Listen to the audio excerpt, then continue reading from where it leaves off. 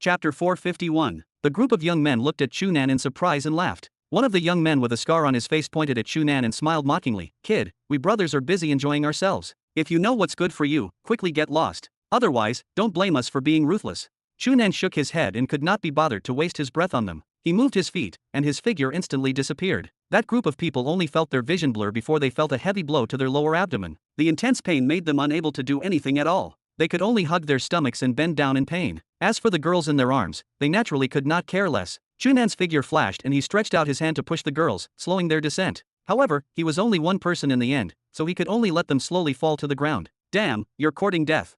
When the first girl fell to the ground, the scar-faced man who had cursed earlier was the first to calm down. He pointed at Chu Nan and cursed loudly before rushing over to kick him. Chu Nan sneered and raised his hand, slapping his calf. Crack! The scar-faced man's calf emitted a crisp sound like a wooden stick breaking. His entire calf immediately broke, and this kick happened to miss Chu Nan. Then, Chu Nan tilted his body slightly, and the scar-faced man's body was tilted by the force of this kick before he fell to the ground. At this moment, he felt an intense pain in his calf and could not help but scream. Originally, the conflict between them did not attract much attention. After all, conflicts like this could be seen everywhere in Nightclub City and were not eye-catching at all. However, the scar-faced man's scream was too terrifying and immediately attracted the gazes of countless people around him. Seeing the scar-faced man lying on the ground with his calf bent at a terrifying angle, even his bones revealed, everyone could not help but be secretly shocked. The scar-faced man's companions were also shocked. This guy looked so young and delicate. It was one thing for him to have martial techniques, but they did not expect him to be so ruthless. The few of them looked at each other and reached into their arms. They took out the small round stick they had used to deal with the young girls and pressed it. A meter-long pillar of light stretched out from the front of the small round stick, and they waved it as they rushed towards Chu Nan. Chu Nan was shocked. The pillar of light carried by this small round stick should clearly be a particle beam. Although it was slightly inferior to the standard military particle blade of the Earth Federation's army, in the Earth Federation or any other country, it should not be something that a few hooligans could wave. It seemed that the Sapphire Star Field was indeed worthy of being called the most chaotic area outside the Orion Arm. Of course, Chu Nan was not afraid. Although these few hooligans held extremely lethal weapons, it was obvious that they did not have any powerful martial techniques. All of them were weak, so how could he take them seriously? Seeing them rush over, Chu Nan's figure flashed. Crack, crack, crack, crack. A few crisp sounds that made one's heart palpitate sounded. The small round rods in their hands fell to the ground. Their arms that were holding the small round rods had been broken by Chu Nan. The few of them let out earth-shattering screams at the same time. All of them raised their broken arms, and their faces twisted in pain. One of them even rolled on the ground in pain. Seeing their performance, Chu Nan could not help but be speechless. Was it not just a broken arm? Did they have to be so exaggerated? Angie Prairie had broken so many hooligans' arms and legs, but they had never behaved so badly. Chu Nan could not be bothered to pay attention to these guys' performance. He kicked them to the side one by one and squatted down. He pressed his palm on a girl who had fainted and activated the flame of life. His internal breath circulated, and the girl quickly woke up under the stimulation of her life force. While she was still in a daze, Chu Nan had already arrived beside another girl and stretched out his hand. A moment later, the three girls woke up one after another. When they saw the situation in front of them, they quickly understood what had happened. Clearly, after they followed these few hooligans to the tavern, they had been drugged by them at some point. After that, they still had a trace of rationality. When they did not want to leave with them, they were actually knocked out by them using other methods, and the hooligans planned to forcefully take them away. If not for this even younger-looking youth saving them, it was obvious what would have happened to them. However, although they looked at Chu Nan with a trace of gratitude, they were more frightened. This guy looked like a harmless kid, so why was he so ruthless? Could it be that he was a pervert? Chu Nan did not know that his actions had actually made this impression on the three girls. When he saw that they had completely woken up, he waved his hand at them. If there's nothing else, quickly leave. Of course, if you're still willing to leave with them, I won't stop you. The three girls glanced at the hooligans whose faces were still twisted in pain and looked at Chu Nan in fear. They casually bowed to him and turned around to run away. Seeing that they had walked far away, Chu Nan calmly turned to look at the few hooligans and asked with a smile, "Hey, aren't you going to call for help?" The few hooligans looked at each other. What did this guy mean? Damn, what are you being so arrogant for? At this moment, the scar-faced man had already barely sat up, but because he had a broken leg, he could not stand up at all. However, he still pointed at Chu Nan and cursed, "If you have the guts, wait here. When our boss comes, you're dead." Oh. Chu Nan raised his eyebrows and did not look afraid at all. Instead, he squatted down in front of him and revealed an interested expression before asking excitedly, "Really? Is your boss very powerful? Quickly call him over." The scar-faced man looked at Chu Nan in surprise. When he saw that the excitement on his face did not seem to be fake, he could not help but feel a little frightened. However, the intense pain in his calf immediately threw away this strange emotion. He did not care much and stretched out a finger to point at Chu Nan. "You said it yourself. Don't run if you have the guts." Chu Nan smiled and actually tilted his body. He sat down beside the scar-faced man and smiled at the other stunned hooligans. "Hey, why are you still standing here? Hurry up and call your boss to help you take revenge." The few hooligans looked at each other again. This was the opposite of what he should say, right? Should they not say that they wanted to call for help, and this guy in front of them should be frightened away? What was going on now? Damn, you idiots, what are you waiting for? Hurry up and call Boss Taman over. Tell him that someone here wants to smash his place. Seeing that his companions did not move, the scar-faced man immediately became anxious. After being cursed by him, the few hooligans reacted. After hesitating for a moment, 2 of them flew out, but the remaining 3 still stayed here and surrounded Chu Nan with the scar-faced man. Chu Nan revealed a playful smile at them. Don't worry, I won't run. Or rather, I can't wait for your boss to come. Tell me, is your boss strong? If he's not strong enough, it'll disappoint me.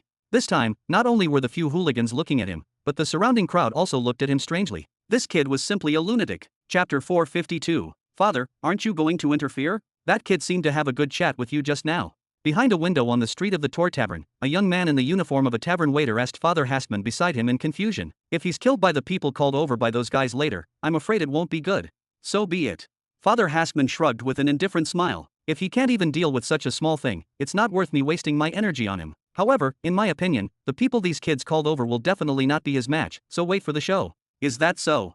Hearing Father Hassman say this, the young waiter immediately revealed an excited expression. No one has caused trouble in front of our tavern for many days. I was just worried that there would be no fun to watch. Brat. Father Hassman slapped him on the head from behind. Don't you think it's a big deal to watch the commotion? I'm worried that someone will die and affect the business of the tavern. The young waiter chuckled. It's nothing if dozens or hundreds of people don't die on the streets of Nightclub City. Moreover, our tavern's business is not important, right? Father Hassman snorted and ignored him. Instead, he focused his gaze on Chu Nan, who was sitting on the street outside the tavern. Kid, let me see how much effort your true strength is worth.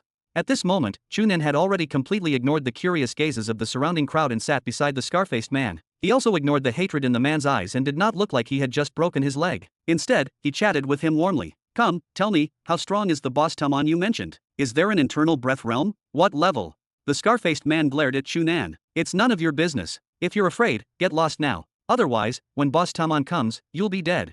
I need to know, Chu Nan said matter-of-factly. If he's not strong enough, wouldn't I have waited here for nothing? Of course, if he's really especially strong, I can only run, right? The scar-faced man rolled his eyes weakly. What was wrong with this guy? It could be said that he was a newcomer who was filled with a sense of justice, but he knew that if he could not defeat them, he would run away. He did not have the integrity of a so-called righteous person. However, if he was a smart person, how could a smart person cause trouble and specially wait for others to call for help? Was he not worried that he would really not be able to escape later? However, he did not know that Chu Nan already knew the upcoming situation. It could be said that these few hooligans did not know martial techniques at all. They were just ordinary people. Then, even if the so-called boss they spoke of was slightly stronger than them, he should not be a very powerful martial artist. Chu Nan's goal was not to provoke the boss Taman they spoke of, but to lure out the person behind him. I heard that Nightclub City is mainly controlled by the 5 large gangs. Do you also belong to a gang? Chu Nan asked again. The scar on the scar-faced man's face twitched, and his expression was a little awkward. It was true that Nightclub City was controlled by the 5 large gangs, but they were only the lowest level hooligans and were not qualified to join the 5 large gangs. Not to mention them, even the boss Taman they spoke of could only be considered a member of a small gang outside the 5 great gangs. Why would an official member of the 5 major gangs come to such a small tavern to cause such a commotion because of a few inconspicuous girls? Seeing his expression, Chu Nan roughly understood what was going on. He smiled and changed the question to continue chatting with him. Although the information given by the academy contained many things, Chu Nan still knew very little about Planet Lepler and this largest nightclub city.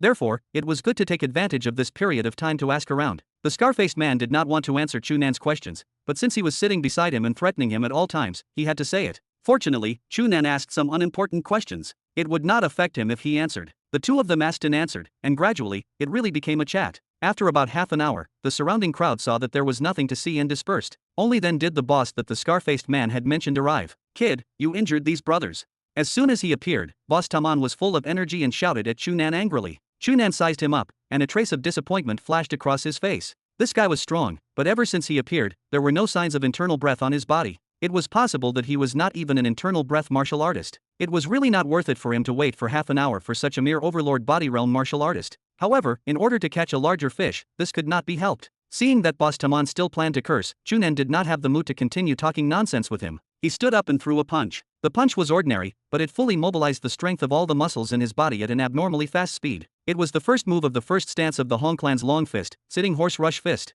That Boss Taman did not expect Chu Nan to fight without a word. In his hurry, his performance was not bad. With a shout, he blocked Chu Nan's punch and counterattacked. This move was continuous and displayed that his external martial technique had very good attainments. He was qualified to be called boss by those few hooligans. However, this was useless. After testing that the other party was only around the third stage overlord body realm with a punch, Chu Nan did not even use his internal breath or any high-level martial technique. He used the Hong clan's long fist to complement various F-rank martial techniques and easily suppressed him. Then, he aimed at the gap and punched the other party's chest. Boom! Boss Taman spat out a mouthful of blood and staggered a few steps back in a sorry state as he looked at Chu Nan in surprise. He knew very well that the other party's punch was extremely terrifying. 2 of his ribs were actually broken. Clearly, he was definitely not this person's match. After taking 2 deep breaths, he asked Chu Nan in a low voice, "Kid, are you here for us?"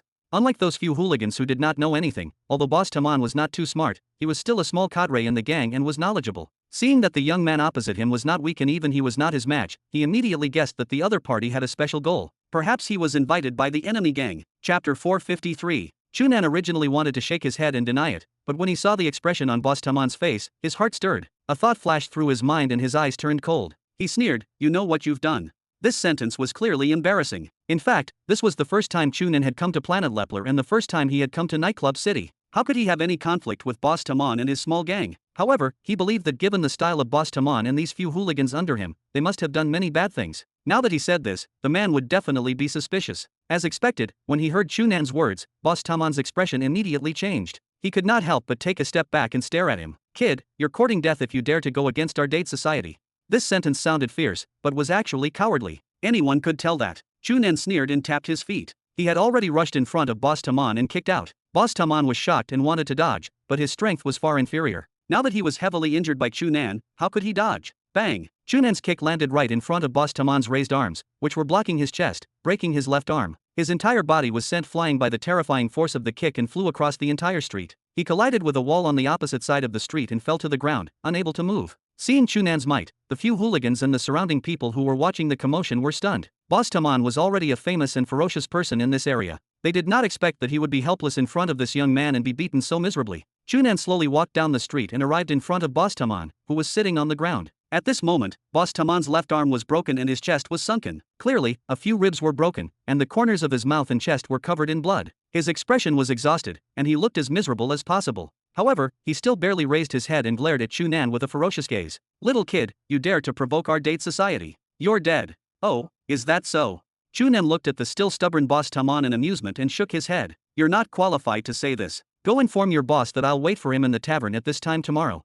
After saying that, Chu Nan turned around and glanced at the few hooligans. The hooligans were shocked and involuntarily took 2 steps back. Even the scar-faced man, who could only sit on the ground because of his broken leg, was so frightened by Chu Nan that he tapped the ground with both hands and retreated with all his might. Chu Nan smiled and shook his head before turning to leave. In the tavern behind him, Father Hassman looked at Chu Nan's departing figure and frowned slightly. After thinking for a moment, he asked the young waiter beside him, "Did Dade seem to have recruited a new expert recently?" The young waiter immediately nodded with a slightly excited expression. "Yes. He came last week and beat up the number 1 expert of the Firebird gang, and Hula, on the first day. The Firebird gang was originally fighting with the Dade Society for the first 2 streets, but they've all been given up now." "Oh." Father Hassman was a little surprised. "I remember Anhula should be at the 5th stage internal breath realm, right?" "Yes, he already broke through to the 5th stage internal breath realm last year. Therefore, everyone says that the new number 1 expert of the Dade Society was able to beat Anhula half to death. He might already be a void break expert who has broken through the cosmic heaven's gate. If this kid dares to provoke the Dade Society at this time, he's dead." Void break realm. Father Hassman could not help but shake his head and sigh. "What a pity. I originally thought quite highly of this kid. I didn't expect him to take the initiative to court death now." Hearing Father Hassman say this, the young waiter was a little unconvinced. "Then what if this kid can even deal with a void break expert?" Father Hassman glared at him. "Do you believe that?"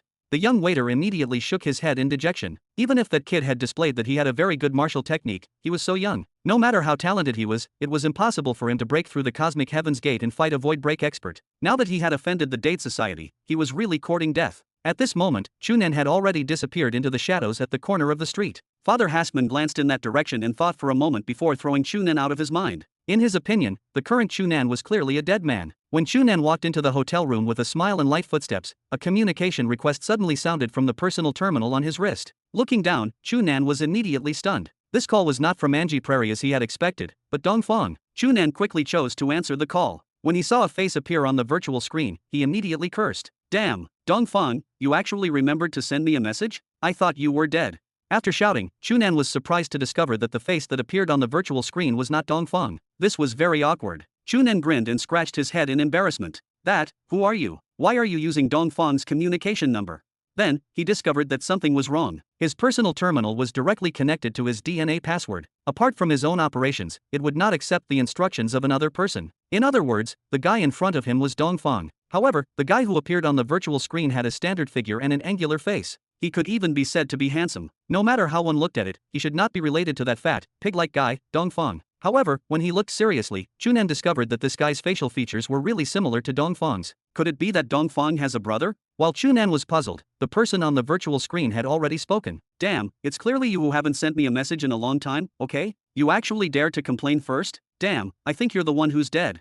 As soon as this guy spoke, Chu Nan immediately confirmed that he was Dongfang. However, Chu Nan carefully glanced at Dongfang on the virtual screen a few times, but still could not believe his eyes. Was this guy with such a perfect figure really Dongfang? Seeing Chu Nan's expression, how could Dongfang not understand his thoughts? He spun around and deliberately assumed an enchanting posture before laughing. How is it? Are you frightened by me?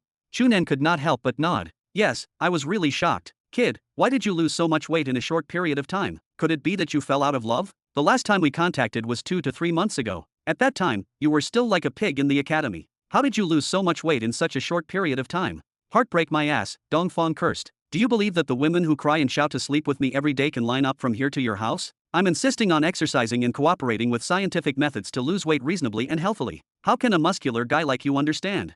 Chu Nan laughed. Speaking of muscles, I've only seen a true muscle freak a few days ago. Compared to him, I'm simply like a firewood stick. Right, why did you suddenly think of sending me a message today? What's the matter? Can't I chat with you for no reason? Dongfang berated. Of course, I'm indeed looking for you today. Let me ask you, are you on planet Lepler now? Chapter 454. Chu Nan was immediately stunned. How do you know? I'm well informed, Dongfang replied proudly. Then, he explained, alright, I happen to hear from others that your Star Cloud Academy's martial arts branch is going to the Sapphire Star field to undergo an actual combat trial. I wanted to ask if you had gone, but it seems that there's no need to ask. All of us new students are participating in this trial, and I'm no exception. Chu Nan nodded in agreement with Dongfang's judgment. However, why are you suddenly asking this? The reason is very simple, because, Dongfang deliberately dragged his voice and said, I'm going to planet Lepler soon. Ah. Chu Nan was even more surprised. Why are you here? What are you doing here? Damn, you speak as if the Sapphire Star field is your home, Dongfang cursed. I'm here for serious matters and work. Our series security company wants to escort a batch of goods to the Sapphire Star field. Our first stop will definitely be on planet Lepler. How about it? Take the time to meet? Really? Chu Nan was immediately overjoyed. You're really coming? That's great. When will you arrive? According to the plan, it should be in 3 days. You'll still be on planet Lepler then, right? Dongfang asked. Yes, we're here. We're going to stay here for 10 days. Let's find a place to gather when you come. Chu Nan rubbed his hands excitedly. We haven't seen each other in reality for more than half a year. It's great to see each other here. However, speaking of which, can you casually leave your job? Tisk, I'm their leader, cough, I'm also considered a leader. Isn't it easy to find a reason to slip out? Dongfang curled his lips in disdain. In any case, I'll contact you when I arrive. Kid, don't slip too far away and make me unable to contact you. Let me tell you, only a few large cities on the planet have the Milky Way network covering the Sapphire Star field. It's useless even if you bring your personal terminal to other places. Is that so? Chu Nan was stunned. After thinking carefully, he discovered that the information given to them by the Academy had indeed mentioned this. Due to the chaotic situation in the Sapphire Star field, the most important thing was that there was no unified and stable regime, causing it to be very difficult to establish a complete Milky Way network here. Therefore, the Academy had specially indicated in the precautions not to leave these few large cities. In short, stay there obediently and wait for me. Dongfang threw this at Chu Nan and waved his hand before turning off the communication. Before Chu Nan could finish speaking, the virtual screen had already turned dark. He was immediately furious. Damn, I'll teach you a lesson when you come over. You're simply itching for a beating. After cursing, the corners of Chu Nan's mouth involuntarily curled into a smile. Ever since he left West Cloud Academy, he and Dongfang could only communicate remotely through the Milky Way network. Now that he had the chance to meet in reality, it was really a very happy thing. In 3 days. As Chu Nan calculated the arrangements for the past 3 days, he happily washed up. In the end, after confirming that he should be free, he fell asleep with a smile. Angie Prairie kicked out and struck her opponent in the waist. His opponent immediately flew out like a cannonball and heavily collided with the barbed wire around the venue. The huge impact actually directly knocked a large hole in the barbed wire. Amidst the cries of the audience, he fell outside the arena and did not move. Clearly, he had fainted. Oh, let's cheer for the winner. The beautiful warrior from the Earth Federation, our favorite goddess, Angel. Let's celebrate her victory with warm applause again. Thunderous cheers and applause instantly sounded outside the venue. Many of the audience directly whistled at Angie Prairie. The excited and fanatical expression on their faces made everyone's faces distort. Angie Prairie ignored the reaction of the surrounding audience. Instead, she glanced at the opponent lying on the ground outside the arena. With a leap, she passed through the huge hole that her opponent had knocked open and landed beside him. She squatted down and pressed her hand on his back. The flame of life was activated, and a white light enveloped his opponent. Seeing her action, the audience who had been cheering earlier fell silent. The surroundings of the huge arena instantly became extremely silent. After a while, under the effect of the flame of life, the opponent's body suddenly shook. He coughed twice and spat out a mouthful of blood. Then, he opened his eyes and actually jumped up. Oh, oh, oh, the commentator shouted again. We've witnessed a magical scene again. Miss Angie has sent her love to her opponent again. We see that Iron Fist has completely recovered now. He's like a normal person. Oh, my God, this is simply a miracle. Miss Angel, she's an angel from the Earth Federation. This commentator clearly had a certain understanding of the culture of the Earth Federation. He actually knew the other meaning of angel's pronunciation in the Earth Federation. Oh, oh, oh. The audience erupted into much stronger cheers than before. It was unknown who shouted angel first, but then the group of people shouted together. Their neat voices shook the roof. The opponent who had been kicked away by Angie Prairie looked around in a daze. Then he smiled bitterly and stretched out his hand to her. Miss Angel, you're so powerful at such a young age. You'll definitely become a very powerful martial artist in the future. After sincerely wishing Angie Prairie, this opponent with an extremely muscular body turned around and left. Oh, everyone, did you see that? Even the ruthless Iron Fist was convinced by our angel, Miss Angel. He actually took the initiative to reach out to her. He's already kneeling at the feet of the angel. The commentator did not forget to continue stirring up the audience's emotions. Angie Prairie ignored everything. Seeing her opponent leave, she waved at the people in the audience and caused an even more violent cheer before leaving the arena. As soon as she returned to the preparation room, the agent in charge of her, Grace, immediately smiled and leaned forward. Angel, when do you plan to arrange the next round? Or should we rest today? If it was any other fighter, as long as Grace confirmed that he was not injured, she would definitely arrange the competition immediately until she squeezed out the last bit of value on him and completely crippled him. However, in the face of Angie Prairie, she did not dare to do this. She did not even dare to have such thoughts. Of course, it was not because she was too young or because she was a rare female fighter, but because Angie Prairie had only used a few competitions to create a very resounding name in the underground arena. In just one night, she already had the extremely eye-catching title of Angel. Her reputation was even comparable to many veteran arena stars. She could completely dig out more considerable value from her. Of course, Grace would not be so short-sighted to squeeze her dry so quickly. Of course, there was another very important reason. Although Angie Prairie was young and seemed to have a very carefree personality, as if she did not care much about many things, she was not stupid. She even knew the rules of the underground fist fight on planet Lepler very well. Moreover, she was very powerful. If Grace really dared to do anything that dissatisfied her, she did not doubt that she would be punished extremely terrifyingly. She had personally seen Angie Prairie break all the bones in a hooligan who dared to tease her. Then, after using her extremely magical cultivation method to treat him, she broke all the bones in his body again, healed him, and broke all the bones in his body. Every time she recalled Angie Prairie's calm expression and even a trace of excitement and joy in her eyes, Grace felt a chill run down her spine. Therefore, she almost did not dare to do anything in front of Angie Prairie. Rest today. Arrange a stronger opponent for me tomorrow. My opponent today is too weak. Angie Prairie did not expect that countless complicated thoughts were spinning in Grace's mind. She bluntly raised her opinion to her. After receiving a confirmed answer, she waved her hand and left the underground arena. As soon as she walked out the door, she discovered that bright sunlight had already fallen outside. It was already morning. She could not help but be stunned. She had been so excited last night that she had forgotten the time. She did not expect that the entire night had passed. I wonder how Chu Nan is doing. Angie Prairie thought for a moment and felt that he should be resting at this time. She gave up on the thought of sending a message to him and turned to walk towards the hotel. As soon as she walked out of the underground arena, a girl who was only 8 or 9 years old suddenly walked to her with a basket of flowers. Sister, do you want to buy flowers? I just picked them today. They're very fresh. Smell them. They're very fragrant. Angie Prairie smiled and was about to wave her hand in rejection when her body suddenly shook slightly. She looked down at the little girl selling flowers, and her gaze locked onto her face. The girl was clearly frightened by Angie Prairie's actions. She instinctively wanted to escape, but she could not bear to give up on this guest she had finally encountered. Her body shook slightly and she was afraid, but she still stood on the spot firmly and tried her best to hand the flowers in her hand to Angie Prairie. Sister, do you want to buy flowers?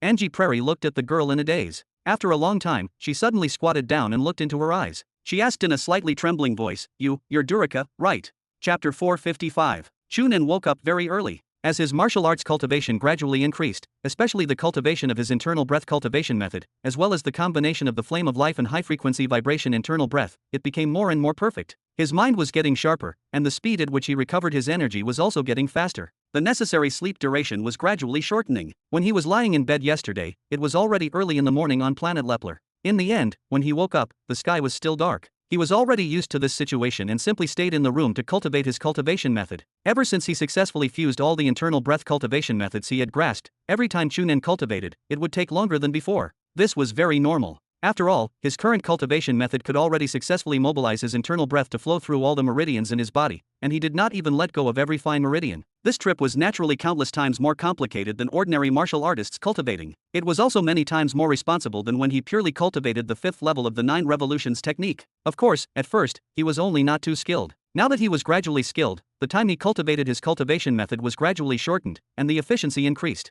Moreover, the situation of the various cultivation methods fusing became more perfect. As the situation of the cultivation method fusion became better, Chu Nan could clearly sense that his perception of spatial energy was becoming clearer. Before this, he could only sense the triggering of spatial energy by maintaining his internal breath in a high-frequency vibration state on the surface of his body. Now that his cultivation method had been fused to perfection, the strength of his internal breath had greatly increased. It was already comparable to a 5th-stage internal breath martial artist. Just his internal breath was powerful enough to mobilize spatial energy. Now, he could mobilize his internal breath in all the meridians in his body at the same time. Once he mobilized it, he could let spatial energy pass through every part of his body and enter his body. He could even circulate it throughout his entire body through every meridian without any mistakes. Feeling the spatial energy flowing everywhere in his body under the guidance of his internal breath, Chu Nan frowned deeply while feeling happy. Although it was good that spatial energy could circulate freely in his body, it brought him a very important problem. How should he construct his internal cosmos? Chu Nan had asked Angie Prairie, many people, and even Feng Mingzi about constructing an internal cosmos. He had also checked much relevant information,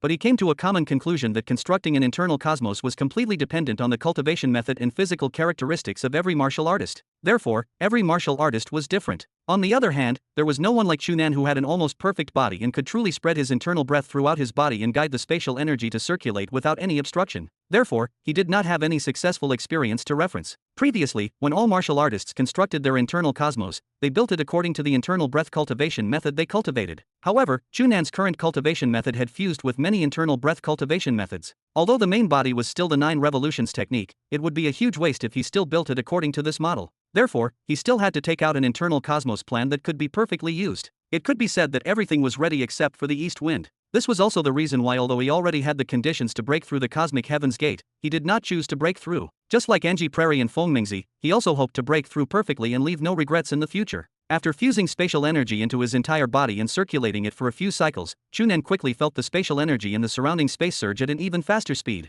Then, he decisively stopped cultivating. He knew that if he continued to cultivate, he would soon face the cosmic heaven's gate. He was not willing to break through without being prepared. No matter what, breaking through the cosmic heaven's gate is only a matter of time for me now. It's not difficult at all. If Mu Yatong and Norma know, will they feel that there's something wrong with their eyes? An interesting thought appeared in Chu Nan's mind, and he could not help but smile. If it was said that he still had resentment towards the 2-star grade martial artists earlier, at this point, he was no longer upset. If not for the fact that the 2-star grade martial artists had caused him so much pressure, he would probably not have cultivated desperately and made all kinds of attempts in the past year. His improvement would not have been so fast, let alone prepare to break through the cosmic heaven's gate in such a good state. In that case, Chu Nan even had to thank the two of them. When I break through the cosmic heaven's gate, I will scare Mu Yatong. Chu Nan stopped cultivating and opened his eyes to laugh. He turned to look out the window and discovered that the star had already risen from the horizon. The sky turned bright, and he jumped up from the bed. After leaving the room, he cultivated an external martial technique and practiced it in the morning. After returning to the room and washing up, he was about to leave when a communication request came from his personal terminal.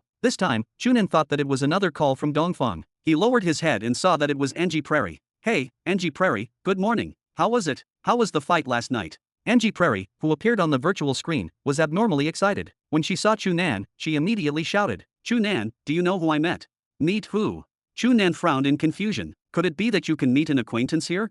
Angie Prairie had said that she had come to the Sapphire Star Field with Supremacy Ovally many times before. In theory, she might really encounter someone she knew. However, the probability of this was too low. Moreover, why was she so excited? "Look!" Angie Prairie reached out and pulled a girl who was about 8 or 9 years old to the camera of the virtual screen as if she was presenting a treasure. "Her name is Durika. This guy opposite is called Chu Nan. He's my best friend. Come, greet him." The girl called Durika looked at Chu Nan timidly. After a long time, she hesitantly raised her hand and waved at him. "Hello, brother Chu Nan." "Oh, hello." Chu Nan nodded in a daze before asking Angie Prairie, "Hey, Angie Prairie, where did you kidnap such a young girl? Even if there are no police here, what you're doing is illegal." "Tisk, what are you thinking?" Angie Prairie spat at Chu Nan. "Do you still remember what I said about something happening on Leviathan? Durika was a little sister I knew at that time. I didn't expect her to come to planet Lepler now." "Ah." Chu Nan looked at Durika in surprise. When Angie Prairie mentioned what had happened on planet Leviathan earlier, she revealed an extremely rare expression of sadness and regret. It could be seen how deep the impression of what had happened there was. She did not expect that she would actually encounter an acquaintance here now, and it was even a girl who was not even 10 years old. This was really a chance encounter. Heh, Chu Nan, I'm planning to take advantage of the day when I have nothing to do to go to Durika's house. Do you want to go with me? Why would you call me along? Chu Nan was a little strange. Angie Prairie suddenly became shy. She hesitated for a moment before lowering her voice. I feel a little strange going alone, so I hope someone can accompany me. Apart from you, I can't think of anyone else. Seeing the complicated expression of sorrow on Angie Prairie's face, Chu Nan sighed in his mind and nodded. Alright, I'll accompany you. Where are you now?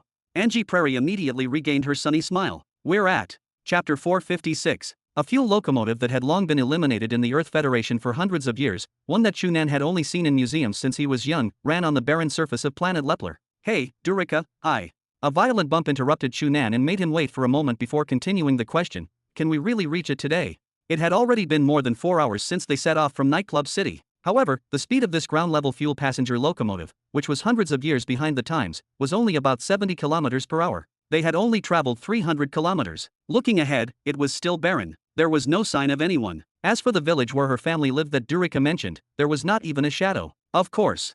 Durika nodded with certainty. We should be able to reach it in the afternoon. I have run down this road a few times. I cannot be wrong. As if afraid that Chu Nan and Angie Prairie would not believe her, Durika even took out a very simple map and unfolded it in front of them. Look, this is Nightclub City. We are probably here.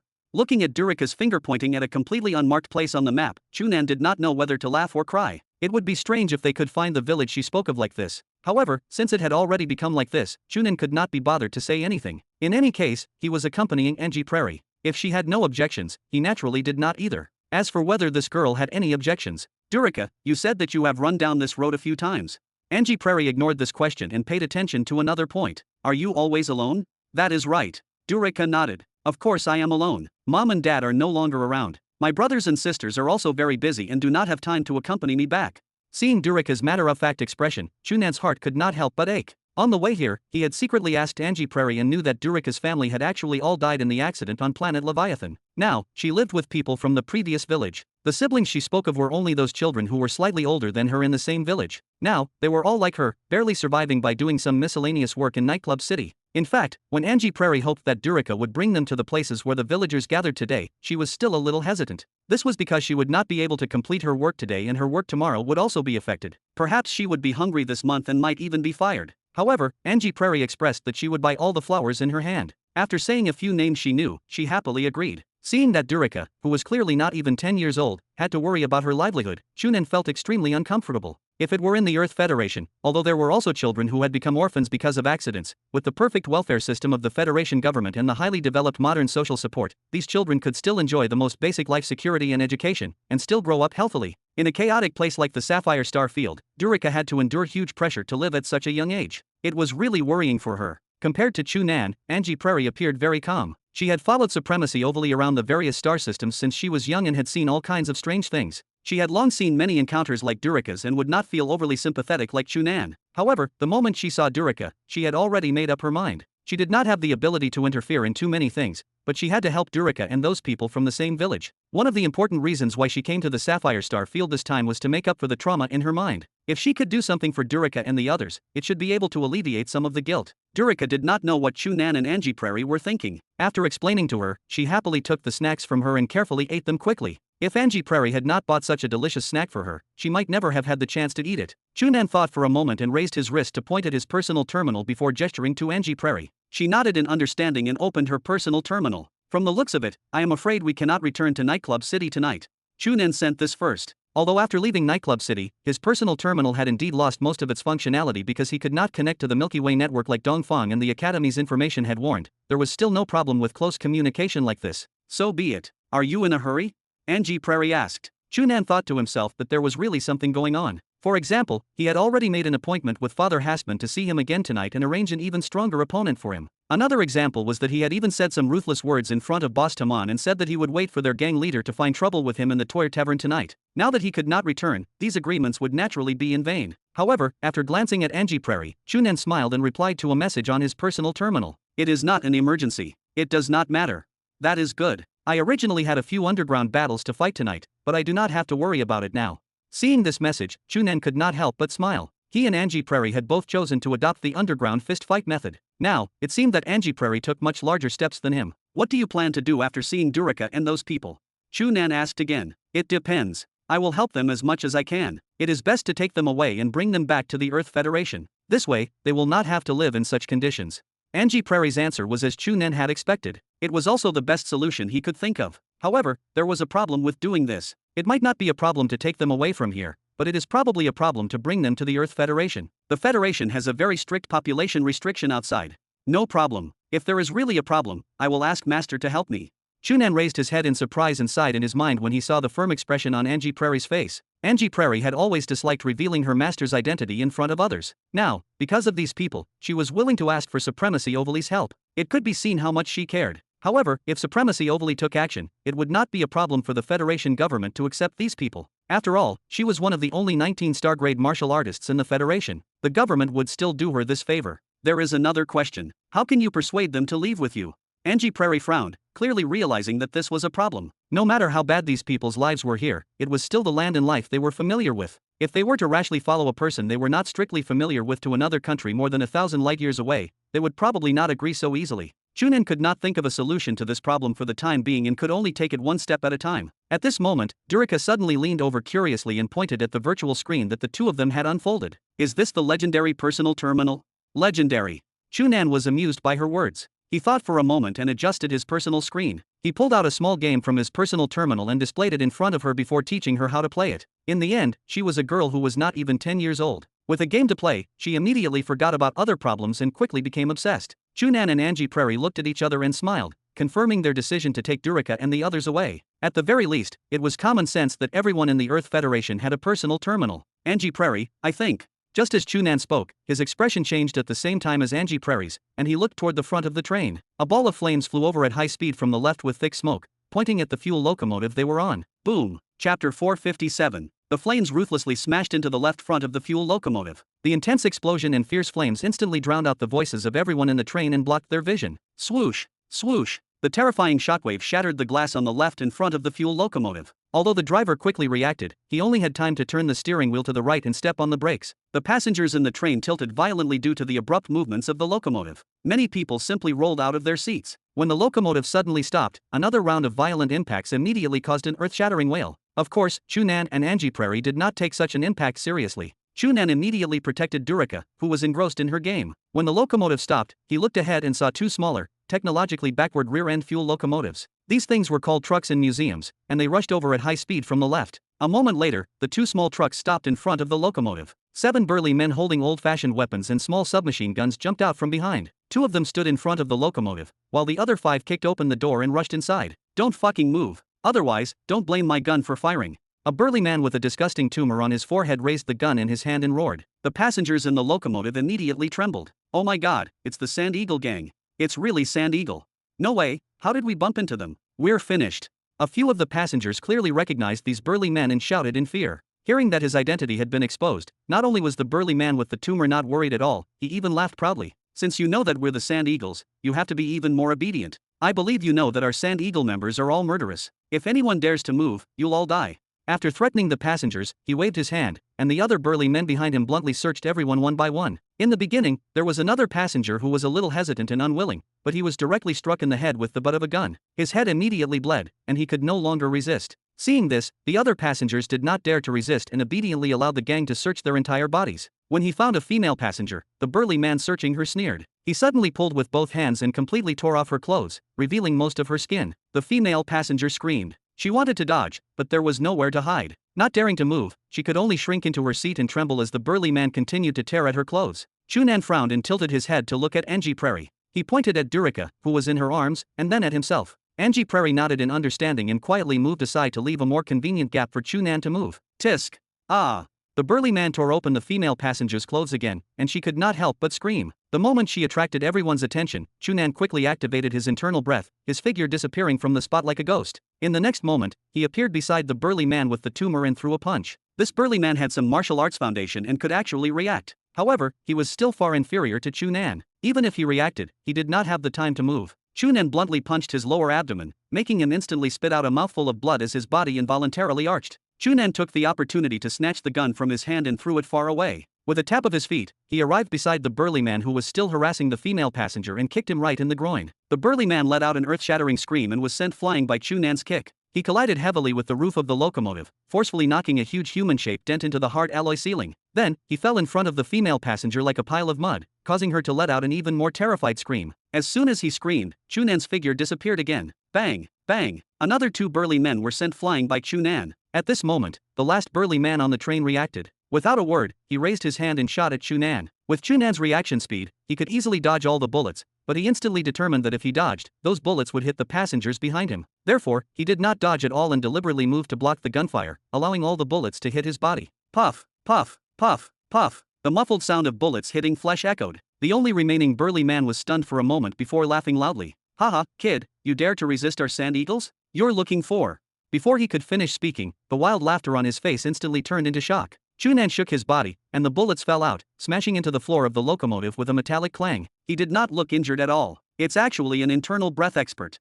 The remaining burly man muttered to himself before he was forcefully kicked out of the window by Chu Nan, falling more than 10 meters away without a sound. After dealing with the 5 burly men in the car, Chu Nan did not stop. He turned around and jumped out of the front window that had been shattered by the explosion. He dealt with the 2 burly men in front of the train in a few moves, his gaze then landing on the 2 small trucks parked nearby. There were 2 burly men acting as drivers in the small trucks. They had probably seen how terrifying Chu Nan was, because the moment his gaze shifted, they started their vehicles and fled in opposite directions, acting with trained efficiency. Chu Nan sneered and tapped his feet, catching up to the nearest small truck in a few steps. With a leap, he moved to the driver's side and grabbed his neck. Stop the vehicle. The driver naturally did not dare to resist and could only obediently stop. Chu Nan reached out, pulled him out of the driver's seat, and knocked him out. Looking back, he saw that the other small truck had already driven 200 meters away. You want to run? Chu Nan narrowed his eyes and calculated the trajectory of the fleeing truck, completing the precise math in his mind instantly. Then, he reached out and broke off a piece of metal from the truck beside him. He circulated his internal breath, rubbing it into a smooth iron ball.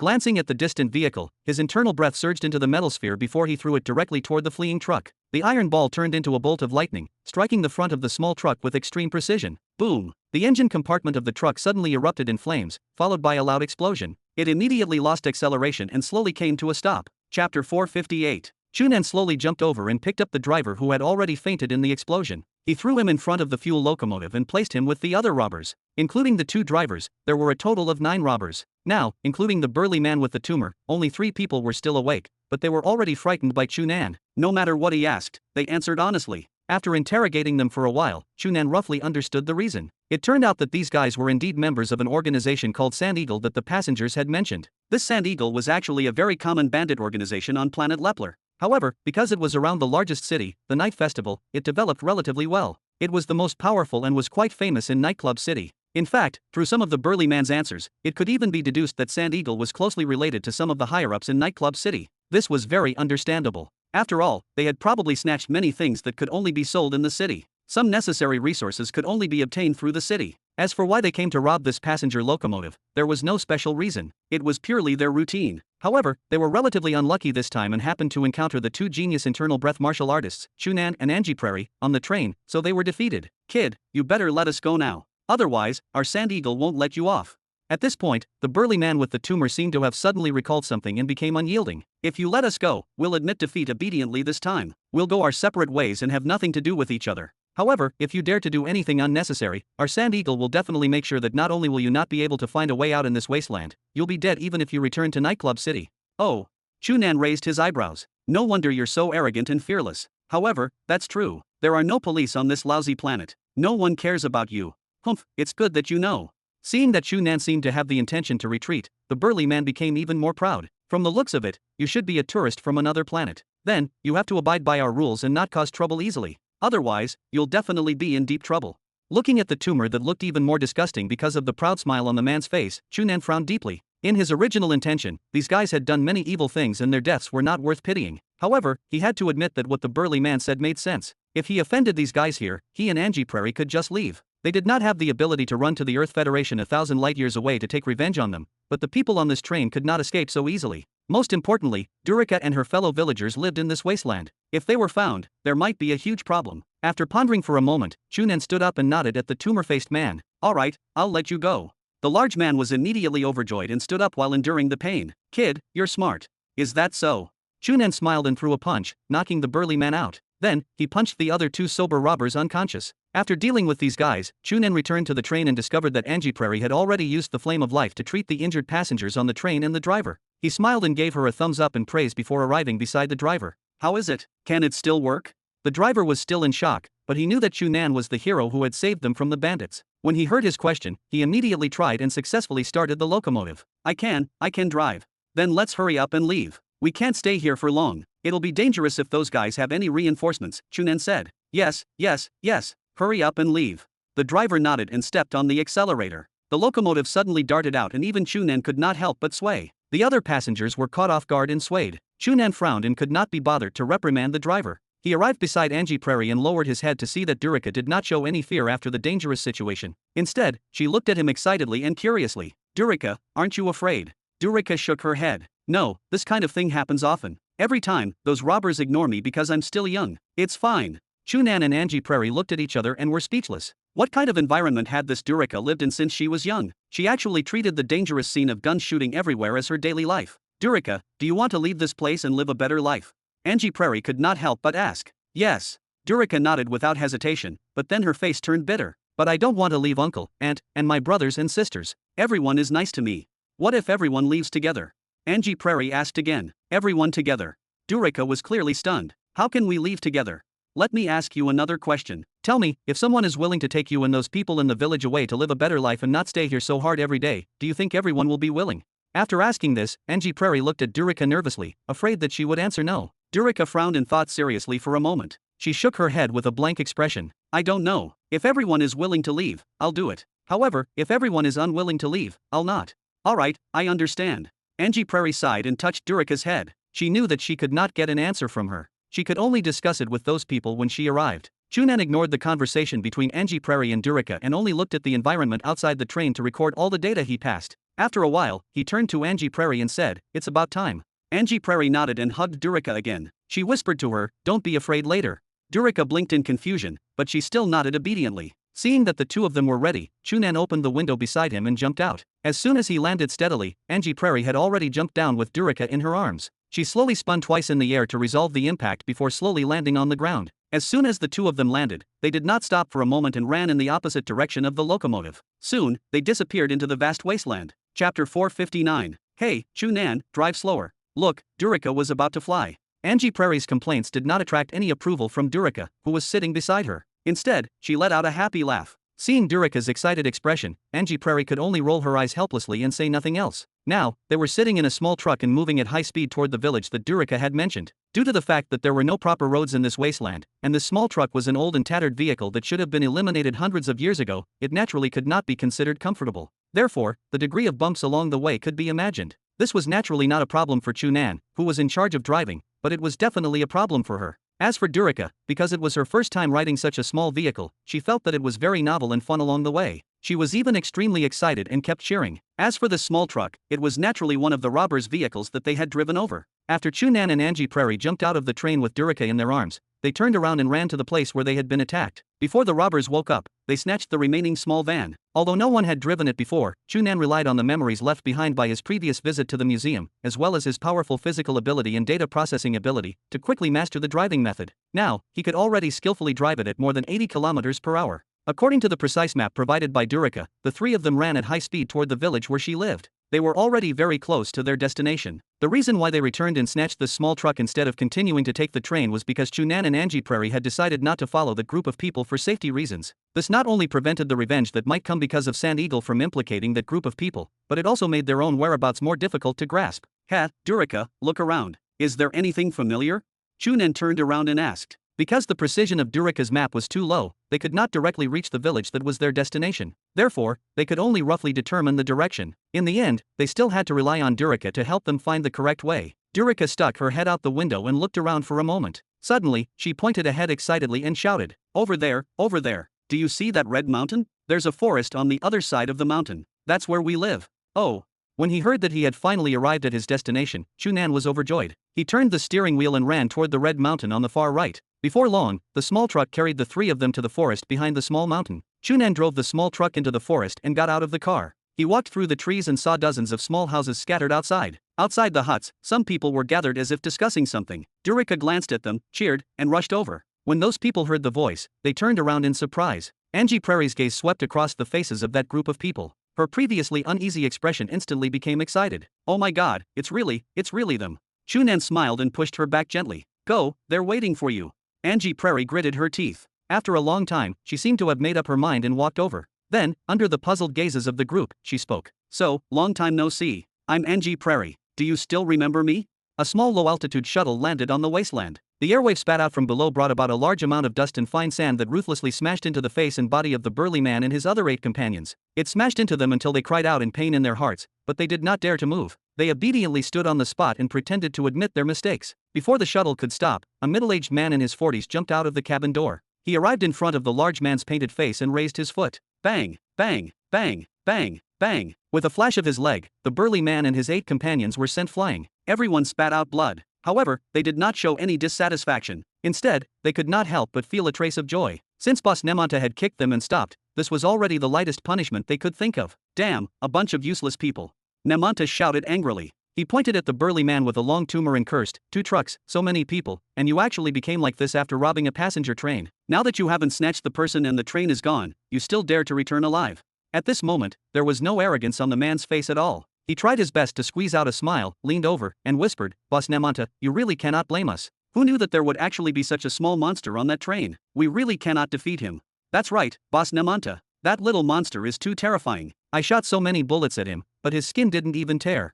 The robber who had shot at Chu Nan immediately added, I think he should at least be an internal breath realm martial artist, right? Is that so? Nemanta glanced at him and waved at him. Come, shoot at me. The robber was shocked and waved his hand. How can I? Cut the crap. Just shoot when I tell you to, Nemanta berated. Could it be that you're afraid you can kill me?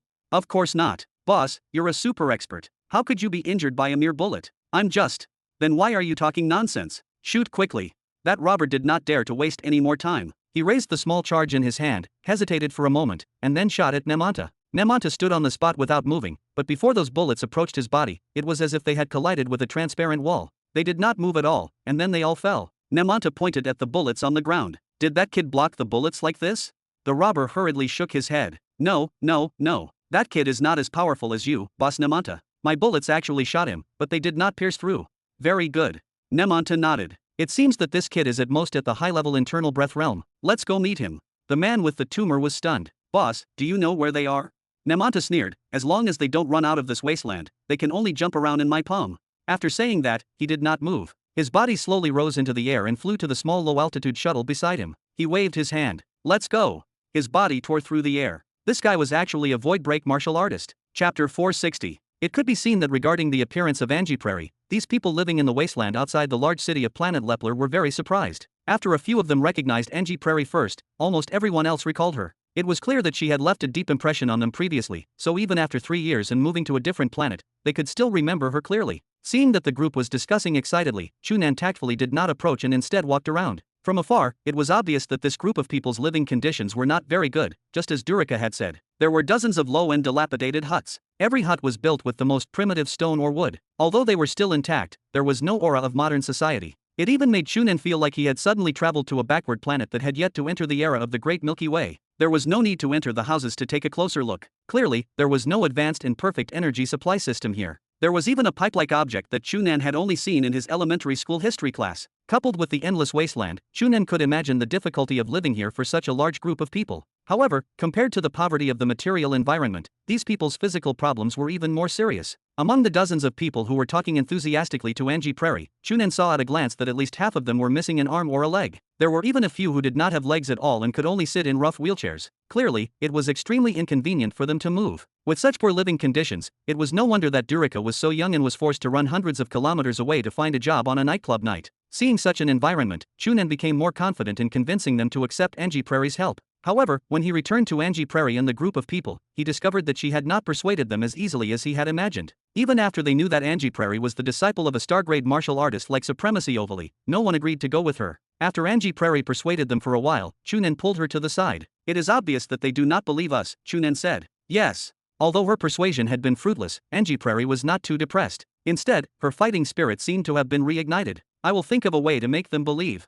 Do not bother. We do not have that much time to waste here. Chu Nan shook his head. Then what should we do? I have to take them away. The environment here is too poor. It is too difficult for them to continue living here. It is obvious that they think we are too young, so they do not believe our promise. Chu Nan pondered for a moment and asked, "Do you think it is possible to invite Supremacy Overly here?" "Invite Master here." Angie Prairie thought for a moment and nodded. "If I ask, Master should take the time to come, but we can only contact her when we return to Nightclub City. Then let us talk about it when we get back. Unless your master appears and proves that she is indeed a star-grade martial artist, I do not think they will believe us and run to the Earth Federation more than 1,000 light-years away. Even if it is so difficult for them to live here." "Yes." Chu Nan nodded without any hesitation. Angie Prairie had followed Supremacy Overly to different planets since she was young. Perhaps she did not understand the concept of how hard it was to leave one's hometown, but Chu Nan knew it very well. These people had originally left their hometown because of what had happened on Leviathan 3 years ago. Now that they had finally settled down here, even if their lives were a little difficult, they were clearly unwilling to make a journey lightly, let alone run to a completely unfamiliar country and planet more than 1,000 light-years away. Most importantly, he and Angie Prairie were two young people who were not even 20 years old. They did not even have official documents from the Earth Federation. How could these villagers believe them? But it will take at least a week to go back, contact Master, and wait for her to come, right? Angie Prairie frowned and looked at the surrounding dilapidated houses. Do we still have to let them stay in such a place for so long? There are some things that require patience. Chu Nan patted her shoulder. Go tell them now. All right. Angie Prairie was not a girl who liked to drag things out. After understanding the problems Chu Nan mentioned, she did not hesitate to negotiate with those people again. As expected, after Angie Prairie expressed that she would personally invite a star-grade martial artist over, although those people's attitudes were still not entirely enthusiastic, they were clearly much more relaxed. Star-grade martial artists were the top figures on any planet in the Milky Way. It was naturally much easier to trust a star-grade martial artist than two mere children. After this conversation, it was already dusk. Those people originally planned to let Chu Nan and Angie Prairie stay for the night, but the two wanted to resolve this matter as soon as possible and were anxious to return to Nightclub City to contact Supremacy Overly, so they rejected the offer. Coincidentally, they had snatched a small truck and could quickly return. Durica had originally planned to return to Nightclub City with them, but Angie Prairie persuaded her that taking the train back at night was too tiring. Moreover, they would come again tomorrow, so Durica gave up on the idea. The two were about to return to the small van by the forest when they suddenly discovered smoke and dust rolling in the distance. Clearly, someone was coming in their direction. In the distance, a black dot gradually approached. After a while, the dust drew closer. It was 3 fuel trucks that were also hundreds of years behind the times. Flying in the air was a small low-altitude shuttle with a completely different style that matched the current era. Such a strange combination quickly arrived in front of the small village. 3 large trucks scattered, and 20 burly men holding gunpowder weapons darted out from behind each truck. Sand Eagle. Oh my god, it is actually Sand Eagle. No way. Why did Sand Eagle come to us? Seeing these 3 large trucks and those burly men, the villagers beside them cried out in surprise. Chu Nan and Angie Prairie looked at each other in shock and recalled the group of robbers they had encountered on the bus. As expected, a moment later, the small low-altitude shuttle landed and a burly man with a tumor on his head jumped down. It was the guy who had brought a group of people to rob them earlier, only to be knocked out by Chu Nan. When he saw Chu Nan, the tumor-faced man sneered. "Kid, you did not expect me to come back, right? You are going to die." Chu Nan frowned, looking at him before turning his gaze to the burly men holding weapons around him in confusion. The other party should know very well that with these guys, whose martial technique cultivation was clearly not high, it should be impossible to pose a threat to him. Where did his confidence come from? Soon, he found the answer. "Are you sure it is this kid?" A low voice sounded from above the low-altitude shuttle. The burly man immediately became extremely respectful. He raised his head and replied, "Yes, boss, it is him." Chu Nan and Angie Prairie looked up in surprise and saw a well-proportioned middle-aged man who looked to be in his 40s sitting on the roof of the shuttle. Could it be that this guy flew over while sitting on it? Chu Nan had a strange expression on his face. Hearing the burly man's answer, the middle-aged man slowly stood up and opened his closed eyes. His 2 bright gazes shot toward Chu Nan. "Kid, there is only one outcome for those who dare to resist our Sand Eagle. They die." As soon as he finished speaking, without making any obvious movement, the middle-aged man's body slowly floated up and moved toward Chu Nan. Chu Nan was immediately shocked. This guy was actually a void break martial artist. Chapter 461. This middle-aged man was naturally Nemanta. When he first rose into the air, his speed looked very slow, but as soon as he floated away from the small shuttle, he suddenly accelerated and instantly closed the distance of more than 50 meters between him and Chu Nan before punching him. This punch seemed ordinary, but as it was thrown, Chu Nan immediately felt the extremely terrifying spatial energy in the surrounding space disturb, as if it was instantly absorbed into Nemanta's fist. Although there was no light of internal breath on this punch, the power contained in it would only be even more terrifying. Chu Nan knew that he could not receive this punch head-on. He instantly determined the speed, angle, and other data of this punch. However, when he wanted to dodge, he discovered that the surrounding space was emitting huge pressure from all directions, causing it to be extremely difficult for his body to move. When he analyzed that the source of this pressure was the pressure of spatial energy and tried to find a gap to dodge, it was already too late. Just as Chu Nan was about to be struck by this punch, Angie Prairie, who had been at the side, shouted and threw a punch at Nemanta. Nemanta let out a soft exclamation as he was forced to retract his fist and deal with Angie Prairie. Chu Nan instantly felt the pressure around him decrease. His body swayed, and he escaped from the pressure of the spatial energy. However, when he looked to the side, Angie Prairie was already in danger. Her body moved extremely slowly, and it was obvious that she could not dodge this palm. Chu Nan did not hesitate. He took a deep breath and took a step forward. He swung his arm forward and flipped his wrist. The powerful internal breath that had fused with many cultivation methods was instantly activated. He slapped out with his palm. It was the March God killing palm that he had modified deeply. Originally, Chu Nan had the ability to rely on his internal breath to mobilize spatial energy. The modified March God killing palm originally had this ability. Now that the two were combined, after slapping out, it even drove the spatial energy in the surrounding space. Not only was the palm force exquisite and peerless, but the power contained in it was also extremely terrifying. Nemanta frowned and let out an even louder exclamation. The palm that slapped Angie Prairie was forced to retract. He turned around, and his left palm turned into a fist to face Chu Nan's palm. Chu Nan had originally calculated all the trajectories of Nemanta's movements and wanted to dodge his counterattack and continue to threaten the other party. However, he discovered that after the punch, the surrounding spatial energy was triggered, causing his palm to instantly be greatly affected. If he wanted to dodge, the spatial energy brought about by this palm would definitely be completely triggered by the other party. Then, the power of this palm would definitely be greatly reduced. It might not be able to pose a threat to the other party at all. From the corner of his eye, he saw Angie Prairie's figure flash. With a thought, Chu Nan's palm did not change at all and slapped out. Boom! The fist and palm collided, and a huge bang sounded like a thunderclap, causing the surrounding villagers and the burly sand eagle to take a step back. Terrifying spatial energy gathered, and an equally terrifying and powerful internal breath was crazily used from Nemanta's fist. Chu Nan's right arm emitted a miserable cracking sound, and he spat out a mouthful of blood before involuntarily staggering back. However, he was already heavily injured in the first exchange. Nemanta's body swayed slightly from Chu Nan's palm, and he could not immediately pursue. At this moment, Angie Prairie had already thrown another punch at him. This punch also carried powerful spatial energy, causing Nemanta to have no choice but to take it seriously. However, he was a void break martial artist after all. Although Angie Prairie's punch was a little beyond his expectations, it was still easily blocked by him. After slapping Angie Prairie until she spat out blood and retreated, the disdain on his face disappeared. He looked at the two of them and sneered. I didn't expect that I would actually encounter two super genius martial artists at once. It's already very good that the two of you already have the strength of a 5th stage internal breath martial artist at a young age. I didn't expect that you had already comprehended the use of spatial energy. As long as you're given a period of time, you should be able to break through the cosmic heaven's gate and become void break martial artists like me. Unfortunately, who asked you to encounter me now? After saying that, the smile on Nemanta's face became extremely sinister. His figure moved and his palm flew up, enveloping Chu Nan and Angie Prairie at the same time. Chu Nan and Angie Prairie instantly felt that the spatial energy in the surrounding space seemed to have fallen into the control of Nemanta at the same time, causing it to be very difficult for them to even move, let alone continue to mobilize the spatial energy to counterattack. Fortunately, one of them had an extremely powerful data ability and had the most precise judgment of the situation in an instant. The other had a star-grade martial artist as her master and was extremely familiar with the high-end combat strength of martial artists since she was young. She was not unfamiliar with this environment. Moreover, the two of them had experience fighting void break martial artists many times, so they were experienced and did not seem flustered. Coupled with the special cultivation method of the two of them, even if they occasionally suffered some injuries, they could immediately recover. Even serious injuries like fractures could quickly recover in battle, so their combat strength was shocking. In the end, with the tacit understanding that the two of them had cultivated after being together for a long time, they actually fought back and forth with Nemanta. Although they were still at a disadvantage, there was actually no sign of defeat. Of course, the two of them had no chance to make a mistake.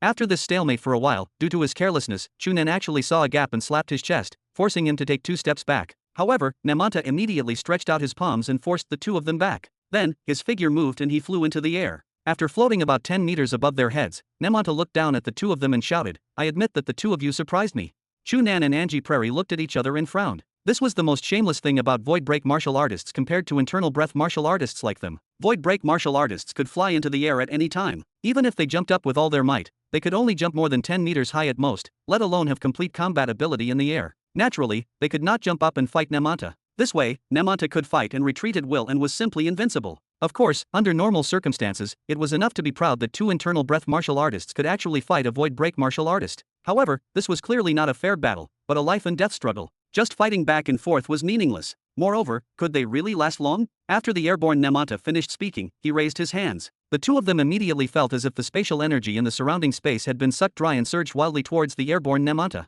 Affected by the spatial energy, the surrounding space seemed to have become unstable. Ripples that were like tremors continuously flickered. A hurricane suddenly appeared on the ground, blowing up countless sand and rocks. In an instant, it was as if this place had fallen into a ghost realm. Spatial energy continuously gathered in his raised hands. His hands gradually emitted light, as if 2 small suns had suddenly appeared in his hands. However, you're only internal breath martial artists in the end. Let me tell you now how great the difference is between us.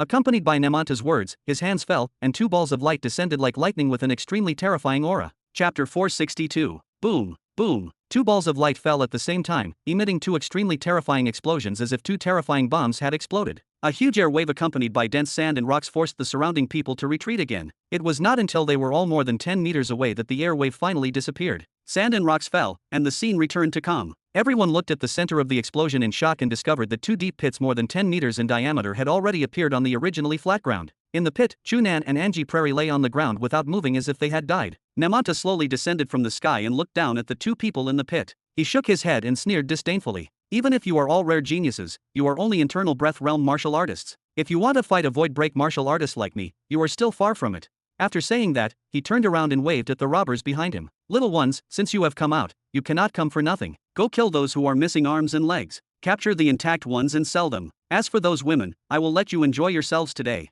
Those robbers immediately cheered and rushed towards the stunned villagers. Those villagers immediately cried out loudly. However, most of them were not healthy people and did not have weapons, so they naturally could not resist. Seeing that the villagers were about to be killed, a change occurred. Chu Nan and Angie Prairie, who were originally lying in the pit motionless as if they had already died, suddenly jumped up. They tacitly attacked from the left and right at the same time. Chu Nan slapped out with his palm. It was the modified March God killing palm. This palm strike had already circulated the internal breath that had fused with various cultivation methods to the 9th revolution in advance. The terrifying internal breath brought about an even more terrifying spatial energy, causing the space brought about by this palm strike to tremble uneasily. The power was naturally extremely terrifying. On the other hand, Angie Prairie threw a punch. Although it did not look as terrifying as Chu Nan's palm, the space around her fist seemed to have been torn apart, and black cracks appeared. The terrifying power could be imagined. Nemanta originally thought that the two of them would definitely die on the spot under his full-strength attack. He did not expect that not only were they not dead, they could actually unleash such a terrifying attack at the same time. Caught off guard, he did not have the time to completely mobilize the spatial energy, so he naturally could not immediately counterattack with the sharpest move. He was a void break martial artist after all, so he could still react in time under such circumstances. With a thought, his internal breath circulated. Under the influence of his internal cosmos, the spatial energy around him naturally circulated and affected the space around him, instantly weakening the power of Chu Nan's palm and Angie Prairie's punch. However, he was still unable to completely offset the power of their attacks. Coupled with the fact that their palm and fist moves were extremely exquisite, he had nowhere to dodge and was actually struck by the two of them. Boom! Boom! Chu Nan slapped the side of his waist, while Angie Prairie's punch struck his chest. Namanta's body shook and he spat out a mouthful of blood. Before he could counterattack, he tapped his feet and his body flew out. Then, he drew an arc and flew into the air again. Chu Nan and Angie Prairie looked up at the flying Namanta and felt helpless. That strike just now was already a trap that they had carefully set up, but they were still unable to heavily injure or even kill Namanta in one go, allowing him to fly into the air again. They were not void break martial artists, and they did not have powerful anti-air weapons now. It was almost impossible for them to pose any threat to Namanta. However, the two of them did not have the time to be depressed. While Namanta was adjusting his breathing and healing his injuries in the air, the two of them exchanged glances and rushed towards the bandits from the left and right. Although the two of them were indeed heavily injured in the attack just now, under the effect of the flame of life, their injuries had almost healed, so it naturally did not affect their movements. Although they were not a match for Namanta, it was easy for them to deal with these robbers with ordinary martial techniques. The two of them attacked at the same time. With a series of muffled sounds, those robbers were already sent flying without any resistance. This time, in order to ensure his safety, Chu Nan did not show mercy as he did to those robbers on the bus. Instead, he directly attacked ruthlessly. The robbers who were sent flying by him were all directly attacked in their vital points. Even if they did not immediately lose their lives, they were all heavily injured and did not have much chance of surviving. He originally thought that he had already attacked ruthlessly enough. He turned around and looked at Angie Prairie, but he discovered that the necks of the robbers she attacked were all tilted at an extremely twisted angle. Clearly, they were beyond dead. Not only did this show that Angie Prairie was ruthless, but it also showed that she was much more professional in killing people than Chu Nan. Chu Nan could not help but feel shocked. Angie Prairie was 2 years younger than him. Why was she so skilled and professional at killing? How did supremacy overly raise her? However, this was clearly not the time to think about these questions. Although the two of them had dealt with the robbers who threatened the villagers, the greatest threat was still there. At this moment, Namanta, who was in midair, had already finished adjusting his breathing. He stared at Chu Nan and Angie Prairie below with an extremely gloomy expression. Very good. The two of you actually dare to injure me? I will definitely make you suffer. Then, he sneered. However, before that, I will play a small game with you. After saying that, he waved his hand and spatial energy gathered. A ball of white light condensed in his palm. With a casual swing of his hand, the white light was thrown in the direction of the villagers below. Chu Nan and Angie Prairie were shocked. Those villagers were long frightened by the consecutive events. How could they know to dodge? Moreover, even if they knew, they could not dodge at all. If they were directly struck by this ball of white light that gathered a large amount of spatial energy, they would definitely die. Their bones would probably not even be left. Without thinking, Chu Nan and Angie Prairie activated their internal breath. They exerted strength with their feet and bounced up to block the white light. Boom! With a bang, although Chu Nan and Angie Prairie circulated their internal breath to block the white light, they were struck to the ground. At this moment, another ball of white light had already been thrown from the air. The direction of this white light was closer to Chu Nan. He did not have the time to think carefully and could only stand up and block the white light in the air. Terrifying spatial energy exploded wildly. Although Chu Nan's comprehension and control of spatial energy had already far surpassed ordinary 5th stage internal breath martial artists and his cultivation method was even greater, he was not a void break martial artist in the end. After blocking this attack, he was immediately heavily injured. Fortunately, he had the flame of life that had fused with a high-frequency vibration internal breath, and it instantly healed more than half of his injuries. The next white light landed and Angie Prairie rushed forward without waiting for Chu Nan to move. Boom! She was also struck down again. Haha, two little fellows, I want to see how long you can block.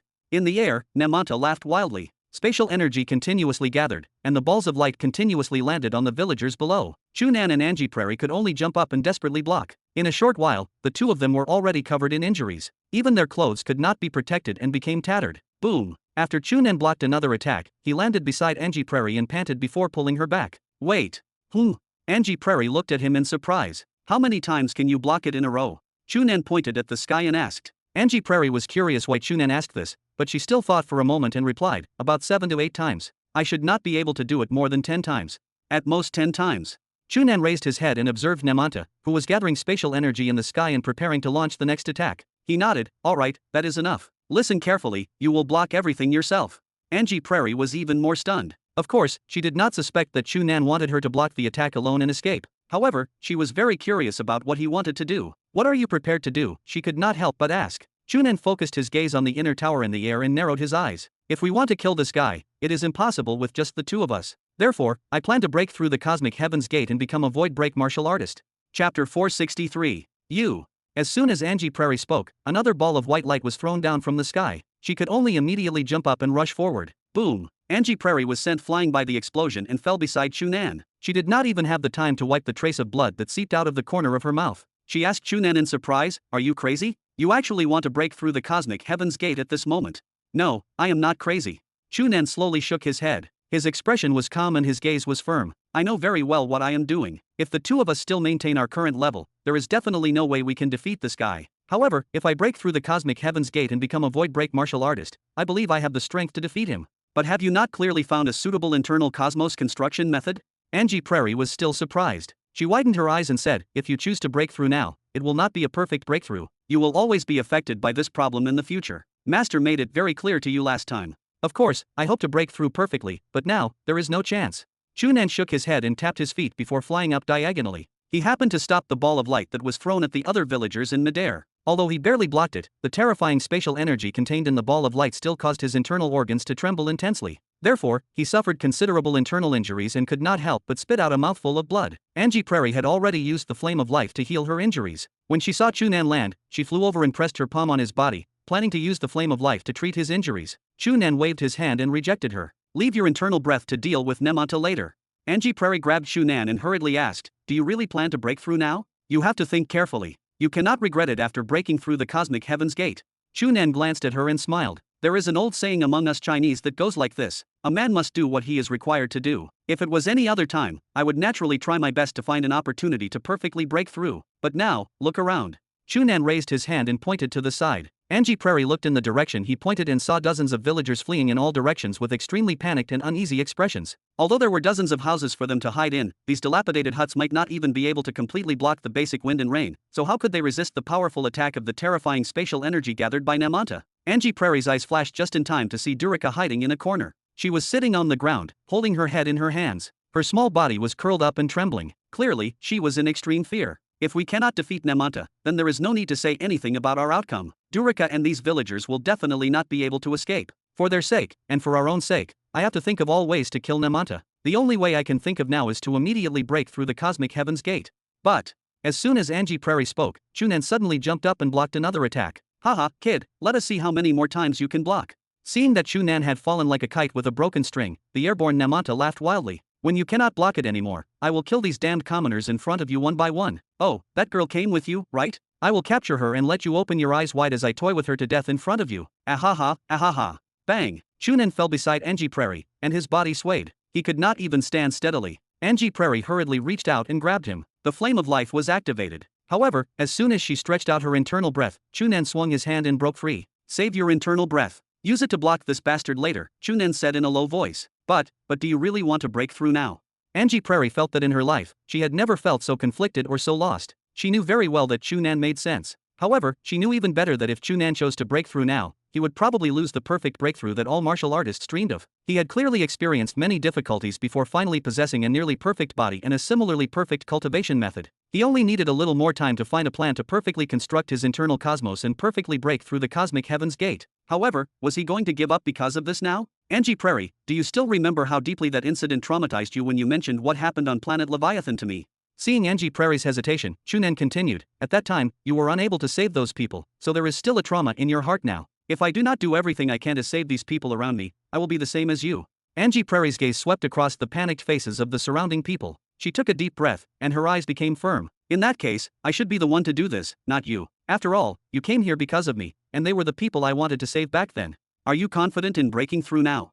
Chu Nan asked. Angie Prairie was immediately stunned. She opened her mouth, but she could not say anything. Although Angie Prairie had become a 5th stage internal breath martial artist earlier than Chu Nan, because of the uniqueness of the Flame of Life cultivation method and the fact that Supremacy Ovally had always hoped that she could perfectly break through the path of cultivation that she had been nurtured in, had always followed the exquisite principle. In fact, she was slightly further from breaking through the cosmic heaven's gate than Chu Nan. If she chose to break through now, the possibility of success was not high. In terms of breaking through now, because Chu Nan had a perfect body and cultivation method, the possibility of success was much higher than any martial artist. It could even be said that the current Chu Nan already had all the conditions to break through the cosmic heaven's gate. What he needed to choose was only a method to break through. Then, I might as well mention master.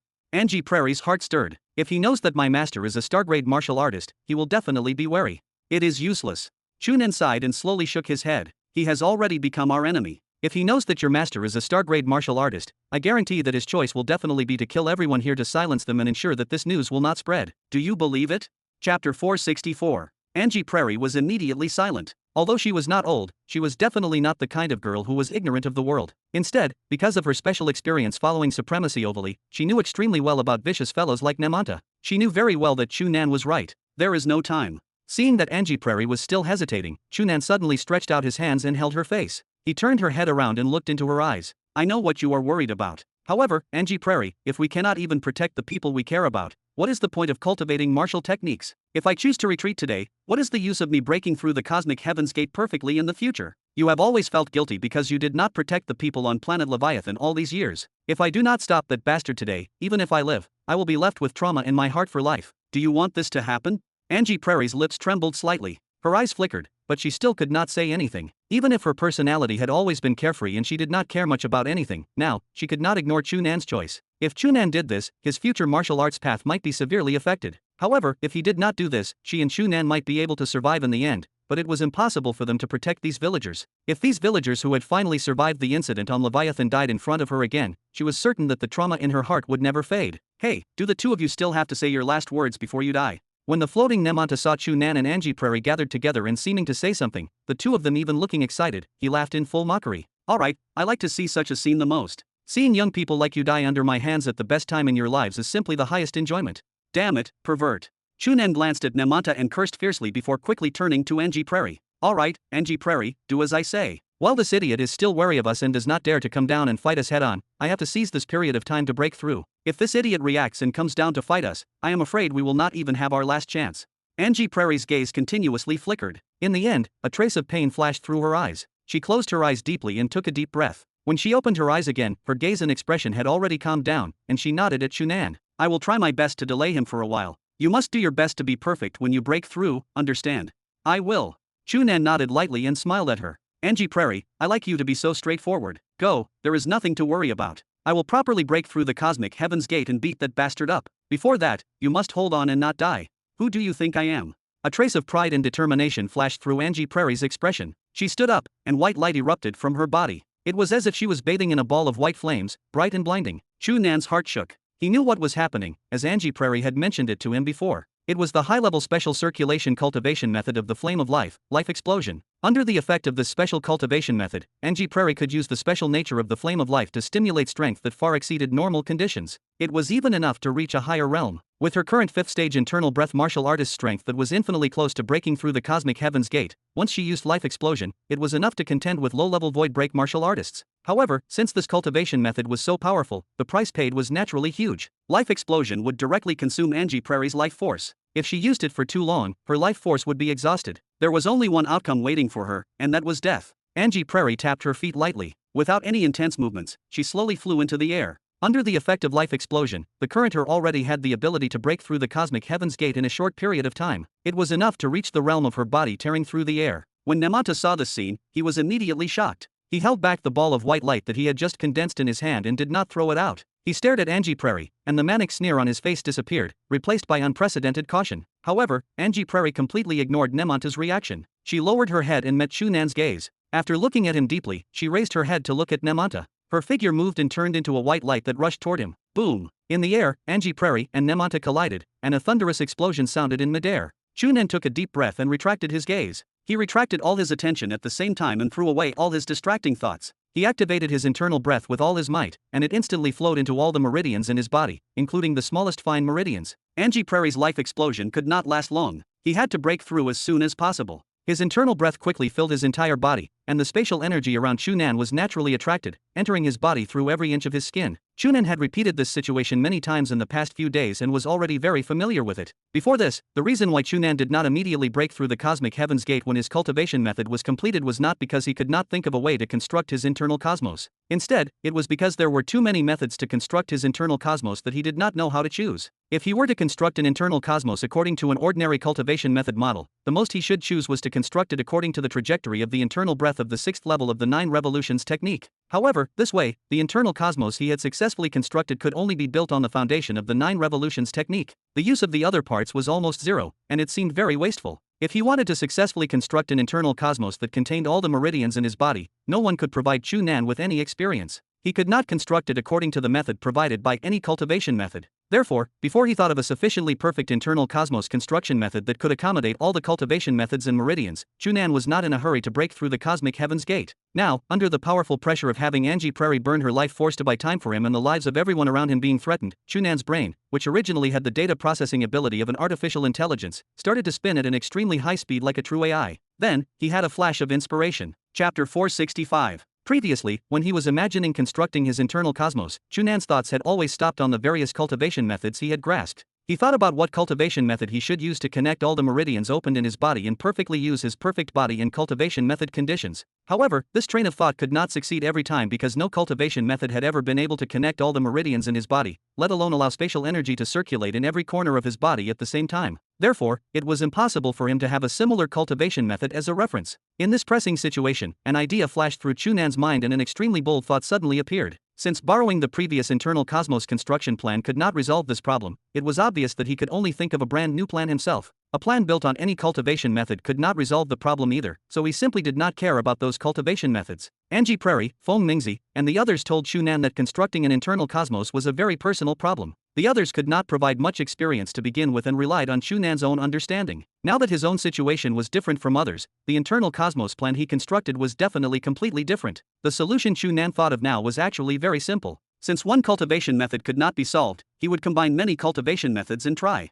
This solution was not strange. Previously, when he could not perfectly use all the open meridians in his body to resolve the problem, Chu Nan's method was to combine the various cultivation methods he had grasped and finally fuse them successfully. His cultivation method was perfected, and he cultivated this special cultivation method that was built on the foundation of the 9 revolutions technique, but had actually fused with 35 other internal breath cultivation methods. If he wanted to build a perfect internal cosmos now, he clearly had to follow this train of thought. Time was tight, and Chu Nan did not have any time to hesitate. After the spiritual light flashed, he immediately began to mobilize the internal breath in his entire body and followed the trajectory of his current cultivation method to circulate in his meridians. The spatial energy began to circulate according to the trajectory of his cultivation method and gradually fused with his internal breath. In theory, to a martial artist with a sufficient body and cultivation method foundation, constructing an internal cosmos was actually a very simple matter. What was needed was to deliberately adjust the way the internal breath circulated when guiding the spatial energy to circulate in the body, allowing the spatial energy in the body to fuse and allow the body to completely adapt to the circulation of pure spatial energy, forming a fixed spatial energy circulation channel. This was naturally not a problem for Chu Nan, who had a perfect body and cultivation method. Therefore, he told Angie Prairie with certainty that he wanted to immediately break through the cosmic heaven's gate now. He was very confident about this, and Angie Prairie knew it very well. The problem Angie Prairie was worried about was that Chu Nan had chosen to break through before he had a perfect solution, causing him to be unable to break through perfectly. However, now that Chu Nan had thought of this solution, it was still possible to perfectly break through. Feeling the spatial energy circulating smoothly in his body and not encountering any obstruction, Chu Nan felt very fortunate. Fortunately, he had finally achieved a perfect body with his hard work and the help of many people, especially LV's research. Otherwise, if he wanted to try this extremely complicated internal cosmos construction plan that needed to be used in every part of his body, he would have to face countless unimaginable physical obstacles. It was definitely extremely difficult to succeed. After changing his internal breath mode and leading the spatial energy to run around in all the meridians in his body, Chu Nan felt that the spatial energy in his entire body had formed countless circulatory channels of various sizes in his body and included all the meridians in his body through each node. This was the solution he had thought of now. According to his previous experience of fusing the 9 revolutions technique and the other 35 internal breath cultivation methods, he completely followed the method when he cultivated the cultivation method back then and divided his body into additional internal breath circulation areas, forming many spatial energy circulation channels. In other words, there were already many internal cosmos constructed in his body. To other martial artists, this could be said to be impossible. It was even impossible to imagine. If not for Chu Nan's extremely powerful data ability that allowed him to accurately control the precise circulation of any internal breath in every meridian and clearly sense the reaction of spatial energy circulating in any of the smallest cells in his body, he would definitely not be able to maintain so many spatial energy circulation channels at the same time. The situation in his body could be said to be countless times more dangerous than walking a tightrope. This was because once an internal breath was unbalanced, the spatial energy would lose control. As long as one part lost control, this fragile balance would instantly be broken and affect the entire structure. In the end, the spatial energy that had already circulated would completely lose control, and the structure would completely collapse. Then, the result waiting for Chu Nan was not only that he had failed to construct an internal cosmos and break through the cosmic heaven's gate,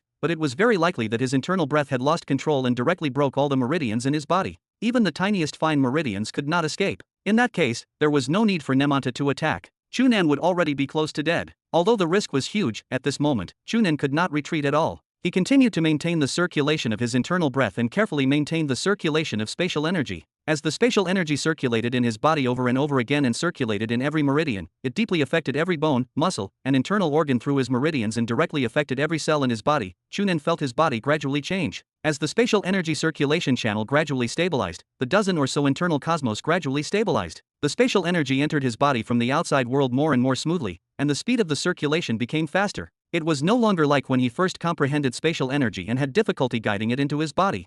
Feeling that with a thought, the spatial energy would move, Chu Nan understood. In fact, the process of constructing an internal cosmos and breaking through the cosmic heaven's gate was the process of further increasing the quality of martial artists. During this process, regardless of whether it was a martial artist's body or internal breath, there would be an intrinsic change, allowing a martial artist's comprehension of spatial energy to be more direct. It would also be easier to control spatial energy and the process of controlling spatial energy. After understanding this, Chu Nan saw more than 10 different spatial energy circulation channels connected in his body. He immediately felt that there were loopholes everywhere and that everything was filled with disharmony. Then, he recalled how he had just successfully fused the 9 revolutions technique with the 35 internal breath cultivation methods and completely understood. Circulation passageway, internal breath cultivation method, internal cosmos, they were all only experiences summarized by predecessors. The so-called goal was only one. It was to directly elevate the essence of a martial artist, allowing their body to completely fuse with spatial energy and better control it. In that case, why build an internal cosmos with a fixed shape? This was the solution that those martial artists who were limited by cultivation methods used. However, he was not limited by the cultivation method at all, so why should he restrict himself? At this moment, Chu Nan only felt that his thoughts were extremely smooth. The last question that had been lingering in his mind had disappeared. It was as if his entire body had been unlocked, and he felt extremely refreshed. Since I can connect to spatial energy everywhere in my entire body can form an internal cosmos. Why should I be limited to those simple circulation channels on internal breath cultivation methods? I am connected to space itself. How can there be a difference between internal and external cosmos? My body is the cosmos. Chapter 466. Boom! A thunderous sound echoed in the air again. Nemanta flew back until he was more than 50 meters away before stabilizing himself. He stopped in midair and sneered at Angie Prairie. Heh, girl, I don't know what damned cultivation method you used, but it can actually allow you to temporarily contend with me. However, it's obvious that you're about to die. Angie Prairie took a deep breath and tried to calm her breathing. Her internal breath, which had become slightly chaotic because of the collision just now, adjusted and stabilized again. At the same time, she used the flame of life to try to heal the already very serious internal injuries in her body. Although she had used life eruption to temporarily possess the ability to break through the realm and contend with Nemanta, this did not mean that she had any real possibility of defeating him. In fact, if not for the thought of stalling for time, she probably would not have been able to last so long. Who said I can't do it? Angie Prairie took a deep breath and focused on Nemanta, putting on an unconvinced expression. She was not a fool. Now that Namanta was willing to stop and talk to her, she was naturally more than willing to waste time with him. Although maintaining the state of life eruption required consuming a large amount of life force, if she only chatted, the speed of consumption would ultimately be much slower. I still have many powerful cultivation methods that I haven't used. After I use them, you're dead.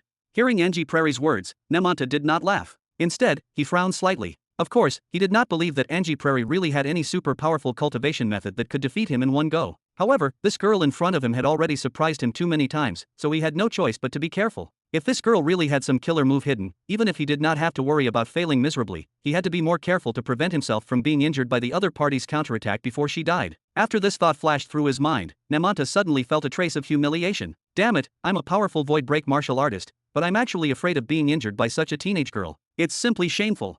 When he thought of this, Namanta grew slightly angry. He circulated his internal breath, flew over, and punched at Angie Prairie. This punch triggered the huge spatial energy in the surrounding space. When it was clearly dozens of meters away from Angie Prairie, it already brought about an extremely terrifying might, causing the surrounding space to seem affected. A strong wind appeared out of thin air, causing her clothes to flutter. Angie Prairie took a deep breath and sighed to herself. She knew very well that she indeed could not last long. Due to the heavy consumption of life force, the most obvious effect was on her recovery rate. The speed at which her injuries healed was no longer as fast as before. When she first used life eruption, under the effect of her powerful life force, even if she suffered any internal injuries in battle, she would completely recover in the blink of an eye. Now, the internal injuries she had suffered in the battle just now did not show any signs of improving. Clearly, her life force was no longer enough. At this rate, she could at most block a few more attacks from Namanta. Chu Nan, you have to speed up, Angie Prairie muttered in her mind and took a deep breath. She gathered the small amount of internal breath remaining in her body as her life force erupted at full force. She immediately mobilized all the spatial energy in the space around her, fused it into her palm, and faced Namanta.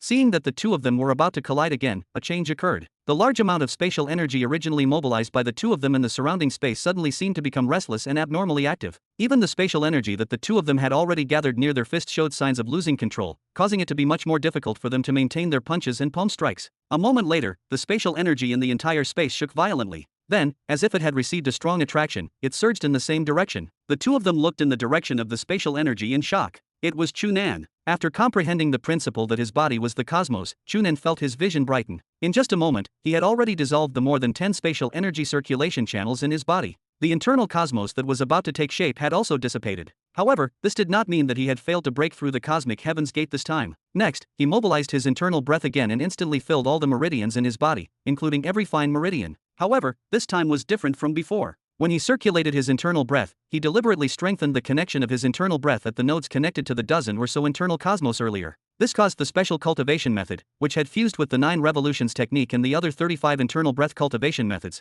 to truly circulate at the same time for the first time. This way, he immediately felt the internal breath in his entire body truly become a unified whole. Then, he continued to strengthen his internal breath and tried his best to maintain the circulation of these internal breaths. However, he no longer focused on the main meridians and secondary meridians. Instead, he focused on the hundreds of thousands of fine meridians in his body. The main meridians and secondary meridians had merely become channels to provide internal breath to these fine meridians. It was naturally impossible for ordinary martial artists to maintain and observe the circulation of internal breath in hundreds of thousands of fine meridians, but it was not difficult for Chu Nan's AI brain. When the internal breath in the fine meridians circulated to the limit, with a thought, Chu Nan's internal breath seeped out from every fine meridian and entered every corner of his body before passing through to the outside. In fact, Chu Nan had already done this when he first opened the fine meridians. Moreover, he had already felt the existence of spatial energy at that time. However, at that time, because the cultivation method had yet to be perfected, his internal breath was far from strong enough, so it could not last for long. Now, with the support of a perfect fusion cultivation method and a powerful internal breath that could reach the 5th stage internal breath realm, he could easily maintain the abundant internal breath in all the fine meridians. Therefore, in the next moment, Chu Nan felt everything. After his internal breath seeped out of his body, he felt the familiar spatial energy in the surrounding space once more. This time, because every part of his body was filled with internal breath, he felt as if he had been thrown into a sea filled with spatial energy. He was surrounded by spatial energy everywhere, causing his sensation to be unprecedentedly direct and fulfilling. With a thought, the spatial energy in the space around him was attracted without any obstruction and entered his body through every part of his physical form. Although it looked a little similar to the situation where Chu Nan attracted spatial energy in the past, in fact, Chu Nan was the true master this time. Therefore, after the spatial energy entered his body, it seeped deeper into every inch of his form. Under Chu Nan's deliberate guidance, the spatial energy quickly formed a perfect cycle through hundreds of thousands of fine meridians in his body, bringing every tiny part of his body into this cycle. At first, it was not obvious, but when this cycle was repeated many times, Chu Nan gradually felt that his entire body had become a part of this flow. Later on, his internal breath had already perfectly fused with spatial energy. His body would no longer pose any obstruction to the circulation of spatial energy. After maintaining the high-speed cycle countless times, Chu Nan suddenly felt that after another cycle, the last resistance of his body to the circulation of spatial energy had completely disappeared. Boom!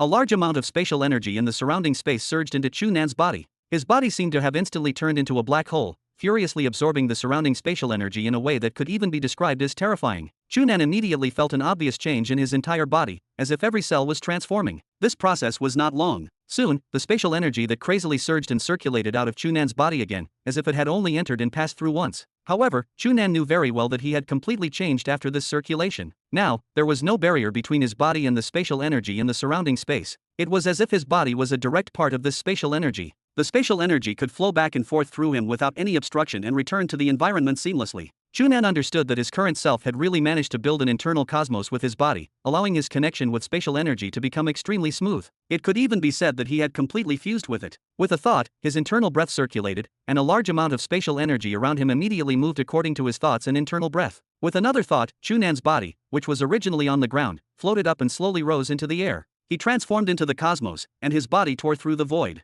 Heaven's Gate, broken. Chapter 467. Seeing Chu Nan slowly fly into the air, Angie Prairie and Nemanta were shocked. Breaking through the cosmic Heaven's Gate and becoming a void break martial artist was actually an increase in the essence of life. It meant that he would enter the superhuman stage from now on and would no longer be like ordinary people. Therefore, when breaking through the cosmic Heaven's Gate, due to the interaction of the body and spatial energy, various phenomena would usually happen. However, the phenomenon that Chu Nan had created earlier had actually caused all the spatial energy in the surrounding space to surge into his body. It was as if a floodgate had opened in his body, allowing the spatial energy to surge in like a flood. A moment later, the large amount of spatial energy that had just surged into his body turned into a flood that flowed back out. With this retraction and release, almost all the spatial energy in the entire space surged wildly at any time, causing the entire space to almost become unstable, causing Angie Prairie and Nemanta to almost be unable to maintain their flight in midair. This phenomenon was really unheard of. What shocked the two of them even more was that when martial artists broke through the cosmic Heaven's Gate, in order to build their internal cosmos as much as possible and polish their bodies, they would think of ways to spend as much time as possible to break through and obtain a better state after breaking through. However, from the moment Chu Nan showed signs of breaking through until now, he had only used a few minutes. It was shockingly fast. A trace of sadness flashed across Angie Prairie's face. She knew very well that Chu Nan had chosen to break through the cosmic Heaven's Gate now in order to deal with Nemanta. This had already caused it to be very difficult, or rather, almost impossible for him to perfectly break through. Now, in order to break through as soon as possible and reduce the amount of time she could last in front of Nemanta, the time Chu Nan spent breaking through had been reduced as much as possible. Then, the originally imperfect breakthrough would only be even more imperfect. This way, the quality of Chu Nan's breakthrough could be imagined. When she recalled that Chu Nan had encountered such a thing because she had brought him here and was forced to break through the cosmic Heaven's Gate like this, causing his martial arts path to be greatly affected, Angie Prairie immediately felt deeply guilty toward him. If only I was a void break martial artist now, Chu Nan would not have to pay such a huge price. Angie Prairie looked at Chu Nan, who was slowly flying over, and a rare trace of confusion and powerlessness flashed through her eyes. Ever since she was young, although she had followed supremacy ovally around the Milky Way and had personally experienced all kinds of difficulties, she had never felt any loss or powerlessness under her careful care. The only thing that left a deep impression on her and even a psychological trauma was what happened on Leviathan 3 years ago. However, those people on Leviathan were only strangers to her. Although they were familiar with each other, they were not very close. Chu Nan was completely different. Although she had only known Chu Nan for a few months, the two of them easily became close, and he was the first friend she truly acknowledged. In her heart, Chu Nan had long become a special person. Now, she could only watch helplessly as Chu Nan endured such a huge loss that almost all martial artists were unwilling to endure for her. It could even be said that with his perfect body and cultivation method, Chu Nan could originally become the most perfect martial artist in history to break through the cosmic Heaven's Gate, but now, he had buried all his hopes. No martial artist could accept such a loss. However, Chu Nan chose to do this without any hesitation. Moreover, this was his choice. Seeing Chu Nan fly to her side, Angie Prairie felt that the thoughts in her mind were unprecedentedly complicated. She did not even know what expression to face him with. She opened her mouth as if she had 1,000 words to say, but in the end, they turned into 3 simple words. I'm sorry. Chu Nan was stunned and glanced at Angie Prairie. Sorry? Sorry for what? Angie Prairie sighed softly. If I didn't have to bring you here, you wouldn't have to be in such a hurry to break through the cosmic Heaven's Gate. You broke through in such a hurry. I'm afraid that in the future. Afraid of what? Chu Nan's mind spun and he instantly understood Angie Prairie's thoughts. He smiled and blinked at her. Who told you that if you break through in a hurry, you can't perfectly break through? Ah. Angie Prairie raised her head and looked at Chu Nan in surprise. Could it be that you perfectly broke through like this? Why not? Chu Nan chuckled and turned to look at the suspicious Nemanta in the distance. He patted Angie Prairie's shoulder and said softly, Alright, now's not the time to talk about this. You've worked hard. Rest well now and leave the rest to me. Although Angie Prairie still suspected the perfect breakthrough that Chu Nan had just mentioned, she had exhausted a large amount of life force in the battle with Namata and had long reached her limit. When she heard Chu Nan say this, she immediately felt her mind relax and her entire body instantly softened. She actually closed her eyes and fainted. Chu Nan hurriedly reached out to hug her and landed on the ground. He carefully placed her beside Durika and instructed her to look after her before flying into the sky to face Namata. Namata had been squinting and quietly watching Chu Nan's actions. After Chu Nan flew up again, Namata looked him up and down and said in a low voice, "Kid, if I'm not wrong, you just broke through the cosmic heaven's gate." There was nothing to hide. Chu Nan nodded and replied, "That's right." Namata chuckled and said coldly, "You're quite bold to actually choose this moment to break through the cosmic heaven's gate. Aren't you afraid of failing? If I don't succeed, will you let us go?" Chu Nan asked. Namata was silent for a moment before slowly shaking his head. "No, regardless of whether you succeed or not, you, that girl, and everyone here are dead today. If you dare to resist our sand eagle like this, there's no possibility of survival. Therefore, since I'm going to die, why don't I take a gamble?" Chu Nan shrugged and spread out his hands. "Look, I've successfully broken through." Namata had a gloomy expression as he stared at Chu Nan as if he wanted to see through his body. He sneered, "Kid, don't think you can defeat me just because you broke through the cosmic heaven's gate. At most, you're a guy who has just broken through, but I've already become a void break martial artist more than 10 years ago. How big do you think the difference is between us?" Chu Nan did not look surprised at all. Instead, he smiled and asked, "Then, can I ask what level of the void break martial artist you are now?" Chapter 468. Namata's expression sank again. Although he had already broken through the cosmic heaven's gate more than 10 years ago and become a powerful void break martial artist, after cultivating for so many years, he had only barely broken through to the second stage void break realm. He knew that his talent would only reach here. No matter how hard he worked, it was probably impossible for him to become an even stronger heaven control martial artist in his life. This had always been a pain in his heart, but now, it was exposed by Chu Nan, who was not even 20 years old. When he recalled that Chu Nan was only 20 years old this year and had already broken through the cosmic heaven's gate to become a void break martial artist, and when he recalled that the girl had used some magical cultivation method to actually have the ability to contend with him, embarrassment arose in his heart. Genius martial artists like these two fellows were the fellows he hated the most in his life. "Kid, you're courting death." Namata shouted in a low voice and raised his palm. Spatial energy crazily gathered before he threw a punch at Chu Nan. However, in the next moment, he felt the spatial energy in the surrounding space move at the same time and instantly gathered toward Chu Nan. In the blink of an eye, it formed a huge cycle around him, as if a huge barrier formed by spatial energy had been created around his body. Namata was shocked. How was this possible? This kid had clearly just broken through the cosmic heaven's gate and had clearly broken through in such a hurry. Why did he have such terrifying control over spatial energy? This was not spatial energy that an initial stage void break martial artist who had just broken through the cosmic heaven's gate could mobilize. In fact, this had completely exceeded the limit of his control as a second stage void break martial artist. How could this kid become so powerful when he had just broken through the cosmic heaven's gate? In the next moment, Chu Nan seemed to have casually slapped out. Terrifying spatial energy circled around his body 9 times before completely converging into his palm. It was as if the entire space had been compressed into his palm at this moment. In the blink of an eye, he had already covered more than 30 meters and flew in front of Namata before striking with his palm. Namata was shocked. Just by feeling it, he knew that he definitely could not block this palm strike. However, when he wanted to dodge, he discovered that the surrounding space seemed to have been locked, causing him to be unable to dodge at all. Even moving his fingers seemed to be extremely difficult, and he could only barely raise his arm to block in front of him. Boom! Chu Nan's palm had already slapped his chest before he could raise his arm. The crazy internal breath surged into his chest with an even more terrifying spatial energy. It was as if he had installed a bomb in his chest. With a bang, his entire upper body exploded into pieces, and then he was directly torn into pieces by the crazy spatial energy and turned to dust. Namata's head lost the support of his body and was sent flying by the huge impact. At that moment, the last thought appeared in his mind. How can this kid be so strong? Then, his consciousness dissipated. His head flew far away like a football and disappeared into the wasteland. Chu Nan retracted his hand and lowered his head to look at the lower half of Namata's body, which had also fallen because of the lost connection. He discovered that his mood was surprisingly calm. It was not that he had never killed anyone. In order to protect Chu Zioxi, he had already personally killed 2 people. Moreover, in order to protect the villagers, he had even personally killed many robbers alongside Angie Prairie. However, the people he had killed previously were not like Namata.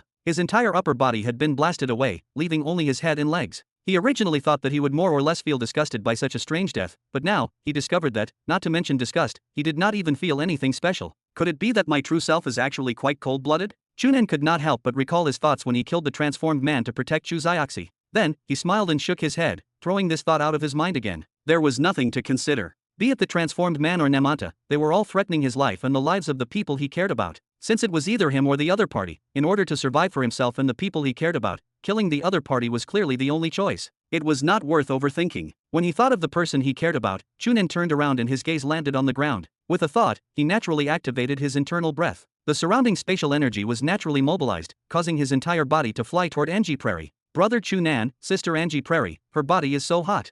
As soon as he landed, Durika, who had been holding Angie Prairie, cried out in surprise. Chu Nan was shocked and hurriedly squatted down. He touched Angie Prairie's forehead and discovered that it was shockingly hot. He touched other places and discovered that not only was her forehead burning, her entire body was burning. The temperature was abnormally high. Clearly, it was not a good sign. Chu Nan thought for a moment and immediately understood. Clearly, Angie Prairie had exhausted too much of her life force in the battle just now, causing her life force to be weak, and she was already in a very dangerous situation. If it was an ordinary injury, Chu Nan could still use the flame of life to treat her, but she had exhausted her life force, so he was helpless. After thinking for a moment, he immediately made a decision. If he wanted to bring Angie Prairie back, it was obvious that he could not continue to stay here. He could only immediately return to Nightclub City and find the best hospital to treat her. Even if the hospital could not do anything about it, at the very least, he could use his personal terminal to connect to the Milky Way network and contact Supremacy Ovally. As Angie Prairie's master and the highest cultivator of the flame of life, she definitely knew how to deal with this situation. When he thought of this, Chu Nan did not hesitate anymore. He picked up Angie Prairie and prepared to leave. Brother Chu Nan, are you leaving?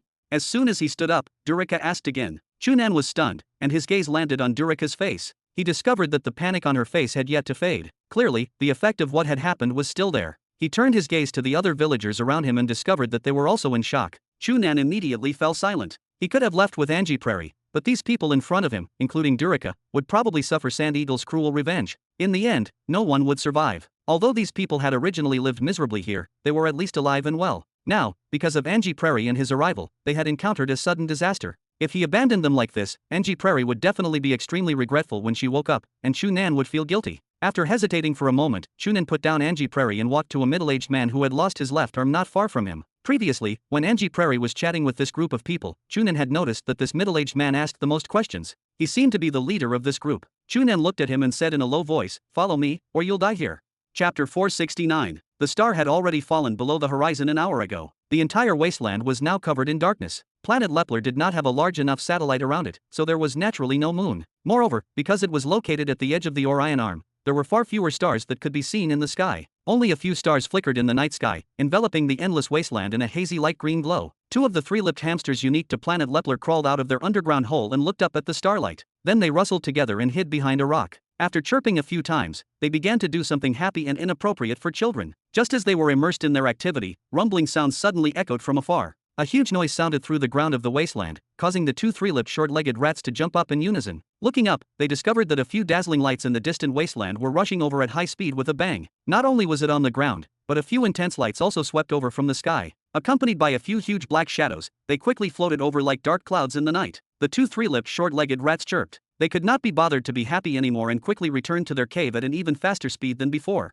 2 minutes later, a huge tire rolled through the hole they had entered. Mud and sand surged into the opening, completely covering the small hole. After a while, 5 large fuel freight locomotives stopped. More than 100 heavily armed men jumped out and completely surrounded the small village that had fallen into darkness. Boom! One of the burly men raised his hand and threw an old grenade into one of the huts. After a violent explosion and flashing flames, the hut collapsed and turned into ruins. Then, several people did the same. Boom! Boom! Boom! Soon, more than half of the small village had turned into ruins. However, under such an exaggerated noise, no figure flashed in the entire village. It was still silent and abnormally strange. The sound of rolling airwaves echoed above his head as 3 small low-altitude shuttles slowly landed. A short and thin middle-aged man jumped out of the small low-altitude shuttle in the middle. The burly men beside him immediately bowed and leaned over respectfully. "Boss Lamore, there does not seem to be anyone in the village." "Okay." The small man called Lamore kept his hands behind his back and took a step forward. He was clearly stepping on thin air, but it was as if he was stepping on a solid step. As he stepped forward, his body slowly rose into the air and he walked into the sky above the entire village. After looking down, he raised his right hand and slowly pressed down. Boom! An invisible airwave fell with his palm, crushing the dozen or so houses that had yet to be destroyed. The entire village instantly turned into ruins. After doing this, his gaze suddenly landed on the ground.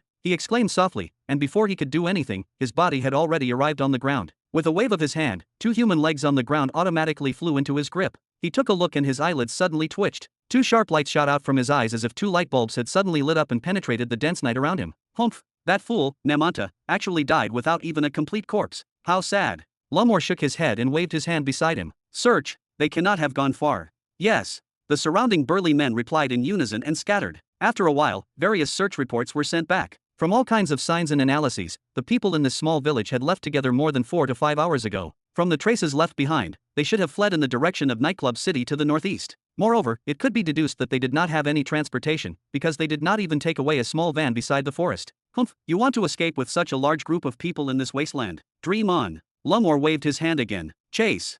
The burly men replied again. Just as Lumor was about to set off, a subordinate suddenly stumbled over from afar. Lumor frowned. Why are you panicking? That subordinate held a round thing in both hands and ran straight to Lumor. He held the object in his hands as if he was presenting a treasure. Boss Lumor, this is.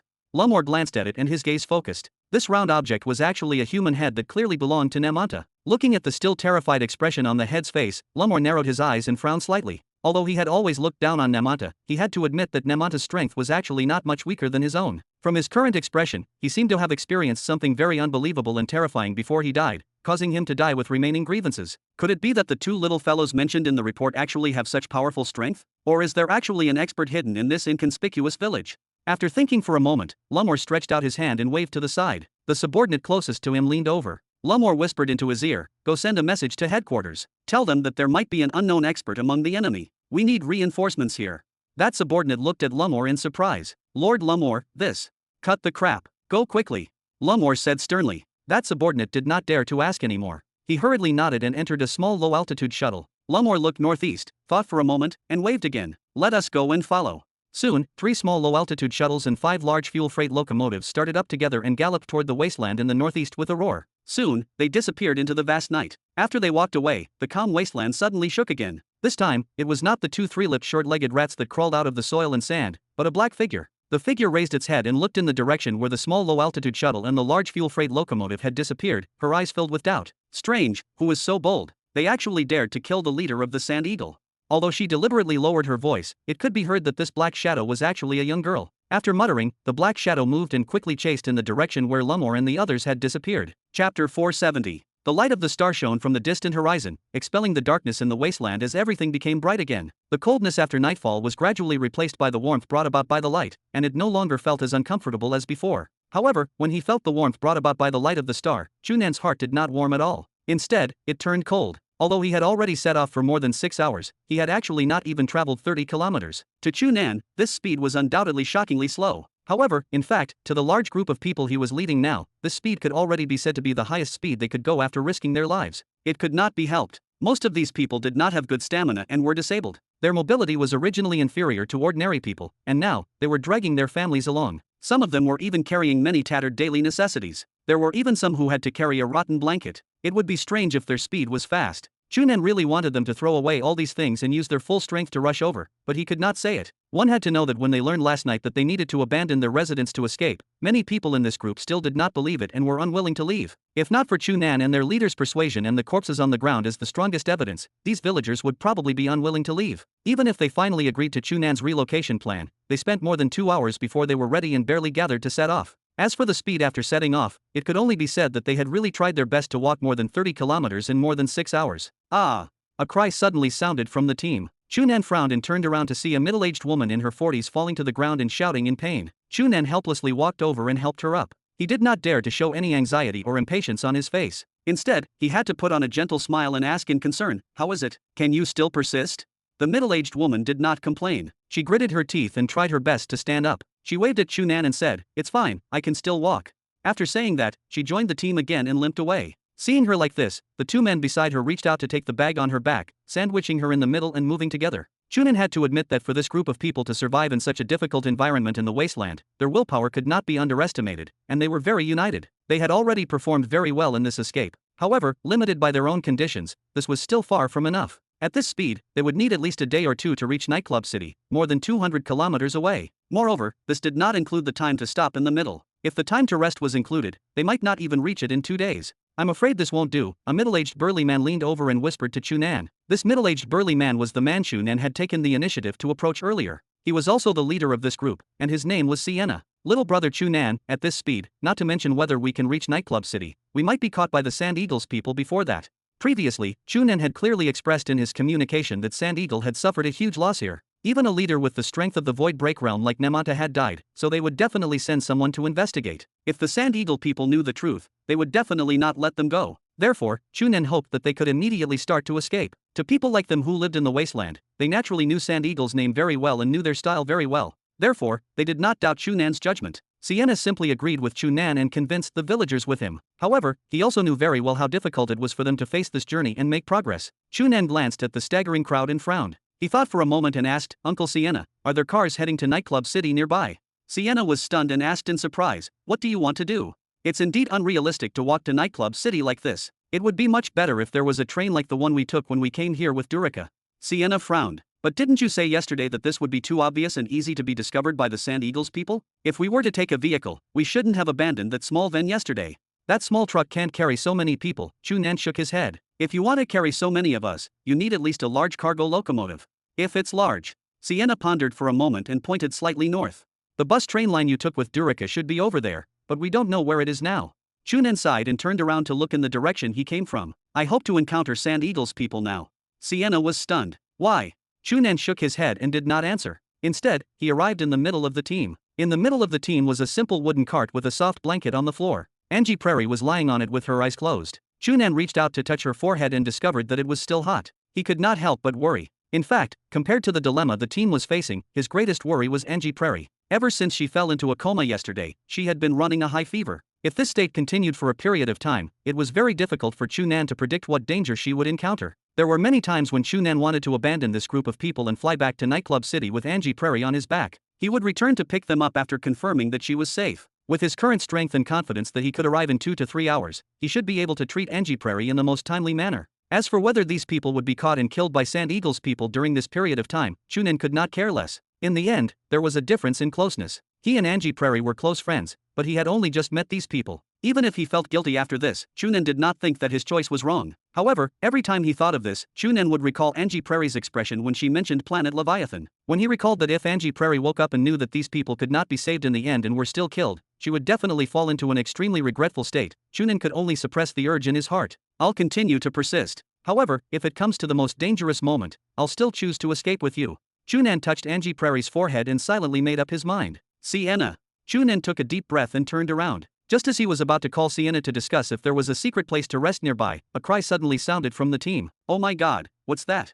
At this moment, Chu Nan had already noticed the faint sound coming from behind. He looked in the direction where everyone was shouting and saw that there was rolling dust rising into the air from the wasteland and surging over at high speed. With his powerful data ability, Chu Nan quickly determined that the dust should be 6.7 kilometers away. At the speed at which the dust rolled, it would take at most 10 minutes to catch up. "Little brother Chu Nan, this."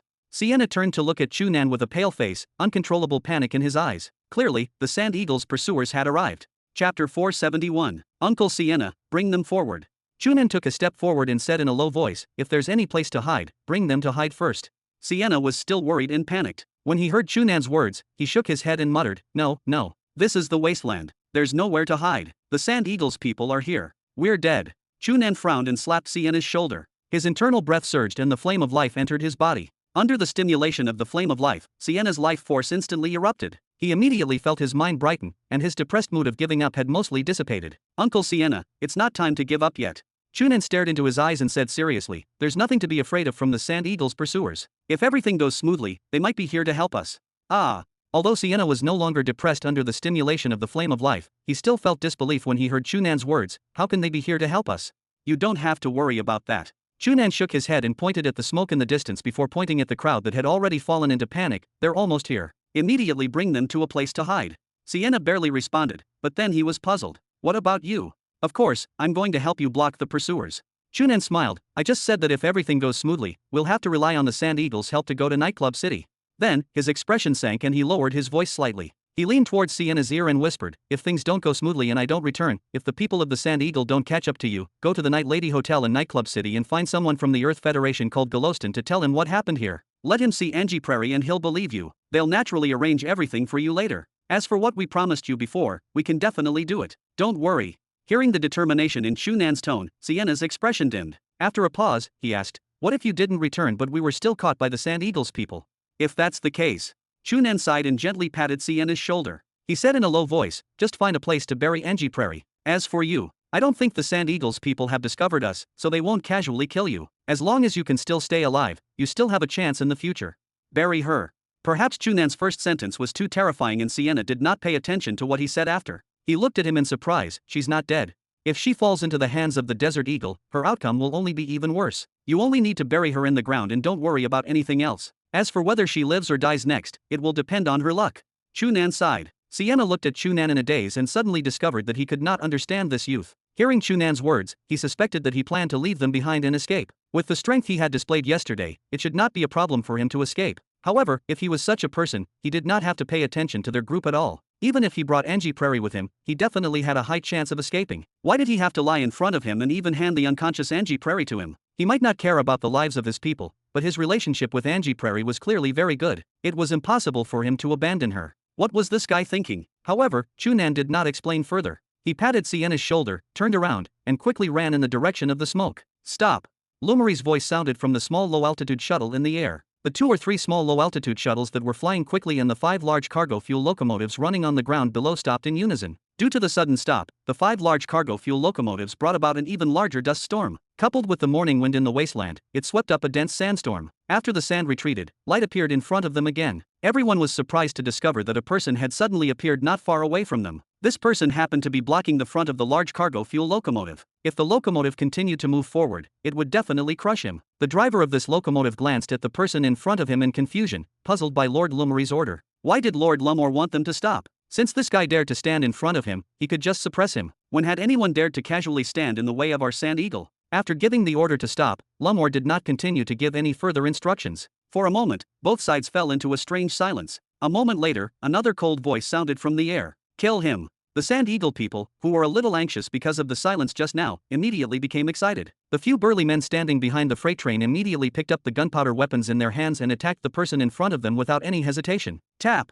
tap, tap, boom, boom. In an instant, more than 10 bullets poured over, accompanied by 2 rockets that were old but still powerful. If it was any ordinary person or even a low-level martial artist, they would only die in such a terrifying attack. However, just as they attacked, that person's figure disappeared from the spot like a ghost. In the next moment, he had already appeared in front of the freight locomotive at the front. He raised his hand and threw a punch at the front of the locomotive. Boom! His arm was not thick, and his fist was not big. However, when this punch struck the front of the locomotive, it was as if a huge hammer had fiercely struck. The entire front of the locomotive was instantly shattered into pieces, and even the driver's seat was completely deformed. The driver and another Sand Eagle member sitting in the driver's seat were squeezed into meat paste at the same time and were no longer breathing. The remaining force of this punch had not dissipated. It passed through the driver's seat and sent the dozen or so burly men in the cargo box flying. All of them fell to the ground like sandbags. After punching out, that person's figure instantly disappeared again. In the next moment, he appeared at the front of another large cargo fuel locomotive and also threw a punch. Boom! This locomotive immediately repeated the same fate. When he disappeared again and appeared in front of the third freight locomotive, a voice suddenly sounded. Enough!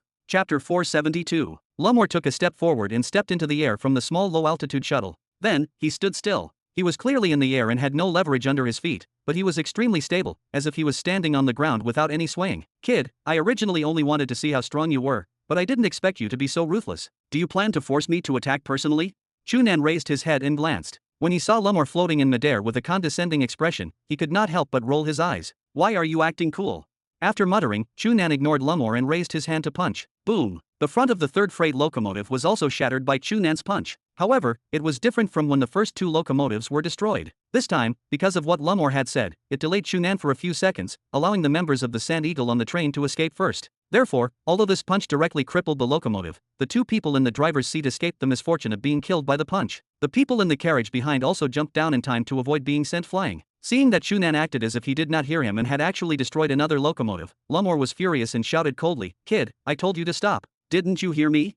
Idiot!" Chu Nan could not be bothered to pay attention to him. With a tap of his foot, he instantly broke through the 13-meter distance and arrived in front of the 4th locomotive. He threw another punch without holding back. However, this time, just as he raised his fist, he immediately felt the spatial energy in the surrounding space surge and charge at him from all directions. Feeling the huge pressure coming from the surrounding space, Chu Nan's gaze focused, but he still ignored it and threw a punch. Boom! The front of the locomotive was still shattered by Chu Nan as expected. However, at the same time, his body was sent flying like a ball that had been kicked out, as if he had been sent flying by a huge force. In mid-air, Lumeri's expression suddenly changed. Earlier, he had already valued Chu Nan greatly and directly mobilized spatial energy to restrict his movements. However, although Chu Nan did not seem to have moved, when the spatial energy he gathered rushed to his side, he immediately felt a strange spatial flow. The terrifying power brought about by all the spatial energy instantly turned invisible. Chu Nan looked like he had been sent flying, but in fact, he had borrowed the impact of the confrontation to fly out and save a lot of effort. When he saw that Chu Nan had actually flown to the last freight locomotive, his expression darkened. He could no longer care about his demeanor and sneered. His figure flashed, and he flew towards Chu Nan. If Chu Nan was allowed to destroy all 5 locomotives, more than half of the subordinates he brought would lose their transportation, which would definitely affect their mobility. Although Lumor did not care too much about this problem and felt that the remaining 3 small low-altitude shuttles were enough to satisfy the basic requirements, since Chu Nan wanted to do this, he naturally could not let him succeed. With his strength that was slightly stronger than Nemanta, with a thought, he flew to Chu Nan's side and threw a punch at his back. Earlier, he was far away and Chu Nan could easily resolve the spatial energy he mobilized. Now, he directly attacked Chu Nan and did not believe that this kid would dare to ignore it. However, Chu Nan's reaction shocked him again. When he threw this punch, Chu Nan even turned around. Clearly, he knew that he had attacked, but he still ignored it and rushed towards the last freight locomotive. However, this time, he did not directly punch the front of the train like before. Instead, he gently slapped the outside of the cockpit and sent the 2 people who did not have the time to run out flying from the other door. He did not do anything else. Lumor sneered in his mind. This kid probably was not even 20 years old. Even if his martial arts cultivation looked very outstanding, he should not be much stronger. He still dared to be so arrogant now.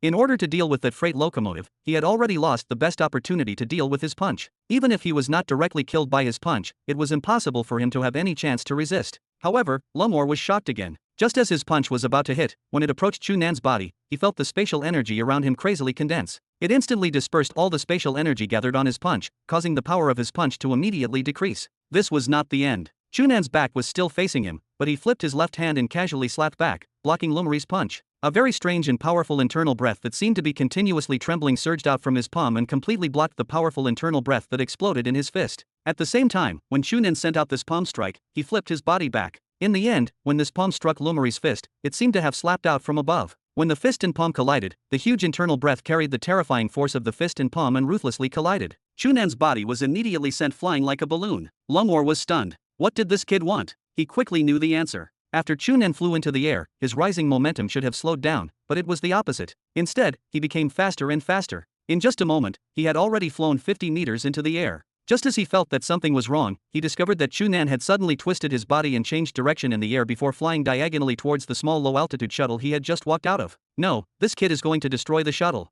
Lumor immediately understood, but it was already too late. He could only watch helplessly as Chu Nan flew to the front of the small low-altitude shuttle and raised his hand to punch again. Boom! This punch was clearly much stronger than the one he had used to destroy the freight locomotive. Moreover, it was different from the previous few punches. When this punch was thrown, the space around him seemed to have been shaken by it. A few cracks appeared beside him, and the terrifying spatial energy gathered in this punch. The power could be imagined. It was even larger than the large cargo fuel locomotive on the ground. It was 13 meters long and nearly 6 meters wide. Although the small low-altitude shuttle was called small, it was actually already a colossus. However, after Chu Nan's punch, this huge object directly exploded and turned into countless fragments that fluttered down from the sky like metal snowflakes. The burly men who had barely survived Chu Nan's destruction of the 5 freight locomotives were still in shock. When they suddenly saw that Chu Nan had actually shattered the small low-altitude shuttle with a punch, they immediately widened their eyes and opened their mouths in disbelief. No way. This kid was actually so strong. Lumori's expression was extremely gloomy, and flames of anger shot out from his eyes. Damn it, he had been tricked by this kid. Chapter 473. When he first saw Chu Nan blocking the convoy, Lumor guessed that he was related to the people they were chasing. After all, from the traces left behind by those people, the direction they were chasing was correct and they should not be far. It would be strange if this guy appeared at such a time and blocked the way. When Chu Nan started to destroy the freight locomotive, Lumor immediately confirmed his guess and understood why he did this. Clearly, that group of people did not have any good, fast movement methods, so they used a short period of time to catch up. Therefore, Chu Nan wanted to destroy their transportation so that it would not be easy for them to catch up to those people. However, even if he saw Chu Nan shatter the front of a freight locomotive with a punch, he still did not take it seriously. He did not think that a young guy like Chu Nan could be very powerful. Even if he had displayed a very good internal breath in those fist techniques, he was at most a high-level internal breath martial artist and would not be taken seriously. However, now that he discovered that Chu Nan could actually easily mobilize spatial energy and easily resolve his attack, and most importantly, he could fly freely in the air, he understood that he had still severely underestimated him. This kid was clearly a void break martial artist. Lumor did not have the time to think about why Chu Nan, who clearly looked so young, was actually a powerful void break martial artist. This was because after shattering a small low-altitude shuttle with a punch, Chu Nan's body twisted, and he actually turned to another small low-altitude shuttle not far away. There was no need to ask. His goal was definitely to destroy the small low-altitude shuttle.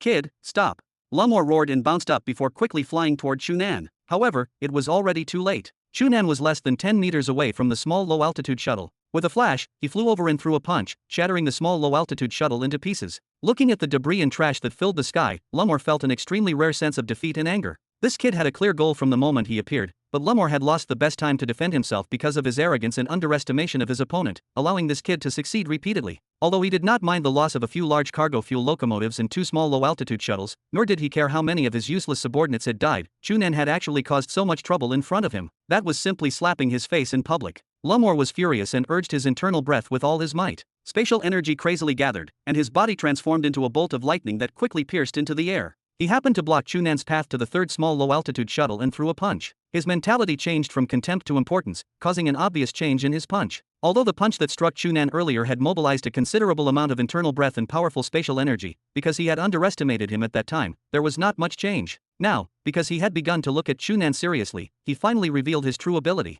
When he threw a punch, it looked ordinary, but Chu Nan immediately felt that all the spatial energy in the space in front of him seemed to have been triggered by this punch. The entire space was enveloped by his punch, causing it to be impossible for him to pass through this space and destroy the remaining small low-altitude shuttle. In fact, because the range of this punch was extremely wide, it was very difficult for Chu Nan to even dodge. Chu Nan took a deep breath, and his expression became serious. He knew very well that although he had instantly killed Nemanta after breaking through the Cosmic Heaven's Gate yesterday, that did not mean that he already had the strength to easily defeat a void break martial artist. The reason why Nemanta was instantly killed was completely because he had exhausted himself greatly in the battle with Angie Prairie. When he faced Chu Nan, he could no longer unleash his true strength. In fact, not even half of his strength was left, which was why he could not even block a punch. Now, Lemore had come prepared and his condition was good, while Chu Nan had led that group of people to travel for the entire night. Ignoring his internal breath, his mind was clearly not in its best state, and his strength had to be reduced. This way, Chu Nan knew very well that this battle would not be easy. Seeing that he could not dodge Lemore's punch, Chu Nan did not think too much about it. He focused, and as soon as his mind moved, his internal breath was activated.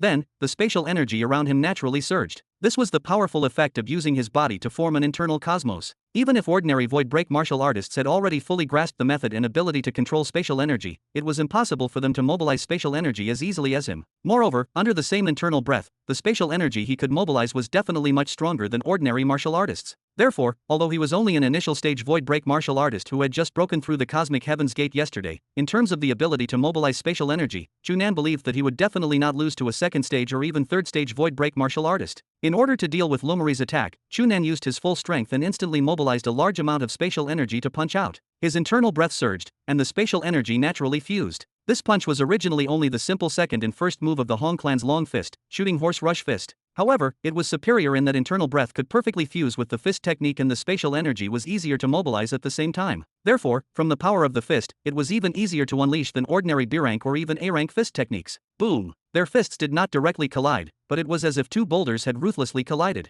A muffled sound like thunder erupted in midair. The surrounding space where their fists collided was instantly torn apart, and countless spatial cracks covered the space. Chu Nan and Lemore spat out a mouthful of blood at the same time and flew back. They were injured in the head-on collision. However, Chu Nan only flew back less than 2 meters before he forcefully stopped. He turned around and slapped Lemore. The palm shadows flew like flowing clouds, causing the spatial energy flow in the surrounding space to become erratic, as if the clouds were scattering. It was the flowing cloud indefinite palm. Although he had not practiced it before, with his powerful data ability, after Chu Nan slapped out, he immediately calculated through various data that he should let the spatial energy complement this palm. In the end, when he slapped out, it easily formed the feeling that the entire space was like a floating roof. Lemore had been a void break martial artist for many years. Although he was limited by his talent and could not improve much, his knowledge was much greater than that of Nemanta. Seeing this palm, he was immediately shocked. Chu Nan's palm strike was already exquisite and had fused extremely perfectly with spatial energy. Clearly, he had been immersed in this palm technique for a long time. If it was him, it would take at least a few years to cultivate a palm technique to this realm. However, it was impossible for Chu Nan to be more than 20 years old. Could it be that he had already become a void break martial artist in his teens and started to cultivate this palm technique?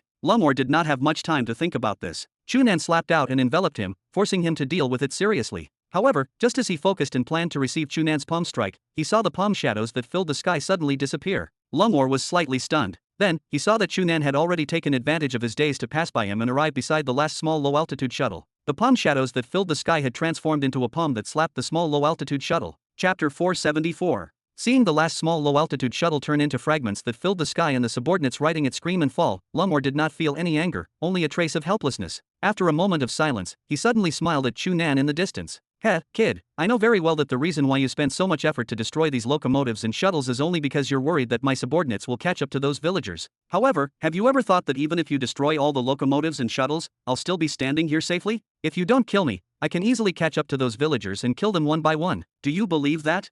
Chu Nan lowered his head and glanced at the burly men who had long retreated far away and did not dare to approach. He raised his head and smiled at Lumor. Of course I believe you. As a powerful void break martial artist, how difficult is it to kill dozens of ordinary people?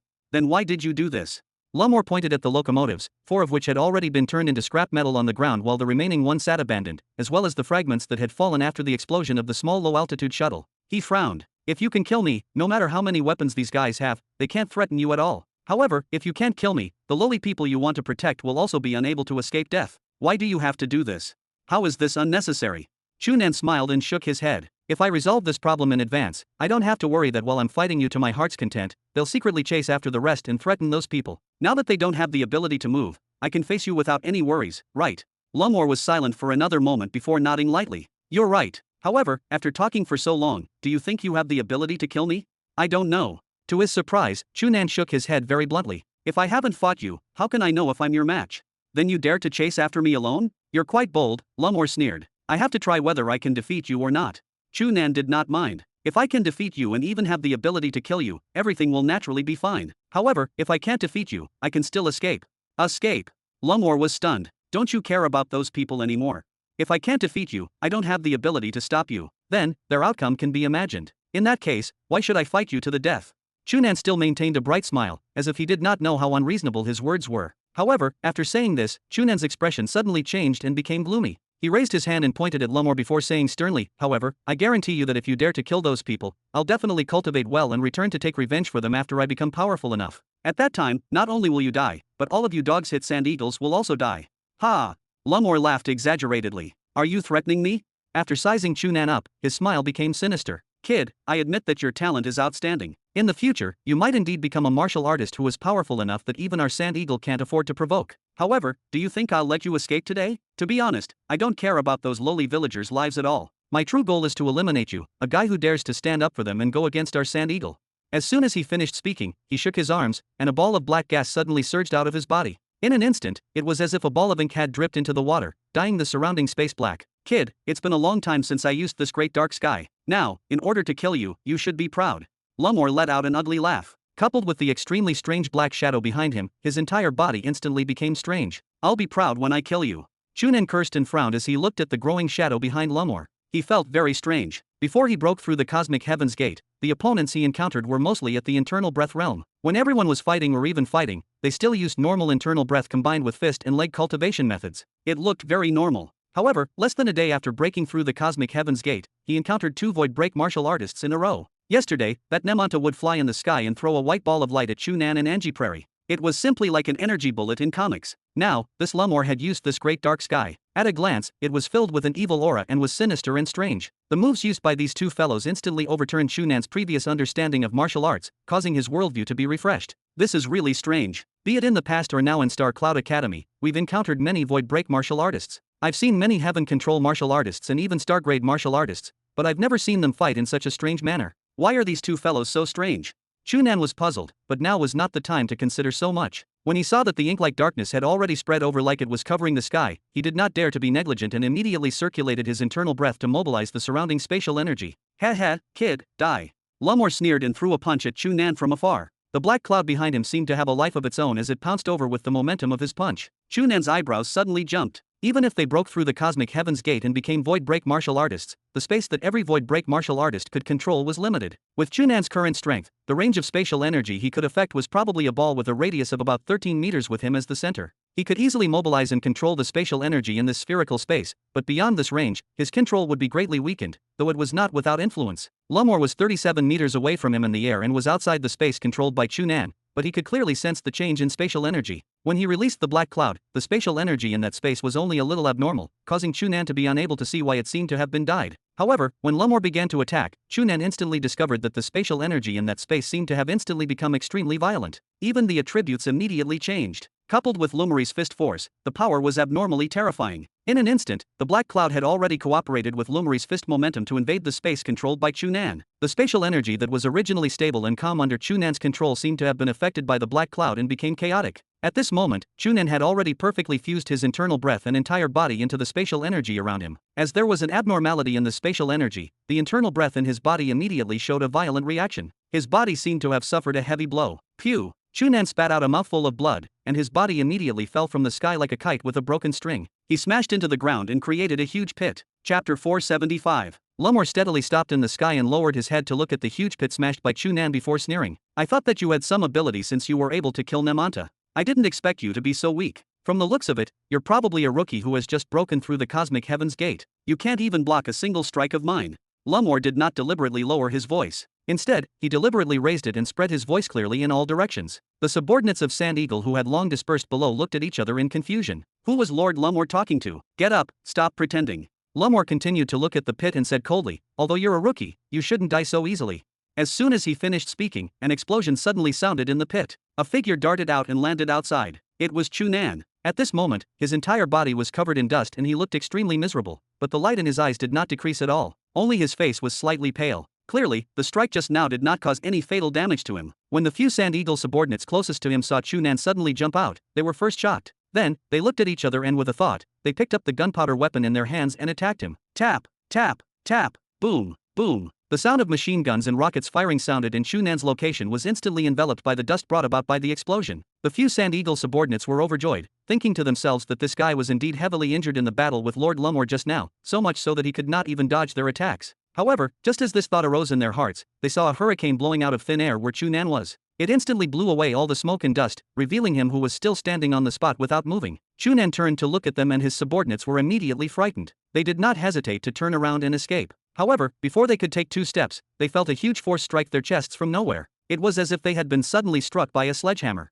Their ribs shattered and their chests sank. The few of them fell to the ground together and spat out blood. Their limbs twitched twice before they stopped moving. Clearly, they were no longer alive. Before they lost consciousness, their eyes were filled with doubt as the same thought spun in their minds. How did this guy hit our chests? We clearly had our backs to him. Seeing that his subordinates had been killed by Chu Nan, Lumor frowned slightly and shouted, "Get lost. What qualifications do you have to interfere in our battle?" The other Sand Eagle subordinates scattered in all directions looked at each other and hurriedly retreated further away, not daring to act rashly. Lord Lumor was right. The battle between these two void break martial artists was simply a battle between superhumans. It was not something ordinary people like them could interfere in. It was best to let the superhumans resolve their own matters. After berating his subordinate, Lumor's gaze landed on Chu Nan again and a trace of praise flashed through his eyes. Your talent is indeed very good. You clearly knew nothing about the use of spatial energy just now. I didn't expect you to master it to this extent in such a short period of time. If I give you enough time to grow, I'm afraid I'm really not your match. Chu Nan raised his head and looked at him. Aren't you afraid that you won't be able to kill me and let me escape?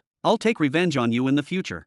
Lumor sneered, his tone revealing powerful confidence. Since I dare to say this, I have enough confidence to make you unable to escape. You originally had the chance to become an even stronger martial artist, but you made the wrong choice. For a mere few lowly commoners, you actually dare to fight us, the Sand Eagles, and even dare to fight me head-on. Now, you no longer have the chance to regret it. After saying that, he waved his hand and the black cloud behind him continued to spread. As his figure fell towards Chu Nan, it was like a huge black cloud that truly covered the sky. Chu Nan narrowed his eyes and looked up as his mind raced. Lumor's control of the spatial energy in the surrounding space was indeed extremely outstanding. Moreover, as soon as he used this great dark sky, it was as if he had directly changed the attributes of the spatial energy. However, Chu Nan could not even control these spatial energies, let alone counterattack. As a result, he was directly struck down from the sky the first time he came into contact with it and was injured. However, this did not mean that he did not even have the chance to escape. With his powerful data ability, Chu Nan could determine the state of control of spatial energy the moment he came into contact with it. He could even easily calculate the range of spatial energy he affected and build an accurate model in his mind to deduce what the space that he could control was like. Then, he could find the weak part and break out. Even if he would still be chased by Lumor, Chu Nan was confident that he could last until Nightclub City without being killed. As long as he returned to Nightclub City and entered the crowd of the large city, he did not believe that Lumor had the ability to find him again. If there was really no other way, he could still send a distress signal to Teacher Galostin. With Teacher Galostin's powerful strength at the 5th stage Void Break realm, it was definitely not a problem to kill this Lumor. However, in order to protect the villagers, especially Angie Prairie, Chu Nan would not choose to escape until he was certain that he had no hope of defeating Lumor. As for now, he still felt that there was hope. Seeing that Lumor had already pressed down and the spatial energy in the surrounding space had already begun to become violent under the influence of the great dark sky, Chu Nan's mind frantically circulated and instantly absorbed the slightest situation in the surrounding space into his mind to make the most precise calculations. Then, he raised his hand and lightly slapped out. This palm strike seemed to be weak and slow, but after slapping out, it showed that the space around his palm was clearly distorted. Then, the range of this distortion became larger and larger, enveloping his entire body. Then, it continued to expand until it reached a range of 5 meters in front of him and collided with the black cloud that was attacking him. Crackle! Crackle! There was no world-shaking sound. After the two spatial energies collided, they first emitted a few strange sounds. Then, countless electric currents lit up in the place they touched, illuminating the surrounding space until it was white. The space in that place was twisted beyond recognition, and even the black clouds of Lumor were completely shattered. Lumori's body in midair shook slightly and the black cloud suddenly retracted. He looked at Chu Nan in surprise. The hard ground of the wasteland under Chu Nan's feet suddenly cracked. His body suddenly sank and his feet actually sank into the ground. Clearly, he could not completely eliminate the pressure. However, there was no panic on Chu Nan's face. Instead, he revealed a trace of joy. Through the attempt to deal with those Sand Eagle subordinates and this head-on confrontation with Lumor, he had already grasped some methods to use spatial energy. In fact, it was that simple. Chapter 476. Before Lumor could launch his next attack, Chu Nan flew into the air and threw a punch at him from 11 meters away. This distance was precisely calculated by him. It was well within the limit of the spatial energy he could best control, and it was also the weak distance estimated by him when he came into contact with the Great Dark Sky twice. When he clenched his fist, the surrounding spatial energy was instantly absorbed by Chu Nan's fist. The entire space seemed to have shrunk at this moment. However, when he threw this punch, the constricted spatial energy instantly erupted and condensed into a huge fist that flew toward Lumor. This was something he had learned from the previous day. Nemonte could condense spatial energy into white balls of light to attack from afar, and Chu Nan felt that he could naturally do the same. After relying on his powerful data ability to analyze and simulate it in his mind a few times, Chu Nan tried to punch out. Surprisingly, he succeeded on the first try. Moreover, the shape of the condensed spatial energy was exactly as he had imagined. Looking at the shining fist flying over, Lumor looked surprised. This kid clearly did not seem very familiar with the use of spatial energy just now and looked like he had just broken through the cosmic heaven's gate. How could he use such a profound spatial energy technique now? Could it be that he was still hiding his strength? Lumor immediately shook his head. Impossible. The two of them were not in an ordinary martial arts competition now. They were risking their lives. This kid had no reason to deliberately hide his strength. Did that mean that he had really comprehended this technique in such a short period of time? Thinking of this, Lumor became vigilant. No, he could not give this kid any chance, let alone give him a chance to escape today.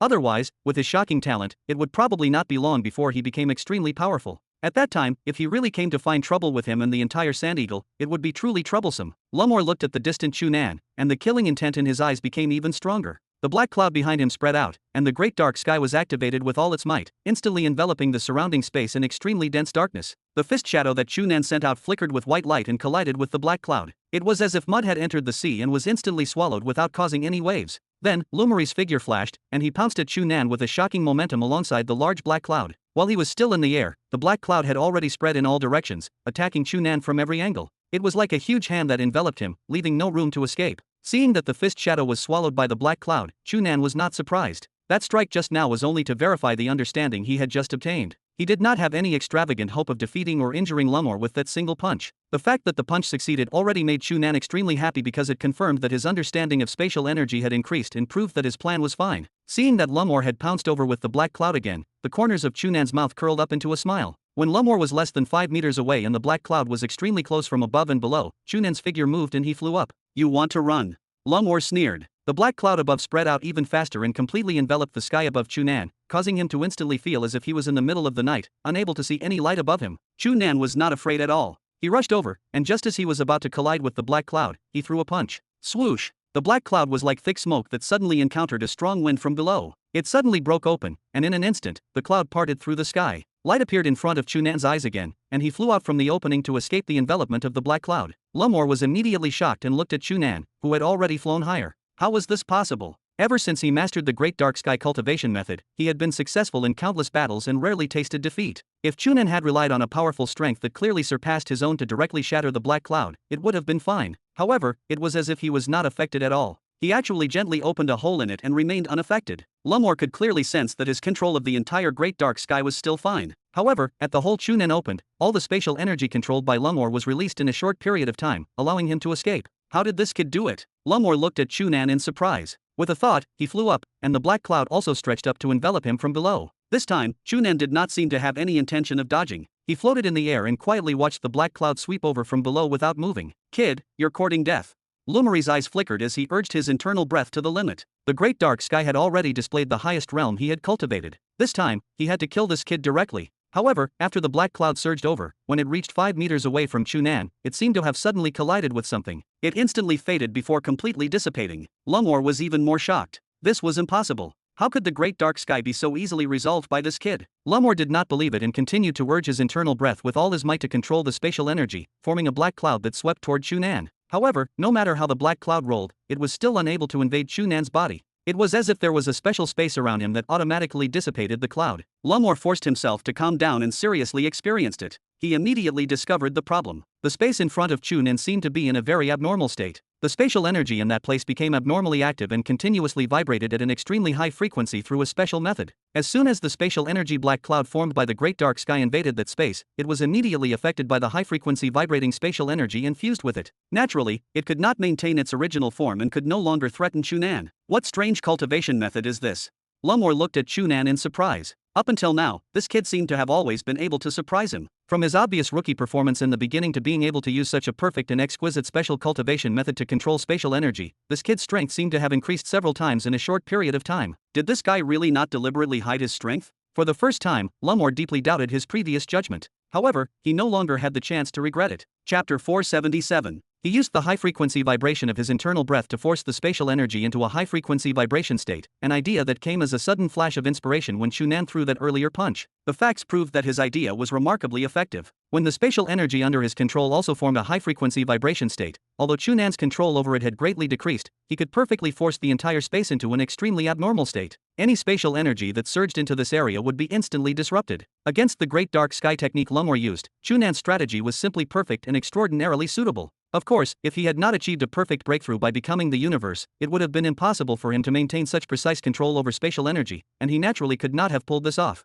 Seeing that Lumor desperately urged the black cloud forward, only for it to vanish whenever it collided with the high-frequency vibration energy barrier, Chu Nan was overjoyed, but he did not relax. This method ensured he remained unaffected by Lumor's great dark sky and rendered him temporarily invincible, but the internal breath it consumed was staggering. It was impossible to maintain for long. If he wanted to end this battle and defeat or even kill Lumor, he needed a different approach. Chu Nan took a deep breath, his internal breath surging as the surrounding spatial energy surged along with it. His internal breath fully circulated through every meridian in his body, carrying a large amount of spatial energy with it. Then, his internal breath circulated again, driving another wave of spatial energy through the cycle. After completing the second revolution of his internal breath, the spatial energy fully saturated his body and completed a second cycle, greatly increasing its power. Naturally, the third revolution and fourth revolution of his internal breath and spatial energy followed right behind. With every completed cycle, the spatial energy condensed around Chu Nan's body grew exponentially alongside his internal breath. By the fourth revolution, his internal breath was formidable enough on its own, but the spatial energy condensed around Chu Nan far exceeded anything he had ever controlled before.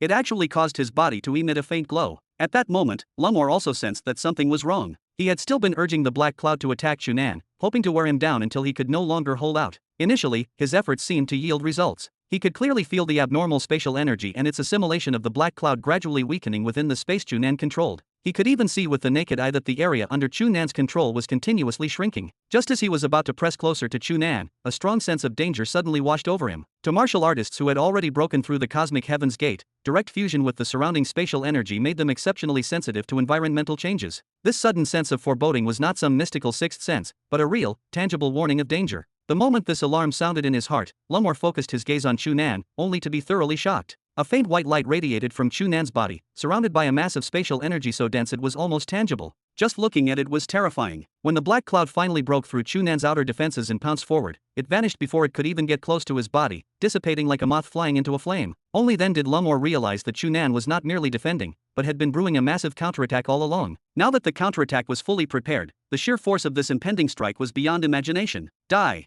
Chu Nan suddenly snapped his gaze to Lumor and shouted, two bolts of brilliant light flashing in his eyes. Without a single visible movement, his body shot forward like a projectile, heading straight for his opponent. Lumor's great dark sky had originally spread out to cover the entire sky. At this moment, it was tightly condensed within the spatial energy around him. Yet against Chu Nan, who was now emitting a radiant light, the dark barrier could not withstand a single blow and dissipated like ordinary black smoke. Seeing Chu Nan tear a path straight through the black cloud and charge forward with blinding light, like an angel descending to the mortal world, Lumor was genuinely terrified. He could not help but entertain the urge to turn and run. However, he forcefully suppressed the thought, replacing it with a burning sense of humiliation. Damn it! He is just a kid under 20 years old who has barely broken through the cosmic heaven's gate. I am a second-stage void break martial artist. How could I possibly run away? In the end, Lumor was a veteran who had cultivated for many years and held the status of a void break martial artist for over a decade. His resolve was exceptionally firm, and he quickly cast aside any thoughts of retreat. With a roar, he pushed the great dark sky to its absolute limit. Instead of dispersing, the black cloud instantly shrank and condensed into a tight sphere enveloping his body. Then, he threw a punch. All the surrounding black clouds seemed to be drawn into his fist before detonating. Pitch darkness burst from his knuckles like a giant squid suddenly spitting ink directly at Chu Nan. This single punch condensed nearly all of Lumari's internal breath and every drop of spatial energy he could control. Its power was staggeringly destructive. He was absolute in his belief that if Chu Nan dared to take this hit head-on, he would end up dead. Yet in the very next second, Lumor spotted a beam of light piercing through the thick black cloud. The light grew brilliant in an instant, completely shattering the darkness. Chu Nan appeared entirely unaffected, his body bursting free from the cloud as his palm struck straight toward Lumari's chest. Seeing the dazzling brilliance emanating from Chu Nan's palm and feeling the terrifying, pure, and unique spatial energy contained within it, Lumor could no longer resist. He did not even have the time to try. He could only watch helplessly as Chu Nan's palm slammed into his chest. Boom! Terrifying spatial energy surged inside him wildly. Lumari's body was completely obliterated by the force, disintegrating into a shower of bloody fragments that fluttered down through the air. Not even a single whole piece of bone or flesh remained. As for leaving any last words, that was completely out of the question. Chu Nan held his palm posture for a long time. Finally, he took a deep breath, retracted his hand, and lowered his head in silence. Because his condition had been severely depleted during yesterday's fight with Nemanta, that encounter could hardly be called a true battle. His previous exchanges with other void break martial artists had felt more like spars, lacking real intensity. Therefore, strictly speaking, today's duel with Lumor was his first real battle against an equal void break martial artist. The entire fight had evolved from him taking a one-sided beating to instantly killing Lumor with a single palm strike. The actual elapsed time had been brief, but every second was overwhelmingly intense and fraught with danger. Had he not become the universe, achieved a perfect breakthrough, and gained a perception and mastery of spatial energy far beyond ordinary martial artists, enabling him to manipulate massive spatial energy despite his modest internal breath, he would never have had the strength to face Lumor head-on. Had it not been for his extraordinary data calculation abilities, managing spatial energy with such exquisite precision would have been impossible. He never would have spotted his opponent's flaws or found the opening needed to secure victory in just a few exchanges. And of course, if Lumor had not ultimately underestimated him, even boldly incorporating spatial energy into the 9 revolutions internal breath would not have allowed Chu Nan to kill him so instantly with a single palm strike. Regardless, even though Lumor underestimated his opponent, he had certainly not held back his strength. Chu Nan had still won and killed him. It was more than enough to prove that he truly possessed the ability to stand against a void break martial artist. Looking down at the ground dozens of meters below, then gazing out at the distant scenery made visible by his high flight altitude, the surreal feeling lingering in Chu Nan's heart finally dissolved. Yes, the current him was officially a true void break martial artist. Chapter 478. Brother Sienna, why isn't that kid back yet? Seeing the worry in his companion's eyes, Sienna sighed inwardly, but his expression remained firm. Don't worry, he'll definitely come back. I don't think so, a sinister voice sounded. I think that kid must have seen that the situation was bad and left us behind. That's right, he's so young. How can he have the guts to find trouble with Sand Eagle and the others? Another person echoed. What's there to be afraid of? The other person immediately retorted. It's not like you didn't see it yesterday. Didn't he and Angie Prairie kill a leader of the Sand Eagle? That's only because he was forced into a corner at that time, okay? He couldn't escape then, but can't he leave now? I think he ran away alone. Nonsense. If he wanted to run, he should have run long ago. Why did he follow us so far? Do you think he can't run himself? He must have felt that there was some hope of escaping with us yesterday. Now that he sees Sand Eagle's people chasing after us, he knows that he can't escape and hurriedly ran away alone. Impossible. Angie Prairie is still here. Forget about us. If he runs, won't he run with her? Tisk, a calamity is imminent. Why would he care about Angie Prairie? You. Enough. Sienna shouted. The argument in the surrounding crowd instantly stopped. Everyone looked at him. Sienna wiped his face in frustration and turned to look in the direction Chu Nan had left. Ever since Chu Nan left, the smoke that represented his pursuers in the sky stopped not long after. This proved that he had definitely collided with the Sand Eagle's pursuers. Otherwise, they would have long caught up. Then, a few consecutive explosions sounded from behind. At the same time, a few balls of flames seemed to have exploded in the distance. The sound and flames came from the same direction, causing Sienna to guess that Chu Nan had fought with the pursuers behind him. Sienna could not think of a reason for the commotion. In the beginning, Sienna hoped that Chu Nan could deal with all the pursuers from the Sand Eagle and allow them to safely retreat to Nightclub City. However, a long time had passed since the explosion and flames, but Chu Nan was still nowhere to be seen. What was even stranger was that there was also no movement from the wasteland behind. Everything had become quiet, and the situation was extremely strange. What's going on? Could it be that that kid died with the Sand Eagle's people? After seeing no movement for a while, Sienna became even more vexed. Hey, brother Sienna, let's not wait here anymore, right? After the crowd was silent for a moment, one of them suggested, let's run as far as we can before Sand Eagle and the others catch up. It's best if we can encounter a train going to Nightclub City. As long as we can get in, it'll be much easier. That's right, that's right. Didn't that kid say that as long as we go to Nightclub City and find that person, we'll be safe? Sienna glanced at the group and shook his head lightly. They had a good plan, but in fact, if Chu Nan was unable to stop the Sand Eagle's pursuit, with the speed at which they advanced, they would be caught sooner or later. Their only hope was that Chu Nan could kill all those pursuers and give them enough time to rush to Nightclub City before the Sand Eagle's subsequent pursuers reacted. Moreover, even if they went to Nightclub City, Sienna actually did not think they could be so at ease. That kid spoke very nicely, but who could guarantee that what he said was true? Even if what he said was true, who could guarantee that the important figures from the Earth Federation would really agree with him and be willing to take in their group? Sienna knew his place. He knew very well that their group was a useless bunch of trash and a burden to society. If not for Angie Prairie, that young man called Chu Nan would definitely not look at them. Thinking of Angie Prairie, Sienna's worry deepened. He turned to look at Angie Prairie, who was still being carried by two people. He discovered that her eyes were still closed and her face was abnormally red. Clearly, she was still in a bad state. If anything really happened to her. Or should I just do as Chu Nan says and find a place to bury Angie Prairie? Sienna's heart stirred. He looked at Angie Prairie's beautiful but still young face and felt that he could not bear to see her like this. This girl, who was about the same age as his dead daughter, had already helped them a lot on Leviathan. Now, in order to let them live a better life and avoid the threat of the Sand Eagle, she even risked her life. He could not convince himself to bury her alive. However, if he continued to bring her along, not to mention that it would affect the speed of the team, if the Sand Eagle's people caught up, her first target would definitely be her. Bringing her along would only make it easier for their group to be attacked by the Sand Eagle. Am I really going to bury her? While Sienna was struggling, someone suddenly pointed behind him and shouted, "Look!" Sienna and the others turned to look, and their expressions changed. Behind them, another cloud of dust billowed. Although it was much inferior to the aura of the group of pursuers earlier, it was obvious that Sand Eagle's people had caught up again. "Brother Sienna, what do we do now?" The group looked at Sienna with sad faces, their expressions filled with panic. At this moment, Sienna's mind was also in chaos. If the Sand Eagle's people caught up, with these unarmed guys, they definitely could not resist. They could only allow themselves to be slaughtered. "Brother Sienna, why don't we leave Angie Prairie behind?" A person suddenly shouted, "Sand Eagle's people want her and that guy called Chu Nan. If we leave Angie Prairie here, when Sand Eagle's people see her, they definitely won't chase us anymore."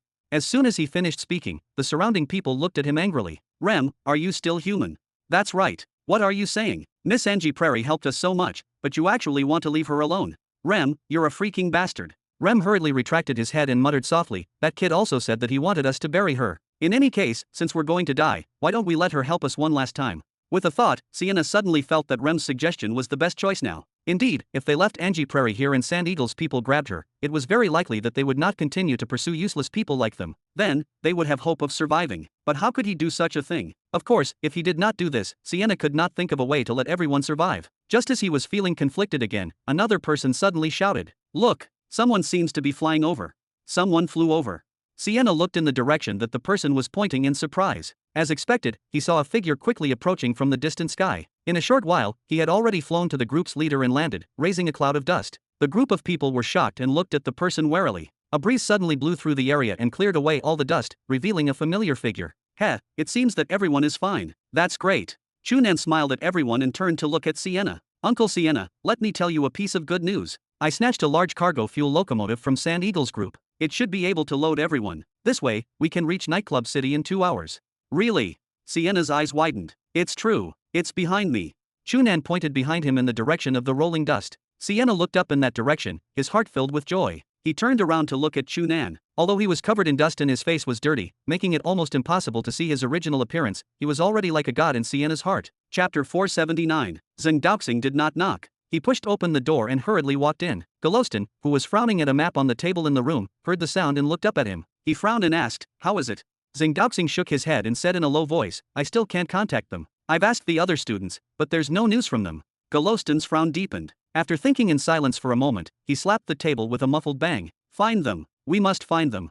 Zheng Daoxing smiled bitterly. "Find them? How can we find them? This is not the Earth Federation. This lousy planet is not even covered by the Milky Way network. If we go into the wilderness, it's impossible to find them without clues. We have to find them," Golostan said firmly. He thought for a moment and opened his personal terminal as he asked Zheng Daoxing, "I remember that the White Swan fleet of the Federation Army happened to be on a friendly military visit to the United States of Meleta recently, right?"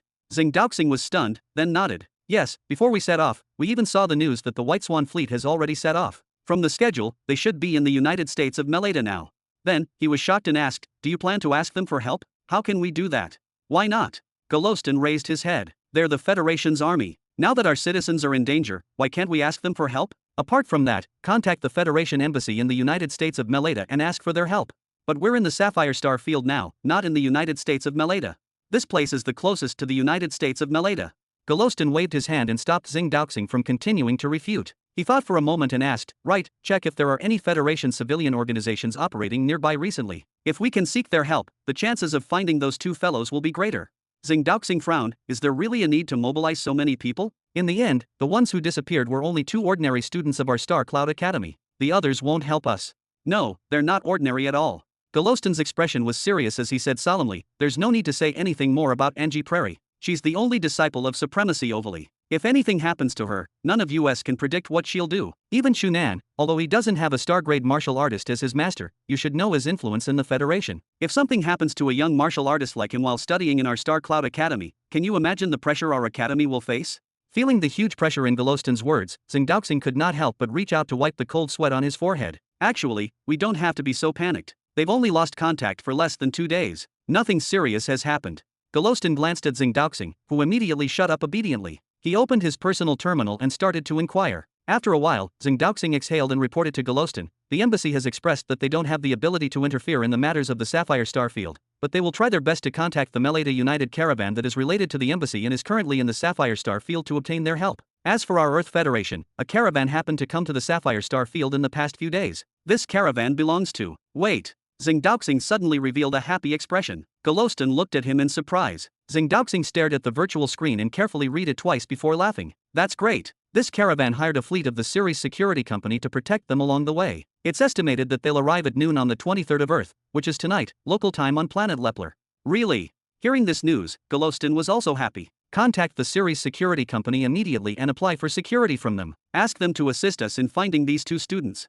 Xing Daoxing glanced at Goloston suspiciously. Goloston had just expressed that he was intent on contacting the White Swan fleet, but now, he did not mention this at all. Could it be that there was a problem with the contact? Xing Daoxing tactfully did not ask further. He found the contact number of the Ceres Security Company through the Milky Way network and quickly obtained a connection. Then, he submitted the problem and requested what they needed. As expected of the top company in the Earth Federation, the Ceres Security Company quickly replied. However, regarding the help of the Ceres security fleet that they proposed to reach the Sapphire Star Field, the company expressed that they were helpless. Xing Daoxing had negotiated with them for a long time, but the Ceres Security Company had always said that they had signed an agreement with that caravan. Due to the agreement, that fleet could not casually accept additional work. However, during the negotiation, the Ceres Security Company secretly gave a hint, indicating that if they could obtain the agreement of that caravan, they could help. Therefore, Xing Daoxing could only inquire about the situation of this caravan again. Fortunately, this was a large caravan and its destination was the Sapphire Star Field. It was also a major event in the business world of the Earth Federation and could be easily investigated.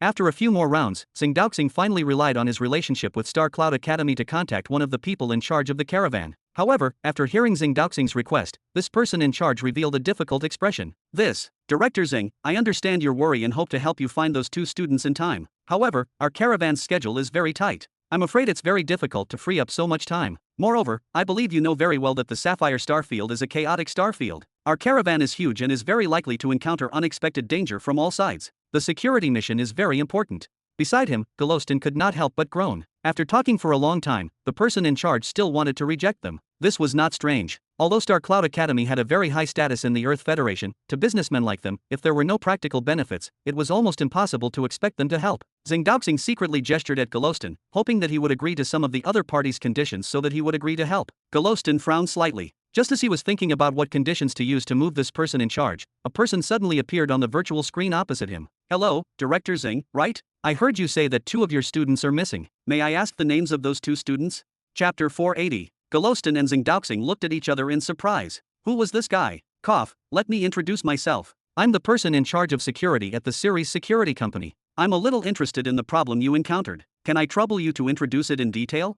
Goloston and Xing Daoxing were even more stunned. This guy who suddenly appeared looked extremely young, at most around 20 years old. He was actually the person in charge of the Ceres Security Company? However, the person in charge of the caravan beside him did not raise any objections to this young man's words. Instead, he smiled at him and moved to the side, his expression actually carrying a trace of respect. Goloston and Xing Daoxing looked at each other again. With a thought, Goloston nodded at Xing Daoxing, who immediately said, these 2 missing students are Angie Prairie and Chu Nan. The young man opposite him suddenly interrupted Xing Daoxing. Goloston and Xing Daoxing were stunned. How did this young man guess that it was Chu Nan? Seeing their expressions, the young man laughed. It's indeed this kid. I knew he was not a quiet guy. Now, he's actually missing with Angie Prairie. Goloston could not help but ask, you know Chu Nan? Yes, I'm his friend. The young man smiled and replied, you don't have to worry. Although Chu Nan is restless, he's not an unreliable guy. Even if you temporarily lose contact, I don't think anything will happen to him. This.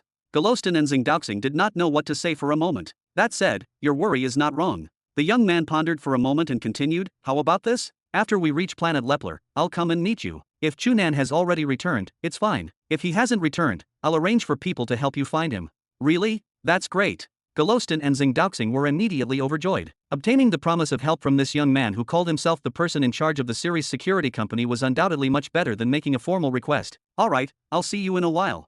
Seeing that the young man was about to leave, Golostan hurriedly stopped him. Can I ask your name? How can I contact you later? Tell me your address and I'll find it myself. As for my name.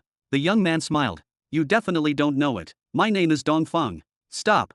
The large cargo fuel locomotive suddenly braked, bringing about a huge cloud of dust that enveloped the entire car. The group of people in the back box were swayed by the huge force and immediately cried out. Chu Nan patted the driver in charge of the locomotive and glared at him. Wait obediently and don't think of any crooked thoughts. When the driver was kidnapped by Chu Nan along with the freight locomotive, how could he dare to resist? He nodded repeatedly. Chu Nan jumped out of the locomotive from the other side. Behind him, Sienna asked curiously, what's wrong? Is there a problem?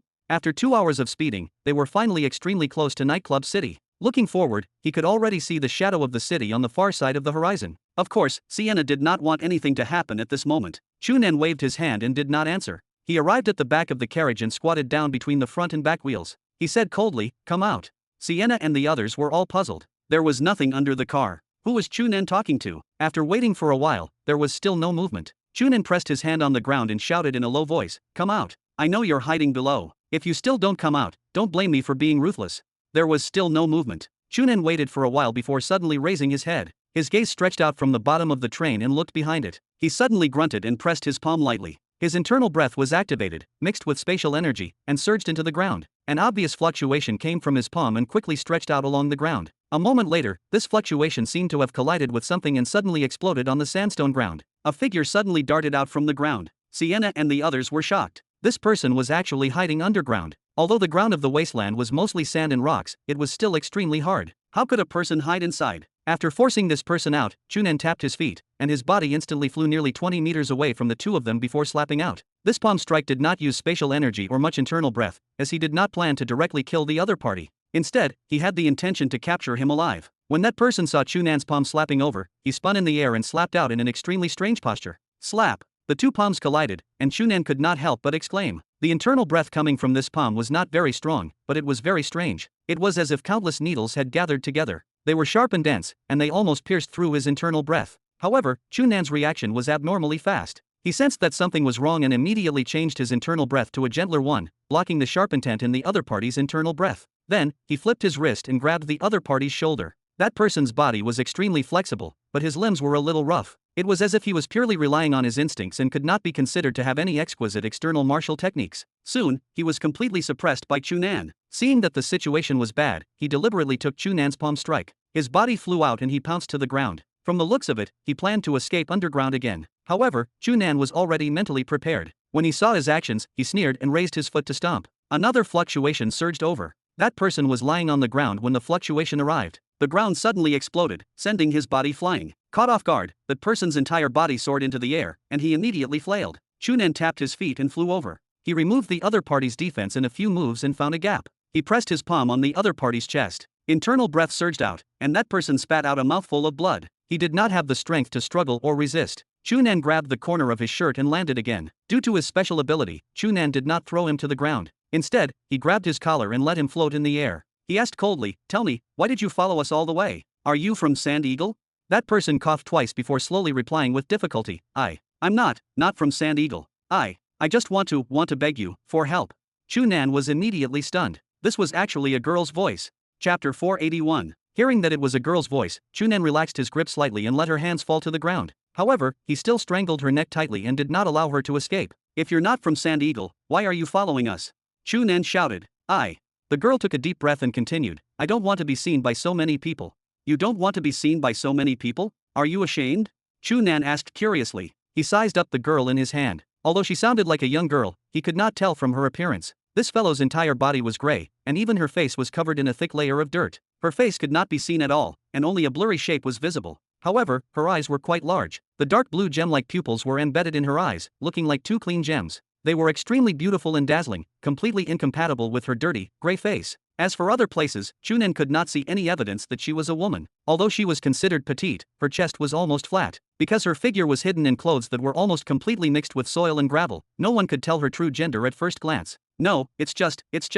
The girl hesitated as if she did not know how to answer Chu Nan's question. She cannot be seen indeed. Sienna had already jumped out of the vehicle and walked over to finish the girl's sentence. Why? Chu Nan was even more puzzled. Because she's from the Rand clan. Seeing that Chu Nan still had a puzzled expression, Sienna pointed at the girl's eyes and continued to explain, did you see her eyes? Do you think they're very special?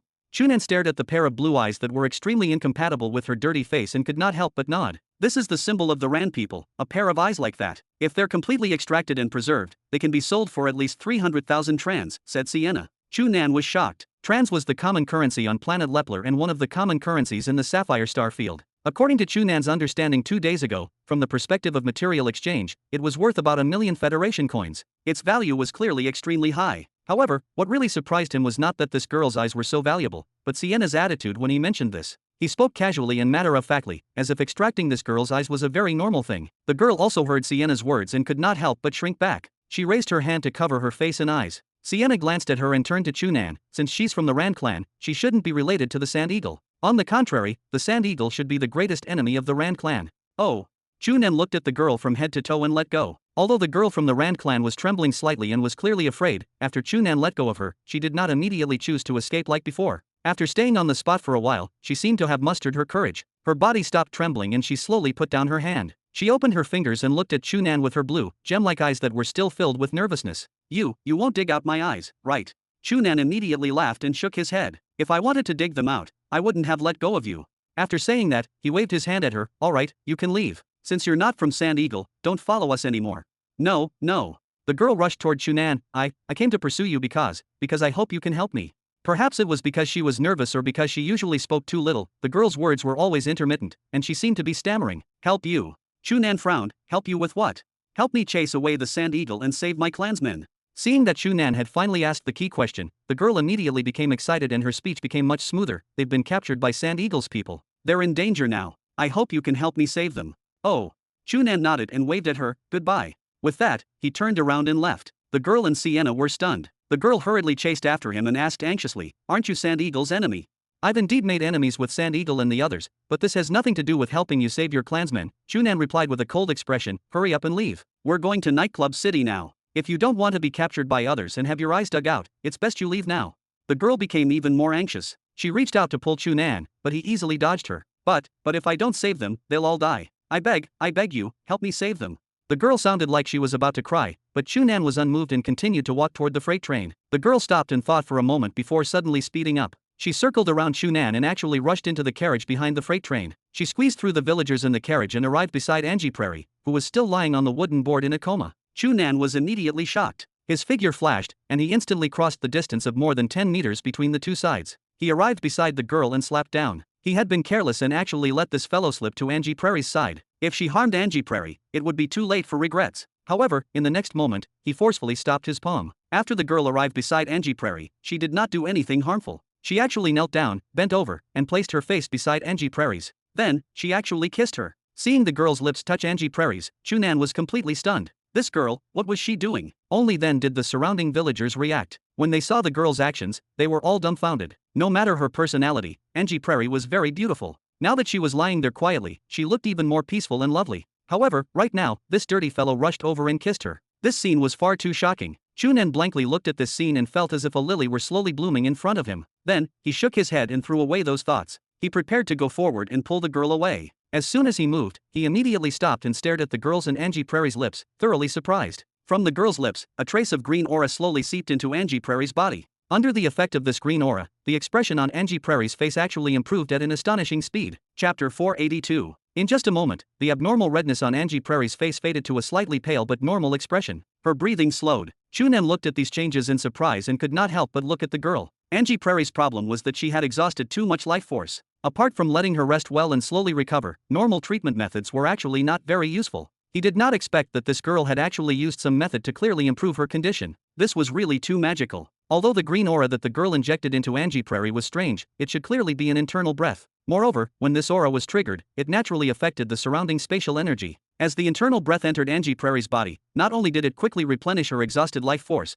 but her weak body also quickly improved. What cultivation method was this? Exclamation point, exclamation point. Soon, Angie Prairie's expression had completely returned to normal. The eyeballs under her eyelids suddenly rolled. Then, her eyelids moved, and she opened her eyes and jumped up. Chu Nan, you. Ah. As soon as she spoke, Angie Prairie cried out in pain and swallowed the second half of her sentence. She was originally facing that girl, but then she directly jumped up. In the end, her forehead ruthlessly collided with the girl's forehead, and it actually emitted a shocking muffled bang. This collision was really not light. The girl from the Rand clan did not even make a sound before she fell to the ground and fainted. Angie Prairie rubbed her head and only felt a little pain. Then, the flame of life naturally circulated and she returned to normal in the blink of an eye. She blinked and glanced at the girl from the Rand clan who had fainted from her collision. She looked around and her gaze landed on the stunned Chu Nan. Hey, Chu Nan, what's going on? Chu Nan helplessly rolled his eyes. If he wanted to explain this situation clearly, he would definitely have to spend a lot of effort. They're back. They're back, Zhang Daoxing shouted as he forcefully pushed open the door and rushed in with a happy expression. They're back.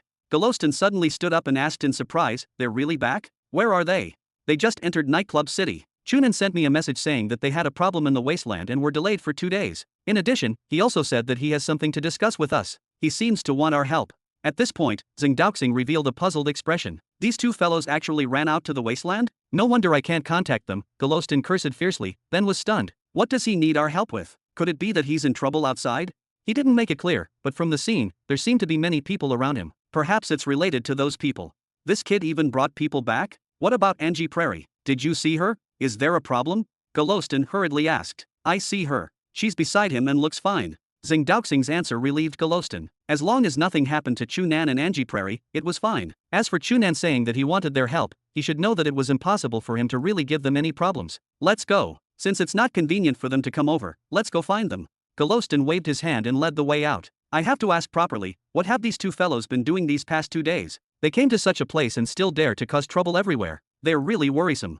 Zhang Daoxing smiled bitterly and shook his head. In fact, did the academy not send these students out to let them undergo the trial? If they did not experience anything, what was the meaning of the trial? However, Zhang Daoxing also knew very well that if not for the pressure from the Declan Empire, the academy would not have let the students take the risk. After all, they were an academy, not a mercenary organization. If anything really happened to the students, they would be under great pressure from public opinion. After taking 2 steps, he suddenly recalled something and grabbed Golostan. Wait, how's it going with the Ceres security company? We need to send them a message, right? Golostan was stunned and stopped. That's right. Now that those two fellows are back, there's no need for them to help.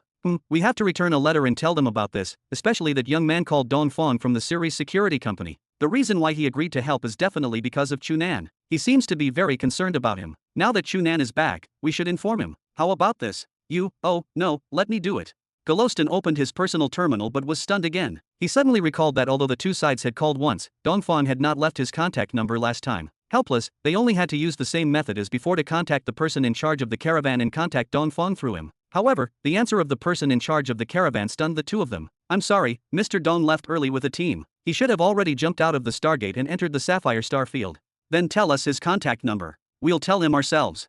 I'm afraid that's impossible. Mr. Dong is from the Ceres security company. They seem to have a special rule that an important figure like him can't easily leak his contact information, so I don't have it here. Golostan and Zhang Daoxing looked at each other helplessly. Then you should be able to contact Mr. Dong, right? Please tell him for us that Chu Nan and Angie Prairie have already returned safely and that he doesn't have to worry. All right. After the conversation ended, Zhang Daoxing frowned slightly and pondered. Chu Nan is considered a famous person in the Federation. I originally thought that his background was very clear, but I didn't expect him to be good friends with someone with an obvious deep background like Dong Fong. Moreover, he actually made friends with Angie Prairie before entering the academy. It's really suspicious. Suspect what? Golostan glared at him. So what if he has a background? Isn't he still a student of the academy? Alright, stop thinking nonsense. Let's quickly find those two fellows. Zhang Daoxing hurriedly nodded and took a step forward, but he thought of another question. Wait, that Dong Fong said that he would directly look for us after arriving on planet Lepler. However, President Philip said that he should have already entered the Sapphire Star field. If he comes later and we're not here, that's bad. How is it so troublesome? Golostan waved his hand impatiently. Just leave a message or a note here. If there's really no other way, isn't he Chu Nan's good friend? Could it be that he won't contact Chu Nan after coming? That's right. Zhang Daoxing patted his head and smiled in embarrassment. I forgot that. Alright, let's go quickly. Without a word, Golostan pulled open the door and left. Not long after the two of them walked out, a figure suddenly flashed out from the corner of the corridor outside the room they were in. He stared in the direction the two of them left and whispered to the personal terminal on his wrist, those two fellows from the Earth Federation have already left the hotel. Be careful and follow. Roger. A low voice sounded from his personal terminal. Then, the figure took 2 steps back and disappeared behind the corner. Chapter 483. Is she still unconscious? Angie Prairie looked at the Rand girl on the bed in concern and turned to ask Chu Nan. Chu Nan shrugged. Don't ask me. She fainted because of you. Angie Prairie touched her forehead awkwardly and smiled. Then, she frowned and said, but even if I knocked her unconscious, she should have woken up long ago. I heard from you that she's an internal breath realm martial artist. She shouldn't be so fragile. I think she might be in the same situation as you before. Her life force should have been severely exhausted, so her body is too weak now, causing her to be unconscious. However, her situation is clearly much better than yours at that time. She shouldn't be in much danger and will wake up in a while, Chu Nan explained. Angie Prairie looked at the Rand girl with surprise and confusion. According to the current situation, isn't what she did previously equivalent to transferring her life force to me? What strange cultivation method is this? Chu Nan glanced at Angie Prairie and confirmed that she had indeed recovered her usual energy and was in high spirits. He felt very strange. That's right, ever since this girl from the Rand clan kissed Angie Prairie and injected that green aura into her body, her life force had clearly been replenished. Then, she woke up and quickly improved. In the end, this girl's life force was clearly much weaker. From this situation, it was as if she had sent her life force to Angie Prairie. However, was there really such a cultivation method in this world that imparted one's life force to others? This was too magical. However, looking at Angie Prairie and thinking about her master, Supremacy Ovally, not only could the flame of life they cultivated stimulate the life force of the human body and help people quickly heal their injuries, but when cultivated to a high level, it could even make people regain their youth. If such a magical cultivation method existed, it was not strange that there were still similar magical cultivation methods. We'll ask when she wakes up. Chu Nan turned around and instructed Angie Prairie, watch her here. I'll go discuss something with them. Teacher Golostin and Director Zing should be here soon. Go. It's fine if Teacher Golostin and the others are unwilling to help. I'll contact Master and tell her these things. She'll definitely help. Moreover, this girl's cultivation method is so magical. She'll definitely be very interested. She might even come personally. Let her come herself. Chu Nan glanced at the girl on the bed and thought for a moment. He did not say anything and waved his hand at Angie Prairie before walking out. Due to the fact that he had brought a large group of old, weak, and disabled people, coupled with the fact that he was driving an ancient fuel locomotive, it was too eye-catching. Therefore, after Chu Nan brought them into Nightclub City, he did not continue to show off. Instead, he found a building at the edge of the city that seemed to be abandoned and temporarily settled them down. At this moment, Sienna was sitting in the courtyard with the other villagers. After traveling for an entire night, coupled with the fact that their lives were in danger along the way, although they could quickly escape on the fuel locomotive, it was still extremely bumpy and uncomfortable. This caused this group of people to be exhausted and sway in the courtyard. Many of them even fell asleep. Even the strongest, Sienna, had a tired expression. When he saw Chu Nan come out, he barely raised his mind to welcome him. Is Angie Prairie okay? The first person he asked about was her. She's fine now.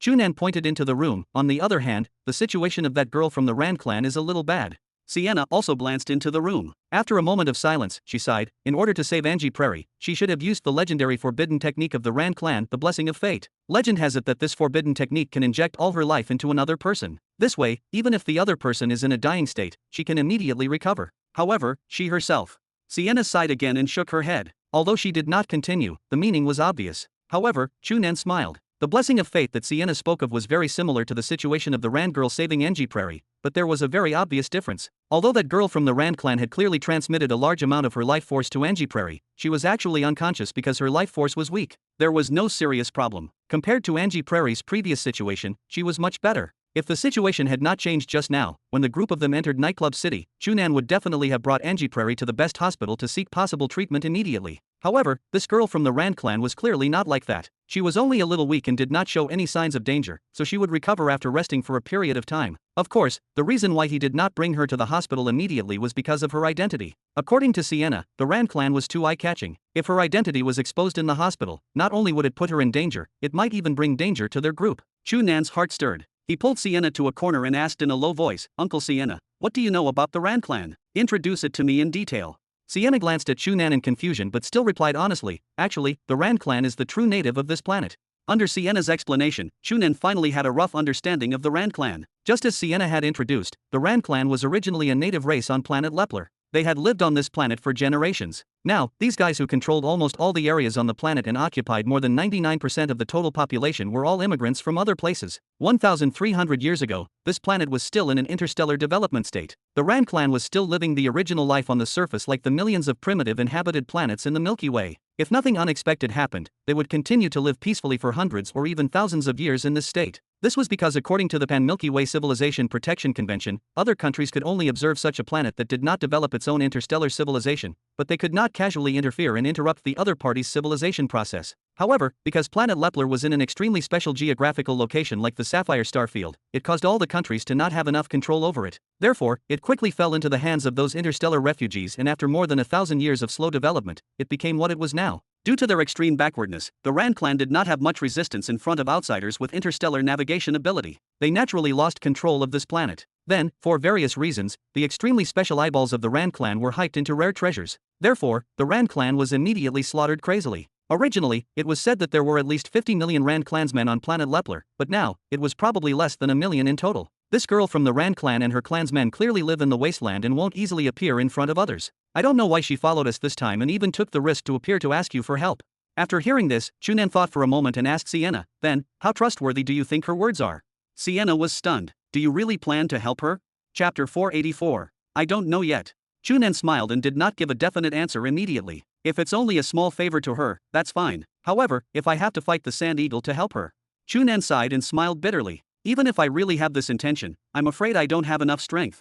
Sienna immediately nodded and echoed, yes, that's right. The Sand Eagle is very powerful. However, you and Angie Prairie definitely can't fight them. Seeing that he was so certain, Chu Nan was a little unconvinced. He had killed 2 void break experts in front of Sienna. Why did he still have so little confidence in them? Of course, since the Sand Eagle could casually send out 2 void break experts, this faction was clearly very powerful. However, void break experts were not like rocks that could be seen everywhere in the wasteland. No matter how powerful the Sand Eagle was, it was impossible for it to casually throw out void break experts like trash. As long as he did not encounter those top-notch 5th stage void break martial artists who were only a step away from breaking through the atmosphere and entering space, with Chu Nan's current strength, he was confident in fighting them. In fact, even if he really encountered a 5th stage void break martial artist, he was still confident that he could escape if he could not win. The Sand Eagle might have a truly powerful heaven control expert, but he could not use such a true expert to deal with him, right? Uncle Sienna, what's going on with the Sand Eagle? Tell me, Chu Nan asked. Seeing the unwillingness and eagerness in Chu Nan's eyes, Sienna had a headache. He knew that this was a trait that belonged to young people like Chu Nan, and it was understandable.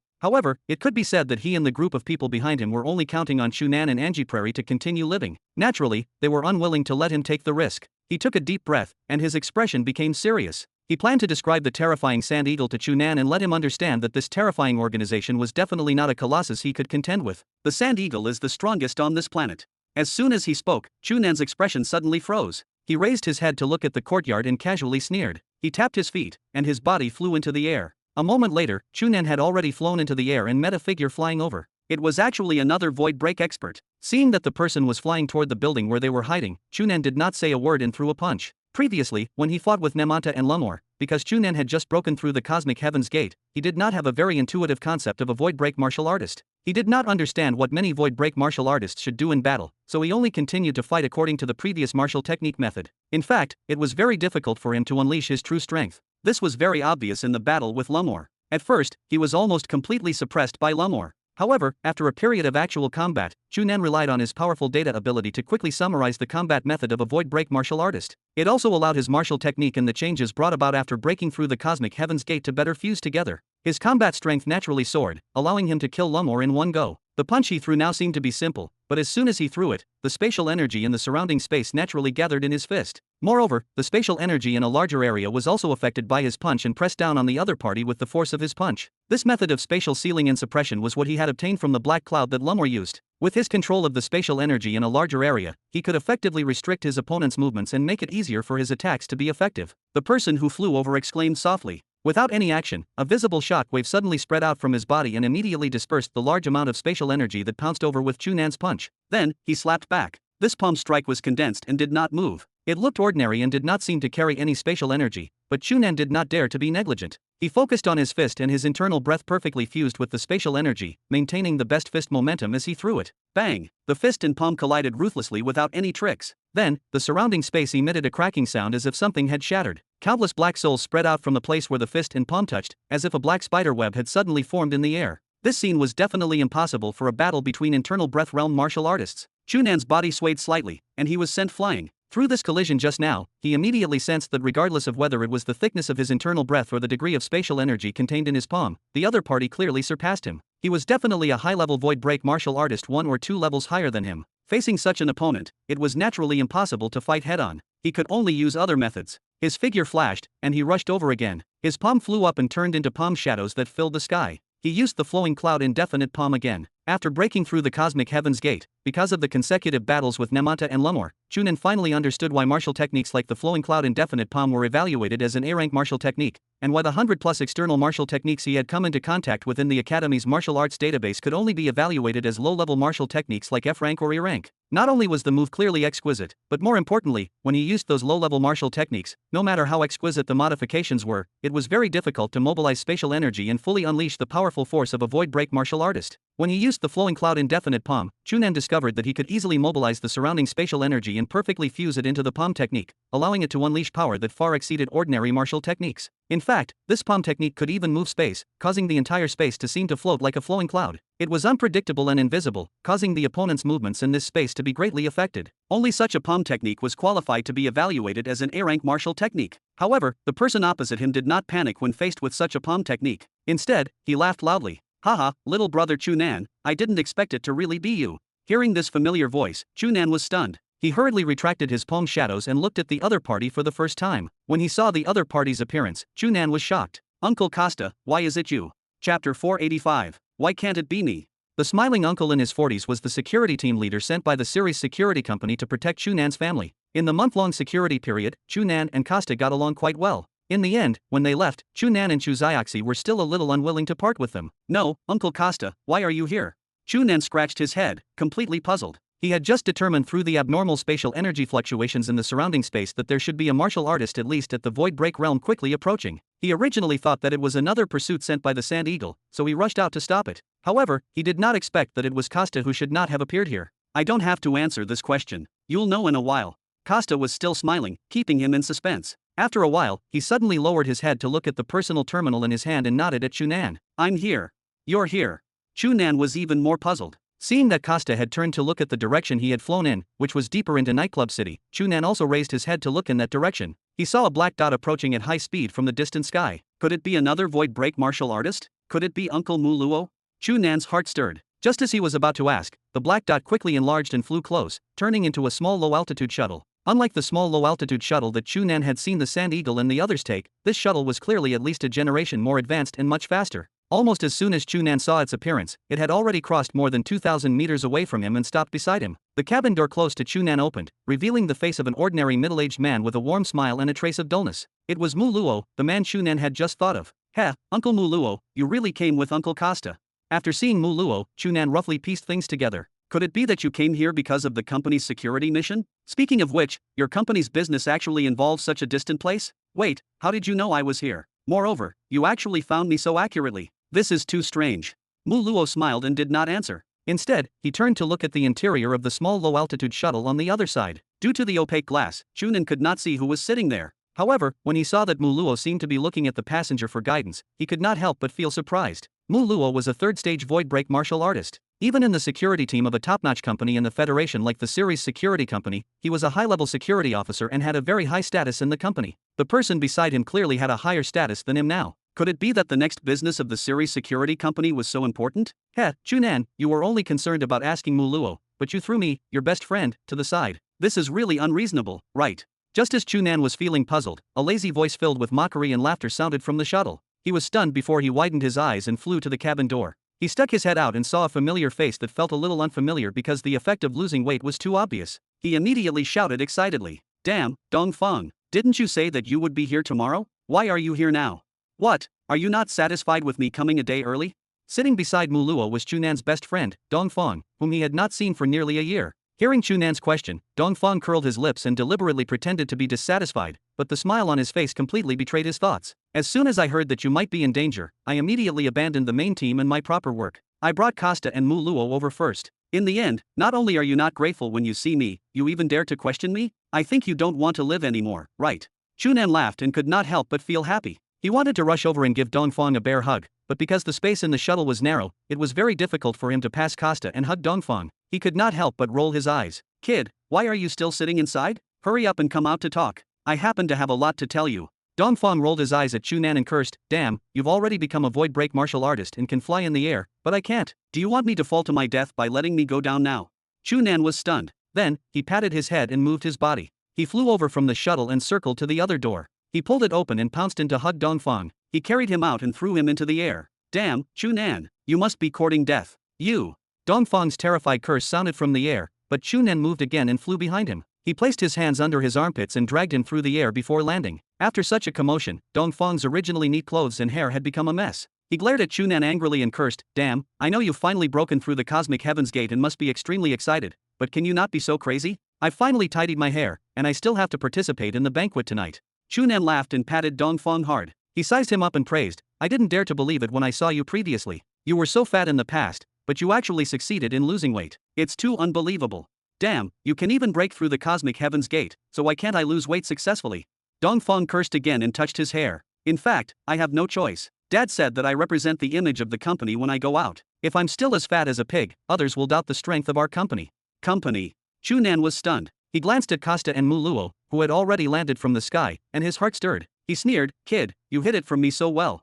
Chapter 486. Dongfang laughed dryly. "About that. Actually, I didn't deliberately hide it from you. You just never asked." Chu Nan could only roll his eyes. He had indeed never asked about the exact situation of Dongfang's family because he had always thought that his friend's family background was not important. The reason why he became good friends with Dongfang was completely because he got along very well with him. His personality was straightforward and generous, and he was a very suitable person to be a friend. Therefore, although Dongfang had never deliberately hidden that his family background was not bad, Chu Nan had really never asked about it. "I guess that you should be the son of a big boss, but I didn't expect you to be related to a truly large company like the Ceres Security Company. Alright, can you tell me now what your family does? Don't tell me your father is the president of the Ceres Security Company, Mr. Krosag."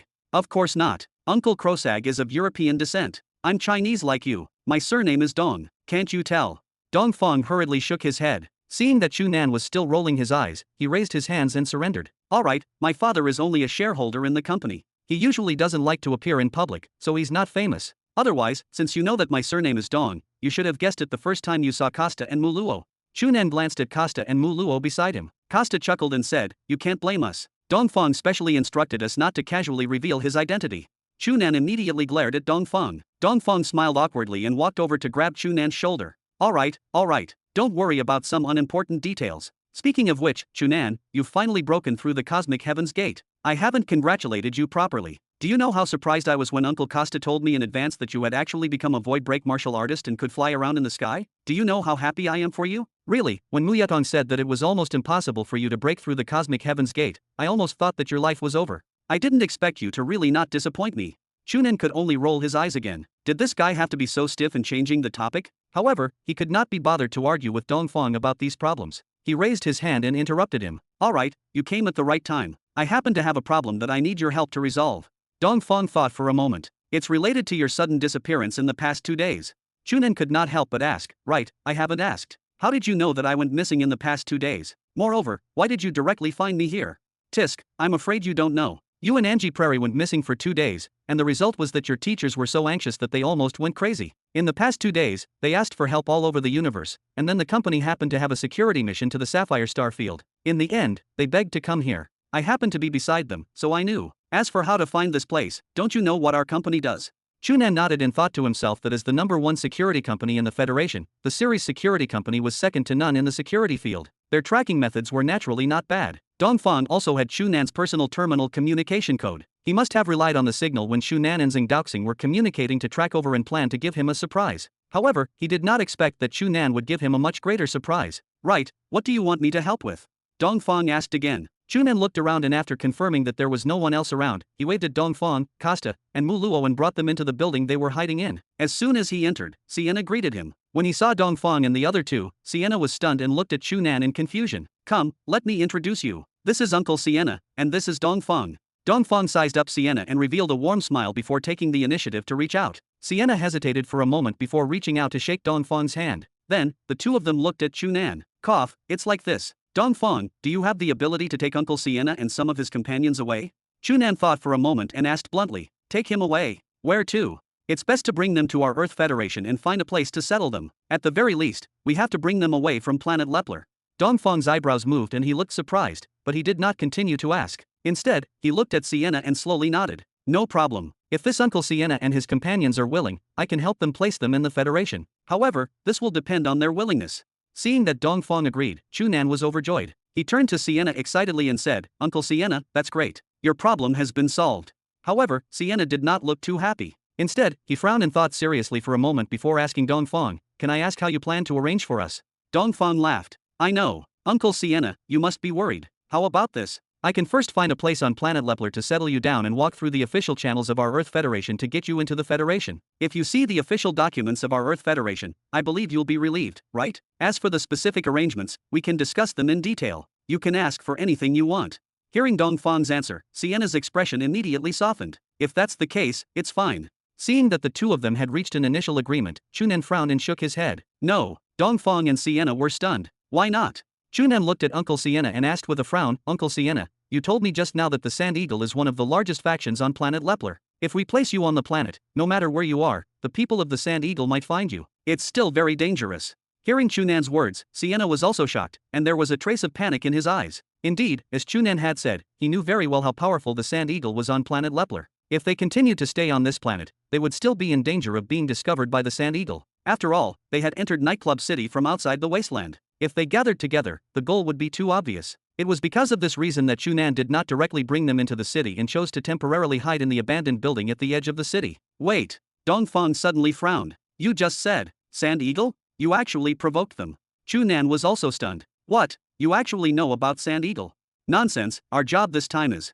Dongfang glanced at Sienna and did not continue. After pondering for a moment, he glanced at Costa, who immediately understood. He walked to the side and opened his personal terminal to contact him. Mu Luo also walked out immediately. It seemed that he was guarding outside. Only then did Dongfang turn to look at Sienna and say with a serious expression, "Uncle Sienna, since you've provoked the Sand Eagle, the plan just now is invalid. From now on, you and your companions must listen to my arrangements. In a while, I'll send someone to pick you all up and send you to the spaceship we're currently parked in synchronous orbit. During this process, please try to remain calm and not contact the outside world. Do you understand what I mean?"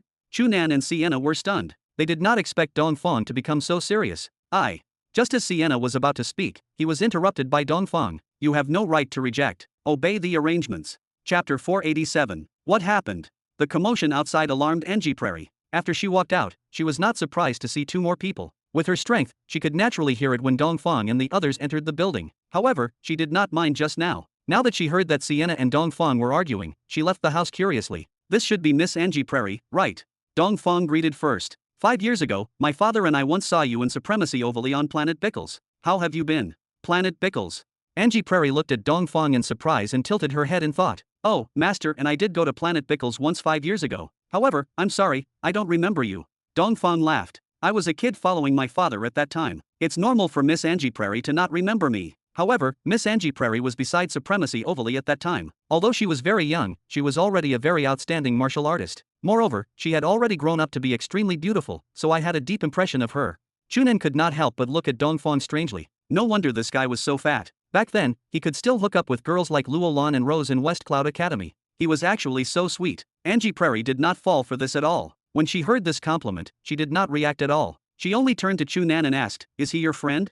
"Yes, that's right." Seeing the expression on Angie Prairie's face, Chu Nan immediately understood what she meant. He nodded and added, "We're good friends. I can completely believe him." "All right." Angie Prairie turned to Sienna and said, "Uncle Sienna, you should listen to his arrangements. Since he's Chu Nan's good friend, you can believe him. I believe he'll give you a suitable arrangement, right?" She looked at Dongfang and asked the last sentence. "Of course." Dongfang smiled and nodded. "This is the first time he has asked me for help so seriously since I met Chu Nan. I will definitely do my best to help him. Moreover, even if I don't help, Miss Angie Prairie, you will definitely think of another way, right?"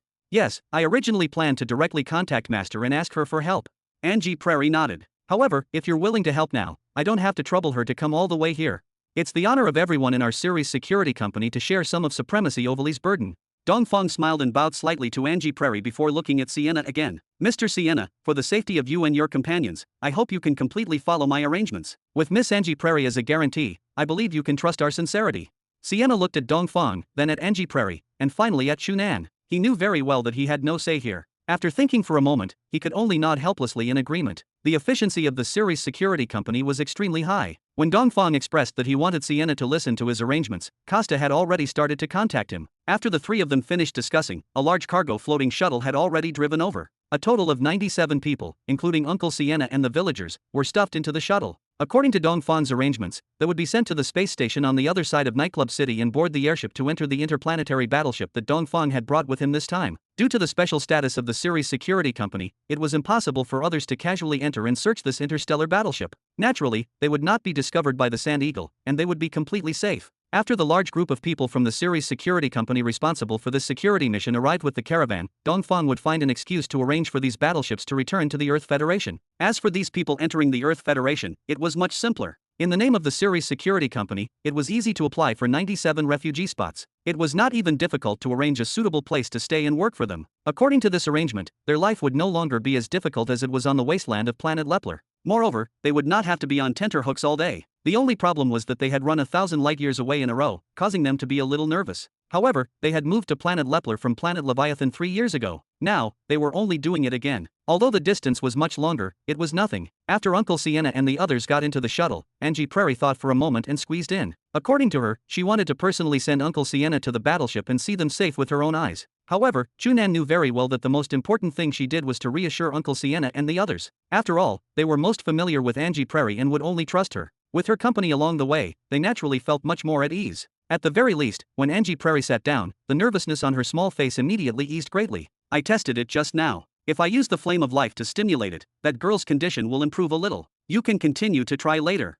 After saying this, Angie Prairie and Mu Luo boarded the shuttle and left. Seeing the shuttle float into the air and disappear into the distance, Dongfang turned around and looked at Chu Nan with a faint smile. Heh, Chu Nan, it's been more than half a year since we last met. Your ability has improved. In the past, you never attacked girls in the academy. I thought you were not interested in girls, but I didn't expect you to directly take down a big one now. Tisk tisk, tell me honestly, how did you hook up with Angie Prairie? I heard that she's very cold and no one can approach her. Get lost. Chu Nan immediately cursed. You make it sound so ugly. What do you mean by hooking up? I'm only friends with her now. Moreover, how can you tell that Angie Prairie is cold? Why don't I think so? Nonsense, of course you don't think so. From the looks of it, the two of you have probably long, hee. Dongfang chuckled. When he saw Chu Nan's quickly sinking expression, he tactfully did not continue and forcefully changed the topic. Right, what girl did she mention before she left? Could it be that you still dare to cheat on her? Can't you have anything else in your mind? Chu Nan could not help but kick him angrily. Alright, let's talk about serious matters. Dongfang raised his hands in surrender. Isn't this girl with Sienna and the others? Why didn't she take her away? No, she's a local Rand from planet Lepler. I'm having a headache over what to do. Wait. Dongfang's eyes suddenly widened. What did you say? A member of the Rand clan? Or a girl? Chu Nan looked at him in confusion. Why are you having such a huge reaction? Not only do you know about the Sand Eagle, but you also know what the Rand clan means. Nonsense. Dongfang almost jumped up. Where is she now? Quickly bring me to see her. Do you know that you've picked up a treasure? Chapter 488. Chu Nan was even more puzzled. Of course, he did not think that Dongfang would treat the eyes of the Rand clan as a treasure like those greedy businessmen Sienna had mentioned. Therefore, he treated that girl as a treasure. However, other than that, what treasure did that girl from the Rand clan have? Under Dongfang's urging, Chu Nan brought him into the room and saw the unconscious girl from the Rand clan. What's wrong with her? Dongfang pointed at her and asked. Chu Nan roughly explained how the girl from the Rand clan had exhausted a large amount of her life force to save Angie Prairie. Dongfang actually understood when he heard this. Blessing of fate. Legend has it that it's a magical cultivation method that can help others revive. However, the price is your life. Dongfang touched his chin and looked at the girl from the Rand clan on the bed thoughtfully. She's helping you so desperately, so what she wants you to do must be very difficult. What do you plan to do? Chu Nan frowned in thought for a moment before shaking his head. To be honest, I'm afraid I can't help her. She wants me to help her save her clansmen from Sand Eagle. I don't have that ability. Hearing Chu Nan mention the Sand Eagle again, Dongfang's expression became serious. Come, tell me, how did you encounter Sand Eagle in the past 2 days? Did you fight with their people? How's the other party's strength? Chu Nan found it a little strange. I see that you seem to know a lot about Sand Eagle. We're in charge of the security of the caravan this time, so we naturally have to investigate the general situation of the destination. However, what we obtain through the information is not as detailed and intuitive as your first-hand information. Sand Eagle. I've probably fought with 2 of them in the past 2 days. They're both void break martial artists. I think there should be stronger martial artists holding down the fort above them. There might even be heaven control experts. This is consistent with the information we've investigated. Dongfang nodded. According to the information we've found, the Sand Eagle organization is mainly active in the wasteland outside the city of planet Lepler. They control a lot of resources on the planet and have very close cooperation with the few large organizations on the planet, so their influence is very great. Everyone knows that they have many void break martial artists, but as for whether there is a heaven control expert, it's said that there is, but no one has ever seen them attack. Therefore, Chu Nan helplessly spread out his hands. If it's only a void break martial artist, I might be able to work hard and think of a way to help her. However, if the Sand Eagle even has a heaven control expert, I can't do anything about it. It's not impossible. Dongfeng smiled and patted Chu Nan's shoulder. She only wants you to save her clansmen, but she didn't say that she wanted you to save all the Rand clansmen. I think she and her clansmen should only be a small tribe in the Rand clan. Even if they're captured, Sand Eagle won't watch them closely. It shouldn't be difficult to save them. It's easy to say. Chu Nan rolled his eyes at Dongfeng. I definitely can't do it alone. Could it be that you plan to help? Heh, I have a serious job. The people I brought are all responsible for the security of the caravan. How can I help you? Dongfeng immediately retorted. Isn't that so? What are you talking about? Chu Nan glared at Dongfeng and turned to look at the girl from the Rand clan who was still unconscious. He sighed. It seems that we can only wait for her to wake up and tell her to go back. Hey, can you bear to reject a girl's request like this? She almost lost her life to save your little lover. Dongfeng shouted exaggeratedly. Damn, speak human. Chu Nan angrily kicked Dongfeng's butt again. What do you mean by saving my little lover? Moreover, how can I not reject her? If I was a star-grade martial artist like Supremacy Overly, what nonsense would I have? I would have directly raised my hand and exterminated the Sand Eagle. Beside him, Costa's face twitched. He wanted to laugh, but tried his best to hold it in. In front of them or anyone else, Dongfeng had always maintained a graceful and polite posture. At any time, he looked like a standard young master of upper-class society. They did not expect him to reveal his true colors and become so uncouth in front of Chu Nan. From this point, his relationship with Chu Nan was really good. All right. Dongfeng rubbed his butt and straightened his face. The truth is, it's not like there's no way to help her. Oh, tell me. Chu Nan was immediately interested. If possible, he naturally wanted to help this girl from the Rand clan. Not only because she had risked her life to save Angie Prairie, but also because Chu Nan had a grudge against Sand Eagle. If he had the chance to ruin their plan, that would naturally be good. To put it simply, there are two ways. The first way is for you to ask Angie Prairie to help. According to you, this girl saved Angie Prairie from such a dangerous situation. It's almost equivalent to saving her life, so she should repay her. This shouldn't be a problem, but what ability does Angie Prairie have to help her? Chu Nan frowned. She hasn't even broken through the cosmic heaven's gate. She doesn't have the ability, but her master is very capable. Dongfeng said meaningfully. Chu Nan was stunned. Let her ask Supremacy Overly to help? Isn't this too wasteful? Because of this, it was really a little unreasonable to invite a star-grade martial artist thousands of kilometers, no, thousands of light years away. Of course, Chu Nan also knew that if he really made a request to Angie Prairie, with her personality, she might really invite Supremacy Overly over. Moreover, with her master doting on her, she would really agree to this request. In fact, Angie Prairie might even have this plan now. No matter what, even if Supremacy Overly is willing to come, it will take at least a few days. From what she said, her clansmen might be in danger now. It might be too late in a few days. Tell me the second method first, Chu Nan said. The second method is even simpler. Dongfeng smiled. That is to buy her and her clansmen. Buy them. Chu Nan was stunned. What do you mean? Literally, it means to buy them with money. Dongfeng looked at the girl from the Rand clan as if he was examining goods. I'm afraid you don't know that there are slaves on almost all the inhabited planets in the Lepler and Sapphire Star field. The Rand clan is the more expensive type of slave. Ha! This was the first time Chu Nan had heard of this, and he felt that it was unbelievable. In this era of the Milky Way, there was actually an extremely backward thing like slavery? After thinking about it carefully, he felt that this did not seem strange. In the end, the Sapphire Star field was a chaotic place that did not even have a government or country. It was normal for such a situation to happen. Then, you mean that Sand Eagle's people captured her clansmen and might sell them as slaves?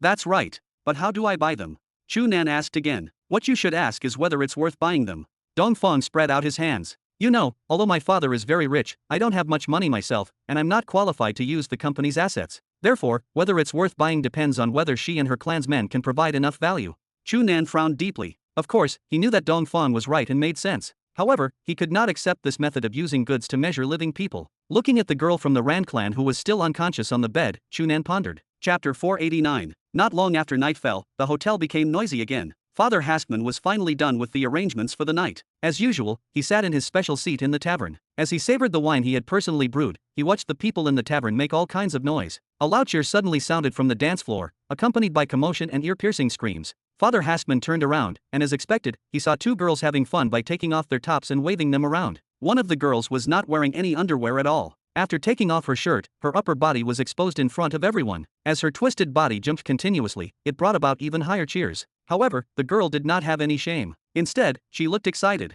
After turning around, she even reached out, pulled off the bra of the female companion beside her, and threw it out. Her female companion also did not have any shame. Instead, because the others' gazes were focused on her body, she became even more excited. Father Haskman's gaze swept past the two girls' bodies and landed on a few young men who were cheering and smiling lewdly. He could not help but sneer. They were really bold. Their legs had clearly been broken because of something similar. In just a day, not only had their injuries been healed, but they even dared to come here again. Weren't they afraid that the guy would run out and beat them up again? However, on second thought, Father Hassman shook his head and sighed in disappointment. In fact, Father Hassman thought quite highly of that little guy. He originally felt that since the boy possessed a very good martial technique at his age, he could definitely shock the underground fist-fighting world in Nightclub City with him. Therefore, he stood to make a huge profit. He did not expect that the boy would break his promise last night. Not only did he miss Father Hassman's appointment, but he also missed the Date Society's appointment. Last night, the leader of the Date Society, Omara, brought 2 of his experts to the appointment. After waiting for the entire night, that kid did not appear, causing the leader of the Date Society to be ruthlessly mocked for the entire day. He even heard that the leader of the Firebird gang had specially run to him and mocked him, causing him to angrily announce that as long as he saw that kid again, he would kill him.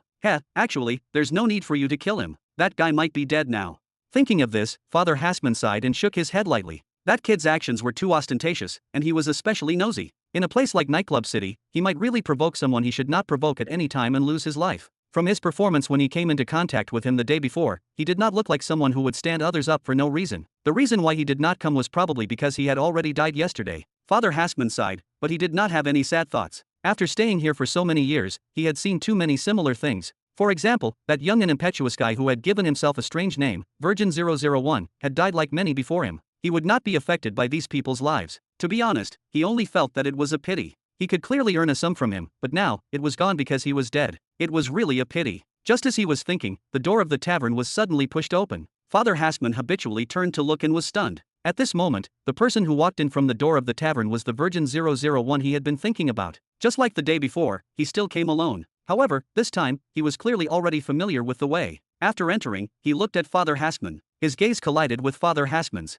He smiled at him, walked around the 2 people blocking the way, and walked straight over. Father Hassman was slightly shocked. It had only been 2 days since they last met, but this young man seemed to have undergone a very surprising change. If it was said that when he first saw him 2 days ago, Father Hassman could still see that his martial technique foundation was solid and his internal breath was deep, then now, he discovered that he could not see through this young man at all. The current him seemed to have perfectly fused with the surrounding space when he raised his hand and turned around. He could not sense any abnormalities. If not for the fact that he had watched him walk over, Father Hassman would even think that this person did not exist. Father Hassman watched in surprise as he slowly approached. He thought for a moment and took the initiative to stand up, preparing to welcome him first. With his years of experience in the underground fist circle, he could tell that this young man should have at least reached the perfect realm of one with the world. In other words, even if he had not broken through the cosmic heaven's gate, he was definitely only a step away. With his overly young age, he was definitely worthy of a certain amount of respect from Father Hassman. However, just as he was about to reach Father Hassman, cheers sounded from the dance floor, mixed with the ear-piercing screams of a few girls. Father Hassman frowned and cried out in his mind. As expected, Virgin 001, who was walking over, turned to look in the direction of the dance floor. He glanced at it and sneered before turning around. Father Hassman slapped his forehead and wanted to stop him, but Virgin 001 suddenly turned around and looked at him deeply. This gaze was calm and did not fluctuate at all. Virgin 001 did not have any special expression on his face, but Father Hassman suddenly felt the pressure around his body increase. He could not help but stagger a step back and sit back in his chair heavily. Father Hassman felt a chill in his heart. It had only been 2 days since he last saw this guy, but his strength had actually increased so terrifyingly. Could it be that he had some fortuitous encounter in the past 2 days and obtained an important breakthrough? Or had he deliberately hidden his strength the day before yesterday? No matter what the reason was, it immediately made this little guy, who was originally a little naive in Father Hassman's eyes, terrifying. He could only watch helplessly as Virgin 001 walked through the crowd to the dance floor. A moment later, with a few muffled bangs, a few figures flew up from the dance floor and smashed to the side. It was the young man who was still teasing those girls. He was also one of the people who had been taught a lesson the day before. There were a few exclamations in the crowd, then silence. Virgin 001 walked to a young man who had been sent flying by him expressionlessly, reaching out and picking him up. He lowered his head and gave some instructions. Then, he casually threw the guy accurately to the door of the tavern as if he was throwing trash. However, he happened to fall to the ground and did not collide with anything, so he could still maintain his consciousness. Next, Virgin 001 threw the young people to the door as if he was throwing sandbags. Then, he clapped his hands and sat down in front of Father Hassman under everyone's stunned gazes. Father Hassman, I'm sorry. I was delayed by an accident yesterday and couldn't make it, so I'm a day late. Apart from telling you that, I came to ask you a question. Chapter 490. Father Hassman looked at Chu Nan deeply, and his expression changed several times. After a long moment, he tried his best to calm down and exhaled. Tell me, what is the problem? Virgin 001 was naturally Chu Nan. Seeing that old Father Hassman finally replied, he smiled and leaned forward slightly. He asked softly, Father, tell me, where do they sell the Rand clan? Father Hassman did not expect Chu Nan to ask this question. He looked at him in surprise and asked, why are you suddenly interested in the Rand clan? I was asked by someone. Chu Nan shrugged. I have a friend who was very interested in the Rand clan a long time ago. When he heard that I happened to be on planet Lepler, he asked if I could bring 2 of them back to broaden his horizons. I heard that. At this point, Chu Nan lowered his voice again. We can directly trade the Rand clan here, but I am new here and do not know where to buy them. Can you show me the way? Father Haskman smiled. Of course, he did not believe Chu Nan's nonsense. However, this was not his fault. On planet Lepler, although the slave trade was not open and aboveboard, it was not something that required special caution. Since Chu Nan had found him, it was not a problem for him to provide some clues. Actually, you should not ask me about this. You should ask the guys you threw out just now. Oh. Chu Nan was a little surprised. Could it be that the gang those guys are in is selling the Rand clan? No, the Date Society is not qualified, Father Haskman said, shaking his head. But the Angelo Chamber of Commerce above them is closely tied to this business. Angelo Chamber of Commerce. Chu Nan memorized the name. Just as he wanted to ask Father Haskman for more details, the old man waved his hand. That is all I can tell you. I want to live for a few more years. Ask the guys from the Date Society for the rest.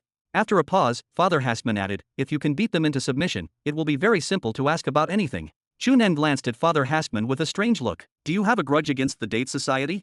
Father Haskman laughed and did not answer. Chu Nan stood up. Alright, those guys should be here soon. I will go out and see them. After saying that, he took out a stack of banknotes and slapped them on the table. It is nothing. However, Father Haskman pressed Chu Nan's hand down and shook his head. I cannot accept this. You helped me clean up the place. I should thank you and answer your question. Is that so? Chu Nan thought for a moment and did not argue. He put away the stack of transnotes, waved at Father Haskman, and left the tavern. As soon as he stepped outside, he saw a group of people walking over aggressively. Heh, you are very efficient. Chu Nan's gaze swept past the crowd, easily distinguishing a few of the hooligans whose legs he had broken the night before. Clearly, this group of people was from the Date Society. It is him, brothers. When he saw Chu Nan from afar, one of the guys whose leg had been broken the day before pointed at him and shouted. However, just as he spoke, Chu Nan tapped his feet and rushed over like a ghost. A moment later, he was like a tiger entering a flock of sheep, casually striking out at several of them. There were some fellows with passable strength among these people. A few were high-level overlord body martial artists, and there was even one who seemed to have the strength of a second stage or third stage internal breath realm. If it were the Chu Nan from 2 nights ago, he could easily deal with these guys, but it would have taken some effort. However, now that he had broken through the cosmic heaven's gate and become a void break martial artist, the difference between him and an overlord body realm martial artist, or even an internal breath realm martial artist, was night and day. The gap in strength was immense. That internal breath martial artist barely blocked Chu Nan's punch. Once Chu Nan realized the man possessed internal breath realm strength, he grew slightly more serious and slapped him away. In just 2 minutes, the group of people who had been so aggressive earlier collapsed to the ground. Chu Nan chuckled and walked to the person who had shouted earlier. Looking at the man's frightened expression, he slapped him, knocking him out cold. Then, he reached out, picked him up, and in front of the surrounding audience, tapped his feet and flew to the adjacent roof. He leaped twice and disappeared into the night. The crowd had originally planned to watch an exciting show, but they did not expect Chu Nan to end the battle so cleanly. They were left completely stunned. Inside the tavern, the young waiter frowned and curled his lips in dissatisfaction. What are those guys from the Date Society doing? They clearly know Virgin 001 is powerful, yet they dare send these useless fellows out. They really are not afraid of losing face. Beside him, Father Haskman glanced over and sneered. Do not just stand around chatting. Go run an errand for me. The young waiter raised his eyebrows and asked excitedly, where am I going? Is there a tip in it for me? Father Haskman kicked him in the butt. Cut the crap. Just do as I say. As for whether it is beneficial, that depends on your own ability. The young waiter rubbed his butt and did not mind at all. Instead, he smiled and leaned closer. Father, hurry up and explain. Don't you know my ability? I can definitely settle things for you beautifully. Just go. 10 minutes later, the young waiter had taken off his service uniform and changed into ordinary clothes. He stepped out the back door of the tavern and carefully looked around. After confirming that no one was in the alley, he quietly slipped out and disappeared around the corner. As soon as he disappeared, another figure emerged from the darkness at the far end of the alley. The weak light spilling from the nearby tavern revealed the man to be Muluo. Muluo glanced in the direction where the young waiter had disappeared, then turned back to check the tavern. He raised his hand, opened his personal terminal, and whispered, someone just left the tavern. Chase after him, a young voice ordered through the terminal. Yes. Muluo ended the call. Without a sound, he vanished from the spot. In the next moment, he reappeared at the other end of the alley, silently pursuing the young waiter. Chapter 491. Dongfang had just ended his communication with Muluo when he heard a muffled sound outside. It seems that kid is back.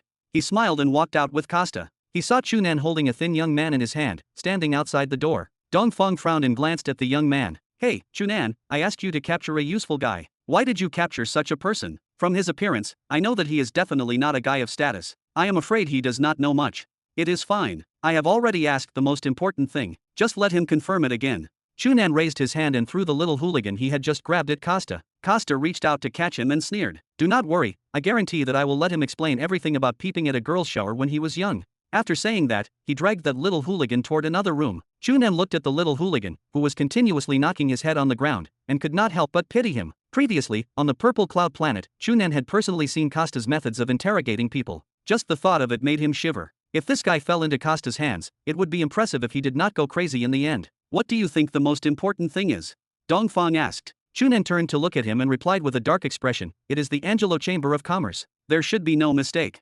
Dongfang nodded. "This is the same information I obtained from other channels. It seems that there is no problem." After saying that, he pointed behind him. "That girl is already awake. She was in a hurry to find you. I got Costa to temporarily tie her up. Go take a look."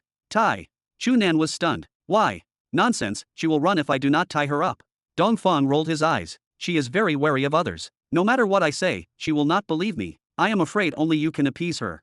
Chu Nan helplessly shook his head. He had originally planned to make some preparations in advance while that girl from the Rand clan was still unconscious, but he did not expect her to wake up during this period of time. When he recalled the first time he discovered her and directly chose to escape, he could imagine her reaction when she woke up and discovered that she was surrounded by strangers. Fortunately, it was Costa beside him at that time. With his strength as a third-stage void break martial artist, he could deal with her and control her again. Otherwise, if she ran away like this, all the previous preparations would be in vain. After walking into the house and seeing the situation, Chu Nan could not help but grin. At this moment, the girl from the Rand clan was tightly tied up by a few very thick steel ropes. At the same time, her mouth was stuffed with a cloth ball. She was fixed to a bed and could not move at all. Anyone who saw this scene would definitely think of kidnapping. Earlier, when Dongfang said that Costa had tied her up, Chu Nan did not mind. Now that he saw her like this, he could not help but feel that it was a little exaggerated. When she saw Chu Nan walk in, the girl widened her eyes and whimpered as she struggled. "Do not be afraid. Those people outside are actually my friends. Their methods toward you are a little too intense. Actually, they are afraid that you will escape." Chu Nan walked to the bed and nodded at the steel ropes. As he stretched out his hand to untie them, he continued to explain. "I went out to inquire about some situations just now. I heard that many of your people have been sold as slaves. If your people are captured by the Sand Eagle, will they be dealt with like this?" The Rand girl suddenly stopped moving, and her mouth stopped whimpering. Chu Nan raised his head and saw her staring at him. "It seems that I was right?" Chu Nan asked. The girl immediately nodded desperately. "All right, I will take off the thing in your mouth now. Do not shout. This is the city. If you attract others, you will be in danger. Do you understand?" The girl nodded again. Only then did Chu Nan reach out to touch the cloth ball. "Ha!" As soon as he took it out, the girl from the Rand clan exhaled forcefully and asked Chu Nan anxiously, Did you see my clansmen?" "No." Chu Nan shook his head and continued to untie the steel ropes on the girl. "Then do you know where they are now?" The girl from the Rand clan continued to ask anxiously. At this moment, Chu Nan had already untied all the steel ropes on her body and gestured for her to sit down. Then, he sat down in front of her and looked straight at her. "In that case, your people were captured by the Sand Eagle and are indeed planning to be sold as slaves. How did you know?" "I secretly followed beside them and eavesdropped on them." Chu Nan recalled the ability of this girl from the Rand clan to hide in the sand and nodded. "Then what else did you overhear?" "Nothing else." Looking at her stunned expression, Chu Nan felt helpless. From her previous actions of kissing Angie Prairie without a word, this girl from the Rand clan probably rarely came into contact with the outside world, and her thoughts were extremely simple. Otherwise, she would not have dared to chase after him alone to ask for help after seeing that he had killed the Sand Eagle members. "Alright, you should know where the Sand Eagle people captured your clansmen and sent them to, right?" Chu Nan changed the question. "I was just following behind them. I do not know where it is." Chu Nan slapped his forehead and thought to himself that if he relied on this girl to obtain information, he would be asking for trouble. "Alright, you should know how many days they have been captured, right?" "Yes, from the moment Sand Eagle's people attacked our tribe and captured our clansmen, counting my escape alone, it has already been 4 days." Perhaps because she had finally encountered a question that she knew better, the girl from the Rand clan replied very quickly and even spoke much more smoothly. 4 days. Chu Nan frowned and pondered. Since the Sand Eagle's people had captured these people from the Rand clan and planned to sell them as slaves, 4 days was at most enough for them to initially focus on managing these people. It should not be enough for them to complete their mission. Perhaps they were contacting the buyer through a channel now. If he acted quickly, he should be able to find out in time. When he thought of this, Chu Nan said to the girl from the Rand clan seriously, "Listen carefully. Because you saved Angie Prairie, I am willing to help you save your clansmen." Hearing this, the girl immediately revealed an excited expression. She wanted to speak, but she was stopped by Chu Nan. "However, you should know very well that the Sand Eagle is very powerful, so it is impossible for me to snatch them back alone." The excitement on the girl's face instantly disappeared, and her expression became extremely dejected. Of course, she knew this very well. The reason why she took the risk to ask Chu Nan for help was that she had seen him kill the leader of the Sand Eagle twice and felt that he was powerful enough. However, although she was simple-minded, she was not stupid. Of course, she knew that even if Chu Nan's strength was enough to kill the leader of the Sand Eagle, he did not have the strength to fight the entire Sand Eagle. When she thought of this, she immediately felt that Chu Nan was definitely unwilling to help. Therefore, she touched her head and got out of the bed. She stood up and gave Chu Nan a strange gesture before walking out. Chu Nan grabbed her. Hey, where are you going? The girl blinked as if she did not understand Chu Nan's question. You cannot help me. I will find someone else to help. Who can you find? The Rand girl fell silent. Of course, she knew that it was impossible for her to find anyone who could help her. I have not finished speaking. Looking at her reaction, Chu Nan did not know whether to laugh or cry. He knew that this girl was too simple-minded and was not suited for beating around the bush. I cannot help you alone, but I have found help. They have the ability to help you save your clansmen. Really? The girl immediately looked happy. Really? Chu Nan nodded seriously. But they have conditions. Chapter 492. Oh.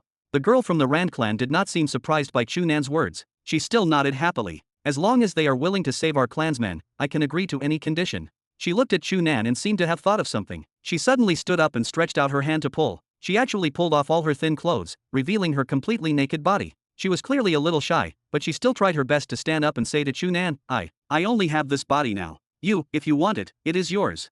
Chu Nan was immediately embarrassed. Just as he was about to speak, laughter suddenly sounded from outside the door, and Dongfang's voice followed. Haha, girl, compared to your body, the knowledge and skills in your head are actually much more valuable. In fact, your eyes are much more valuable than your entire body. Of course, if Chu Nan really takes a fancy to your body, I will definitely help you save your clansmen, even if I lose a lot. What do you think? Chu Nan turned around and glared at Dongfang, who walked in. He saw him sizing up the naked girl from the Rand clan with interest and casually grabbed the bedsheet to cover her. This guy is someone who has the ability to help you. If you can make him feel that you are worth helping, your clansmen will have hope.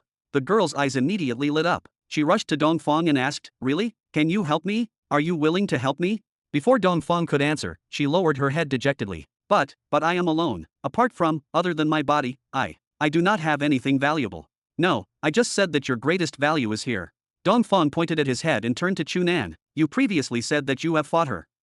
What is wrong? Chu Nan found it a little strange. Then what do you think of her martial technique? Chu Nan glanced at the girl from the Rand clan and thought for a moment before answering. She is not strong, but she is very special. It is not just the blessing of fate, she can even easily enter the sand and rocks on the ground of the wasteland. It is really magical. Therefore, just the martial techniques she grasps are already very valuable, right?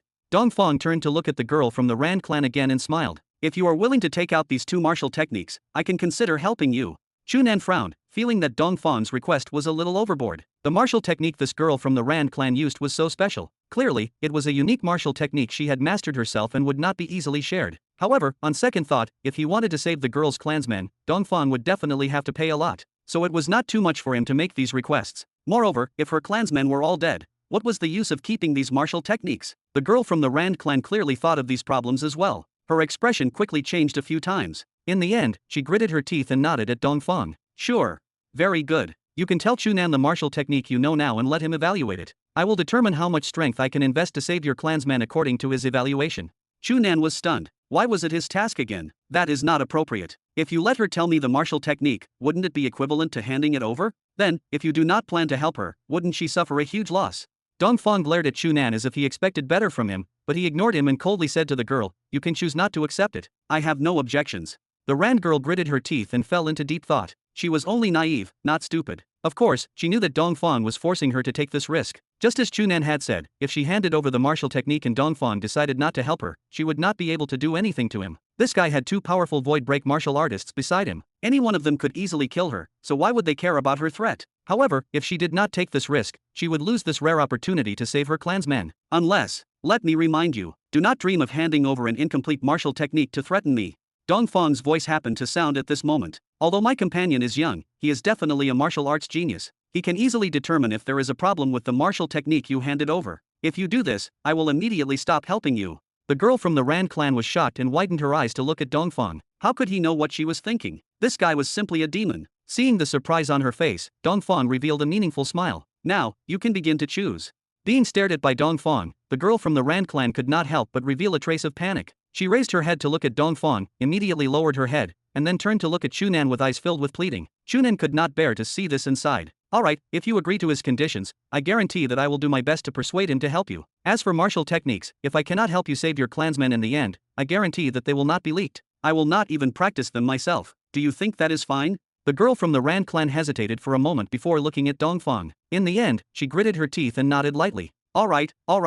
Then, she took a step toward Chu Nan and said timidly, No, but I only believe in him. Is that so?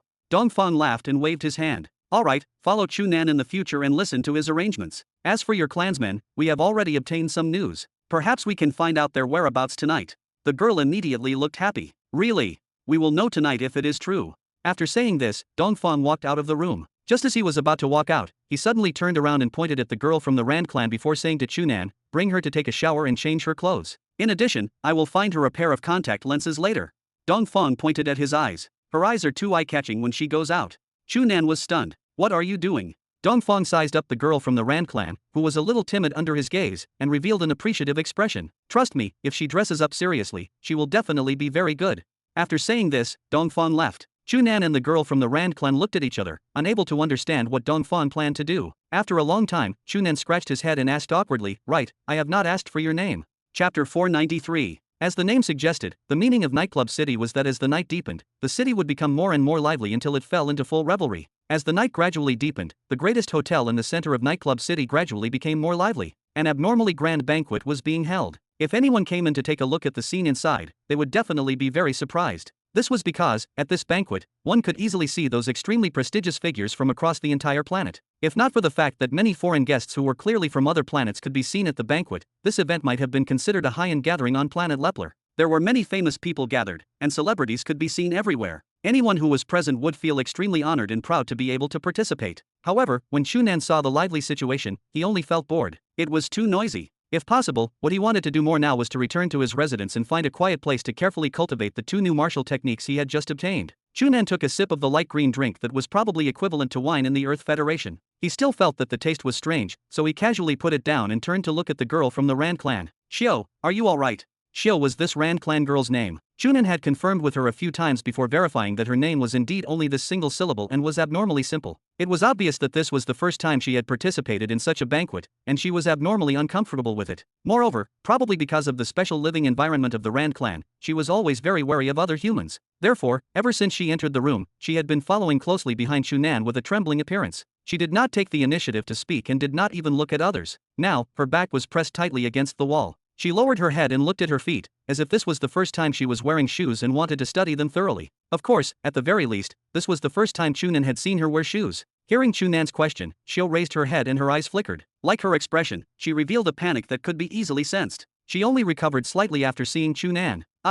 She first shook her head, then nodded. She thought for a moment and shook her head again. "I am fine." Chu Nan immediately laughed. How did she look fine? "If you are really not used to it, I will tell Dongfang. The 2 of us can go back first," Chu Nan suggested. No, Xiao immediately shook her head firmly. "I want to ask about my clansmen. I cannot leave." Hearing the determination in her tone, Chu Nan sighed softly and turned to look at Dongfang, who was talking to 2 local merchants not far away on the right. This guy said that he wanted to ask about the Rand clan slaves at the banquet. That was one thing, but why did he have to bring the 2 of them here? Because of this, he even specially found someone to dress Xiao up and said that he wanted Chu Nan to know that she was actually a very charming girl. When he thought of this, Chu Nan turned to look at Xiao. He had to admit that Dongfang's taste in girls was definitely top-notch. Earlier, Xiao's entire body was gray and her facial features were almost indiscernible. Even her body was covered in a thick layer of dirt, causing Chu Nan to only feel a little awkward when he saw her naked in front of him. He did not feel any temptation from a woman. In fact, because her figure was ordinary, people would definitely treat her as a boy before they heard her voice. However, now that she had taken a good shower and changed into the clothes Dongfang had prepared for her, after dressing up slightly, she immediately became a charming girl. Chu Nan compared her to the girls he was most familiar with in his mind and discovered that she was not as beautiful as Angie Prairie, who was filled with brilliance like a goddess. She was also not like LV, who always had a trace of arrogance.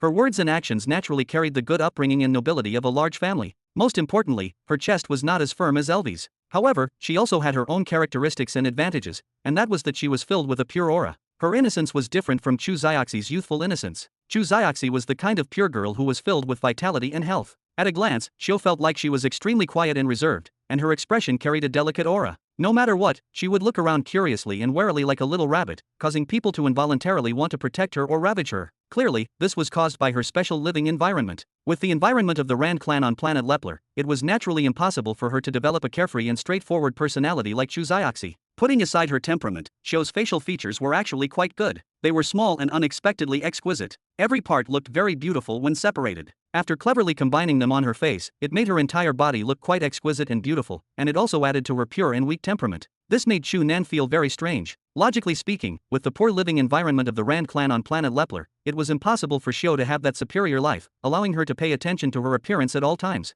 This could be seen from the thick layer of soil on her body previously. However, in such a living environment, it was one thing for her to be beautiful, but why was her skin so good? She was simply much stronger than those celebrities in the Federation who had spent effort and money to maintain their complexion. Could it be that the Rand clan was born with this? Sensing that Chu Nan's gaze was a little strange, Xiao lowered her head again. Chu Nan shook his head and threw away the question brought about by her appearance, beginning to consider another issue. Xiao, I still have some questions about the 2 martial techniques you told me about. Xiao raised her head again, looking surprised and a little frightened. I have already said it. I am not hiding anything. Really? Xiao explained very seriously, her tone revealing panic. That great demon king called Dongfang had said that whether he would help her save her clan's men would be determined by Chu Nan. If Chu Nan felt that she was still hiding something, it would be bad. Of course, Chu Nan understood what she was worried about. He smiled and shook his head. Do not panic, I did not say that you were hiding anything. I just feel that there are some things you do not understand.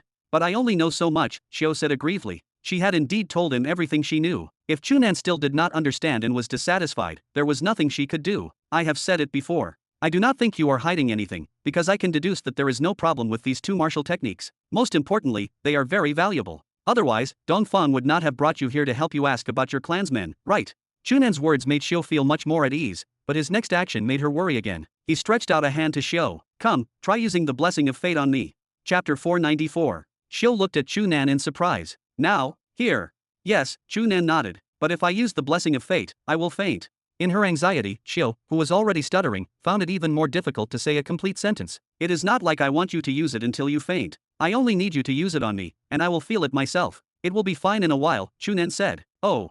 Only then did Xiao understand Chu Nan's meaning. She nodded obediently and looked around warily. When she discovered that no one was paying attention to her, she stretched out a hand and held his. A moment later, an imperceptible green light emitted from her body. Then, the green aura that Chu Nan had seen before spread out from her palm and seeped into his. As this green light seeped in, Chu Nan immediately felt his mind become much stronger, and his entire body became more energetic. Chu Nan carefully savored these changes and discovered that they were slightly different from when he used the flame of life to stimulate his life force. Although it was also an increase in life force, the flame of life stimulated the original life force of the human body, allowing people to obtain the effect of a life force eruption in a short period of time. If one had to describe it, it was like taking stimulants. However, now that this green light had seeped in, there was an additional life force out of thin air. Although it was not perfectly fused and coordinated like the flame of life that stimulated his own life force, it would not cause any side effects afterward. After carefully comparing the effects of different cultivation methods on the human body in his mind, Chu Nan retracted his hand. Done. Xiao gently exhaled, her expression clearly much more exhausted than before. Seeing that her gaze had involuntarily landed on the roasted meat on the distant table, Chu Nan smiled and walked over to fill a plate with all kinds of meat before handing it to her. Eat slowly. Do not choke.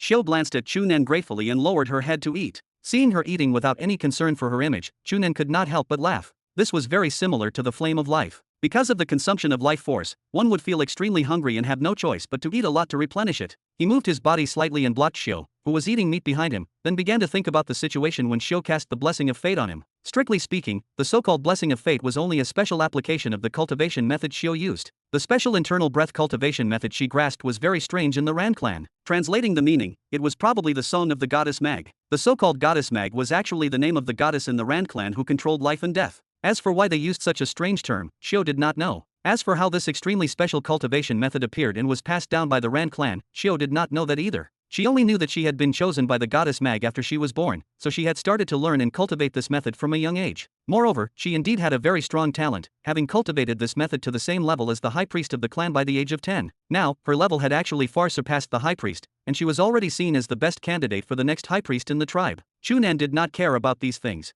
He only cared about the special effect of this cultivation method. Under the pressure of saving her clansmen, Xiao was forced to hand over this cultivation method completely. In terms of the cultivation method alone, it was actually not that special. It was still built on the foundation of cultivating internal breath and maintaining its circulation. To Chu Nan, who had already opened all the meridians in his body and fully grasped the trajectory of his internal breath, it was not difficult to master it. Xiao only explained it once before Chu Nan successfully cultivated it. Soon, like Xiao, he transformed his internal breath so that it could emit a green aura. This shocked Xiao because when she first learned this cultivation method, she spent a month successfully cultivating it, but Chu Nan only used less than half an hour. This also made her feel very depressed. Due to the fact that Chu Nan cultivated it so easily, she felt that this cultivation method was not like what the high priest of the tribe had said. It was not a god-given cultivation method or something that could allow people to possess strength close to that of a god. Instead, it seemed like an ordinary cultivation method. As for ordinary cultivation methods, they were definitely not valuable in the eyes of that demon king called Dongfang. They were probably not enough for him to agree to save her clansmen. Fortunately, after she explained the special use of the blessing of fate, it was not so easy for Chu Nan to completely master it.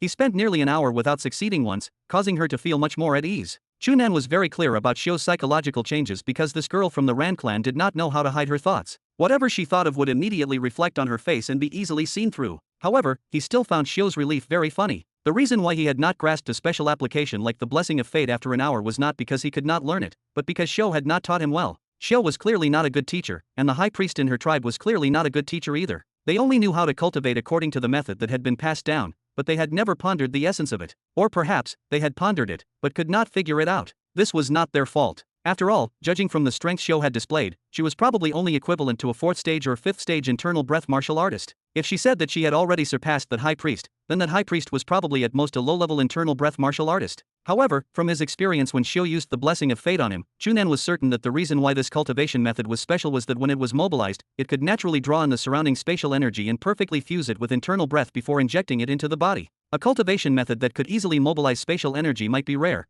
but it was not strange for Chu Nan. With the extremely special high-frequency vibration internal breath he had mastered, he could do this a long time ago. However, this was the first time Chu Nan had seen a cultivation method that could perfectly fuse spatial energy into internal breath. Even though he had achieved a complete breakthrough now and could easily use his internal breath to mobilize spatial energy and fuse them together, this relied entirely on his super control over his internal breath to achieve the same precise control of spatial energy. In reality, internal breath was still internal breath, and spatial energy was still spatial energy. They could not be mixed together. However, when Shio used the blessing of fate, Chu Nan clearly felt that after the spatial energy fused into her internal breath, it could no longer be differentiated. It was equivalent to strengthening her internal breath, making the life force she used to replenish Chu Nan become even more pronounced. When he thought of this, Chu Nan understood. No wonder Shio could easily replenish a large amount of the life force that Angie Prairie had exhausted, yet only woke up after being unconscious for less than half a day. Logically speaking, her life force should be far inferior to Angie Prairie, who had cultivated the flame of life since she was young and was only a step away from breaking through the cosmic heaven's gate. Therefore, under normal circumstances, if she wanted to completely replenish the life force consumed by Angie Prairie, she probably would not be able to do so even if she sacrificed her life. However, the truth was that she still had strength remaining. This phenomenon immediately caused Chu Nan to have many questions and connections. Could it be that this cultivation method could absorb spatial energy to increase or even replace life force?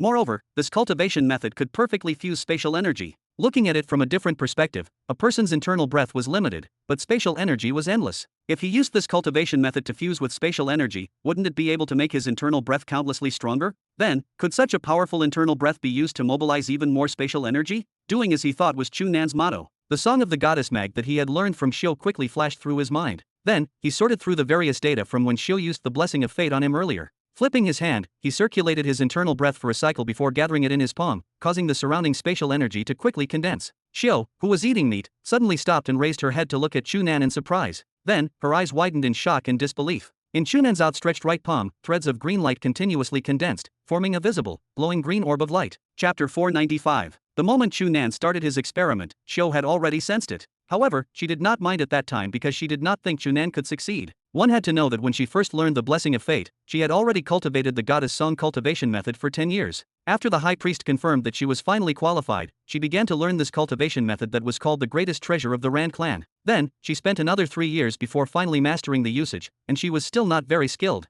Otherwise, she would not have fainted when she saved the girl called Angie Prairie. However, reality quickly gave her a ruthless, huge blow. Chu Nan had actually succeeded in an instant. Moreover, regardless of whether she saw it with her eyes or sensed it, she could discover that the life force in the green light in Chu Nan's palm was extremely exuberant. It was even much stronger than when she used the blessing of fate. Chu Nan suddenly retracted his palm and curled his fingers. The green light disappeared and flowed back into his body. After closing his eyes and sensing it for a while, a smile appeared on his face. After he opened his eyes again, they clearly lit up. As he had expected, the most magical thing about the blessing of fate was not the transfer of life force, but that it could actually perfectly fuse spatial energy into his internal breath. Not only would this clearly strengthen his internal breath, but it could also allow a martial artist to control spatial energy more easily. There was also a magical effect. Chu Nan could clearly sense that his life force had increased, and he felt much more energetic. From this point, regardless of whether it was Shio or the high priest she spoke of, their understanding and use of this magical cultivation method were problematic. This cultivation method could completely increase a cultivator's life force, and it was not as simple as transferring their life force to others. Chu Nan glanced at the stunned Shio, and his heart stirred.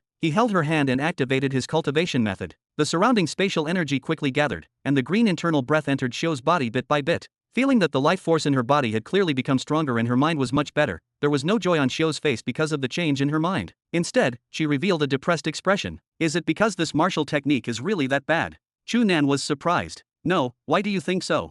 If it is not very bad, why did you master it so easily?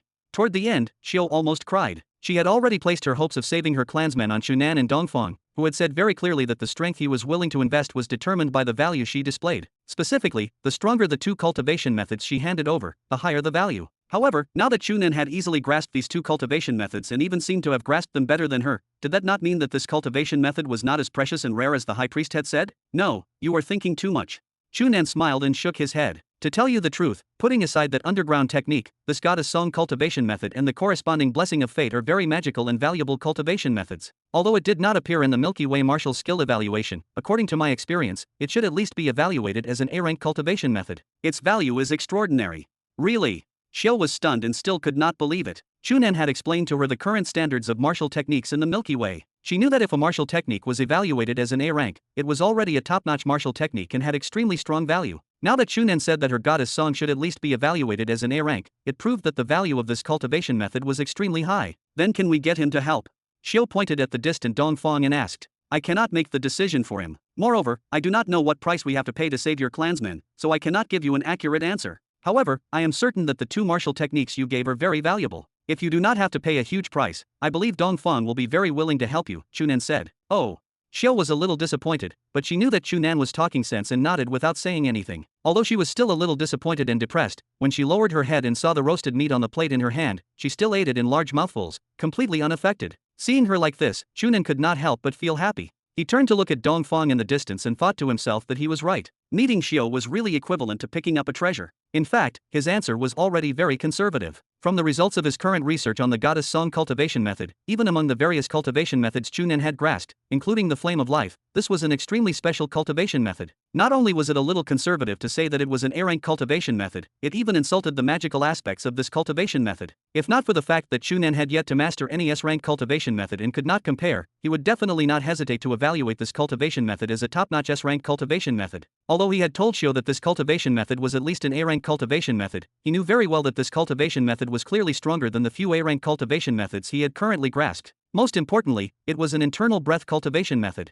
Moreover, it was an internal breath cultivation method that involved life force and spatial energy control. Chu Nan had yet to understand it thoroughly, so he could not come to a final conclusion. However, he could imagine that if he combined this cultivation method with the flame of life, the effect would definitely not be as simple as 1 + 1 = 2. Think about it. The flame of life could allow him to quickly recover from his injuries in battle and maintain his strongest combat strength, but the flaw was that it would consume a large amount of life force. After using the goddess song to absorb spatial energy, it could replenish his life force. This way, it was simply like a perpetual motion machine that could forever maintain him in his best state without any attenuation. If he had such an ability, Chu Nan was certain that he was invincible against opponents of the same level. With the support of such an ability, along with his powerful data processing ability and super control of spatial energy after a perfect breakthrough, Chu Nan was even certain that he could easily defeat opponents of a higher level or even two. If he encountered Nemata and Lumor again, Chu Nan was even confident that he could kill them without any effort. Just as Chu Nan rubbed his palms together and was about to continue experimenting with this cultivation method, he saw Dongfang waving at him. Chapter 496.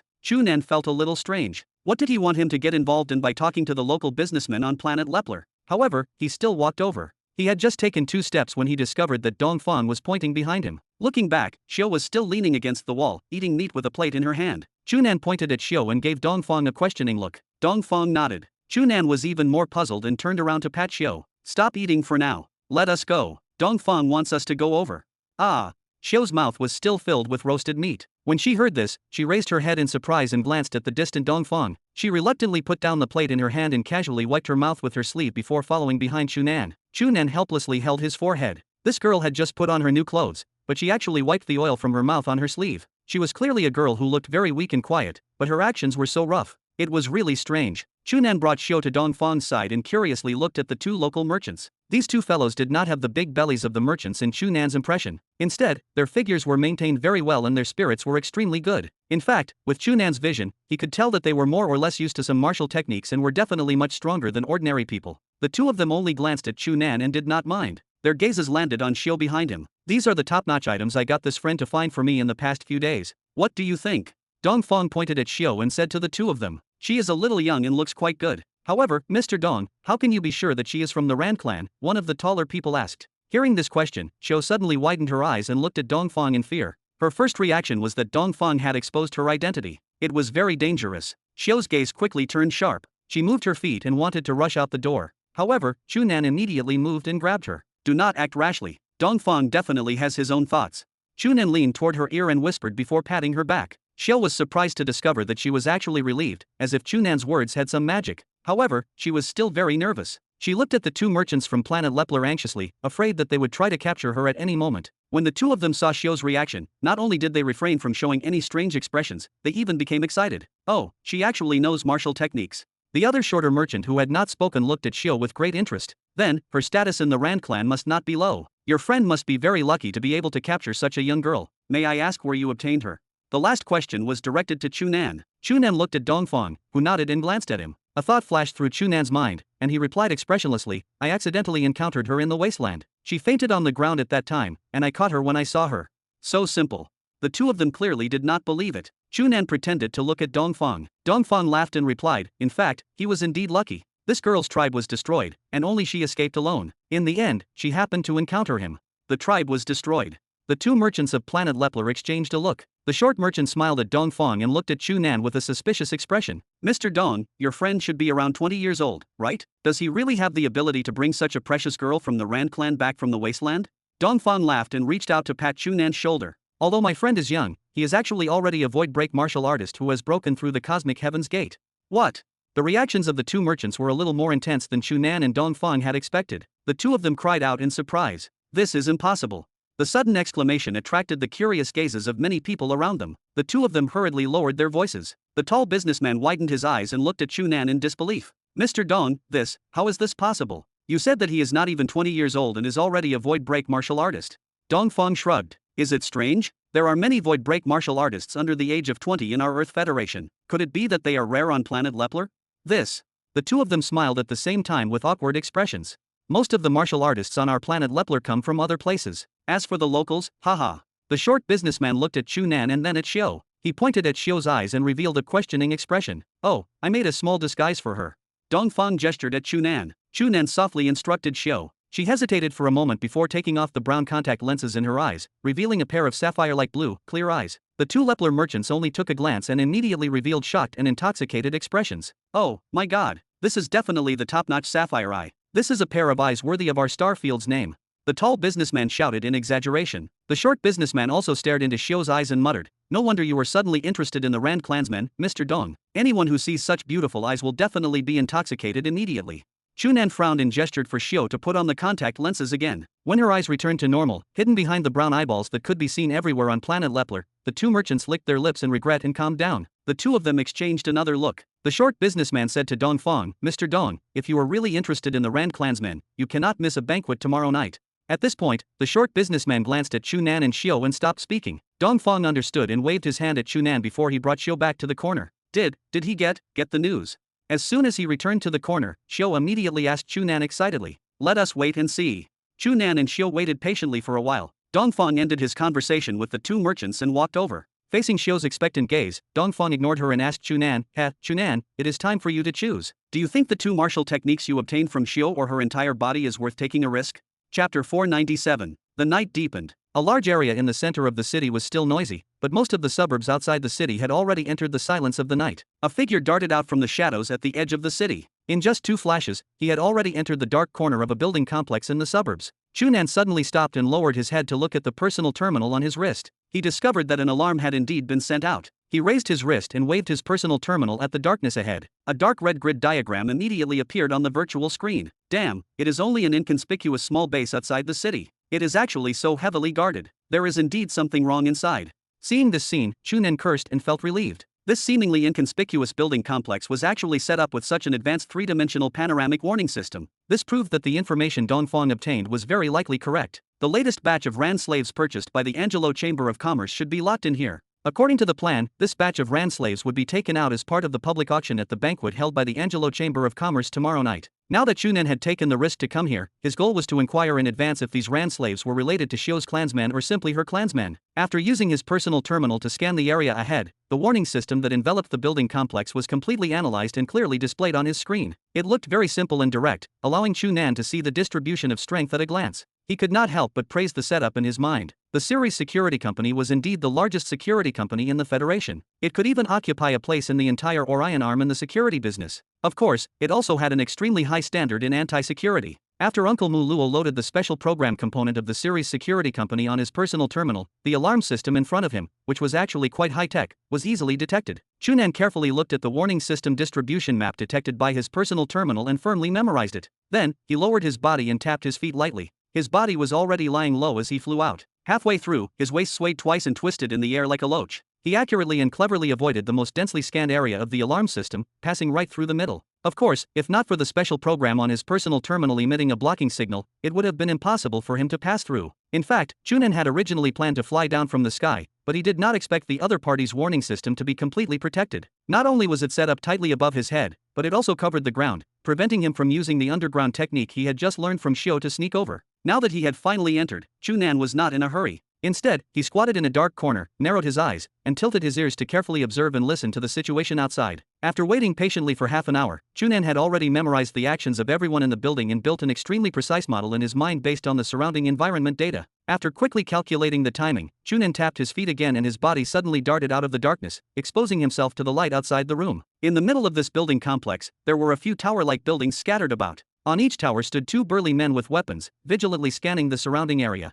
With the distribution of these towers, they could normally see the entire building complex. However, when Chu Nan darted out of the darkness, the two guards happened to move their gazes away from the tower closest to him. The two people on the tower further away were looking over, but by the time they turned around, Chu Nan had already left. This brief gap allowed Chu Nan to avoid the monitoring gaze from above. At the same time, the moment Chu Nan darted out, two burly men holding weapons who were in charge of patrolling walked past the building he was hiding in. After Chu Nan darted out, he almost brushed right past them. However, with Chu Nan's perfect control of spatial energy, he firmly contained the airflow change caused by his movements, keeping it within 10 centimeters of his body. As for sound, none leaked out. In the end, the two of them did not sense anything and allowed Chu Nan to pass behind them. Using the precise time differences from his calculations, Chu Nan flashed like a ghost in this tightly guarded building complex. Soon, he entered the deep section of the facility. After stopping in a blind spot in the shadows, Chu Nan's gaze landed on a huge house on the left. Based on the test results from his personal terminal, the defense around this house was the tightest. Moreover, it matched the scene in front of him. Just the entrance of this house was guarded by 5 burly men holding weapons.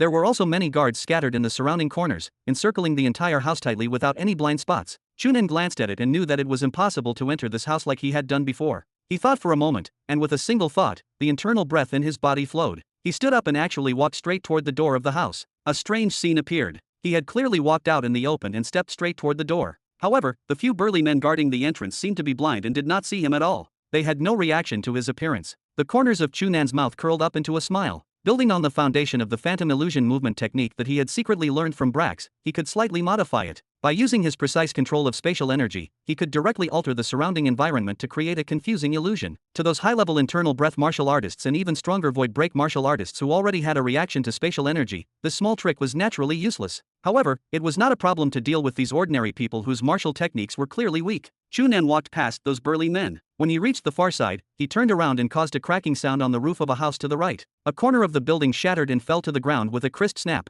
This abnormality immediately attracted the attention of a few guards, causing them to turn their heads to look over. At this moment, Chu Nan had already passed through their defenses and arrived at a window in the corner. As soon as he poked his head in to look, he saw a pair of blue, gem-like eyes. Chapter 498. This pair of eyes that were even bluer than Shio's belonged to a little girl who looked to be only about 10 years old. She clearly did not discover that Chu Nan was in front of her and only raised her head to look at the sky outside the window. She opened her mouth and muttered something. Chu Nan glanced at the girl and knew that he had found the right place. It was impossible for him to be wrong about such pure Rand characteristics. Looking into the room, he saw dozens of people lying in the huge space. Because most of them were sleeping, he could not verify their identities through their eyeballs. However, from the few people who still had their eyes open, they were all blue eyeballs. Coupled with some other characteristics that belonged to the Rand clansmen, it proved that the people locked in this house were indeed all from the Rand clan. Clearly, what was locked in this house should be the Rand slaves that the Angelo Chamber of Commerce had only obtained 2 days ago and planned to sell. As for whether these Rand slaves were Shio's clansmen, he still needed to verify it. Chu Nan turned around and glanced at the guards who had already checked the commotion and returned to their positions.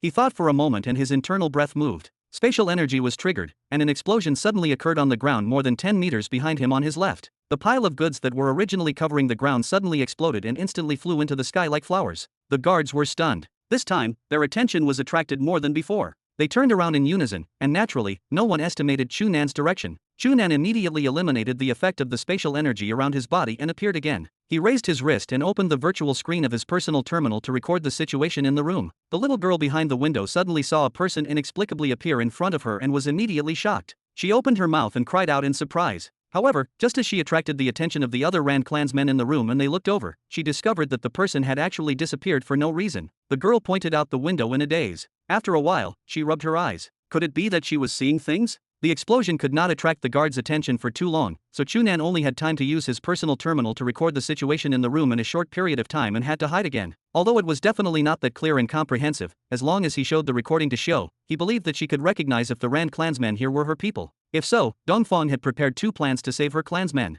If not, he could only think of another way. After confirming that his personal terminal had indeed accurately recorded the situation in the room, Chu Nan observed his surroundings and planned to return the way he had entered. After carefully observing his surroundings, Chu Nan quickly obtained accurate statistics about his environment. Then, his figure moved, and he easily returned to the edge of the building complex. After his figure entered the darkness of a building at the edge, Chu Nan heaved a sigh of relief. The most dangerous mission had been completed. Next, he only needed to sneak out and successfully return to Nightclub City to complete this mission without anyone knowing. However, just as he moved, a change occurred. The spatial energy in the surrounding space suddenly seemed to have become extremely sticky, causing his body to seem to have suddenly fallen into a swamp. Any movement became extremely difficult. At the same time, spatial energy that seemed to be in a corporeal state condensed in the space above his head and pressed down. Just sensing it made him feel as if he was carrying a mountain. He could not take a step forward at all, and it was even difficult for him to maintain his posture. Chu Nan was shocked and knew that he had already been exposed and alarmed the other party's experts. He did not dare to be negligent. He took a deep breath and activated his internal breath with all his might.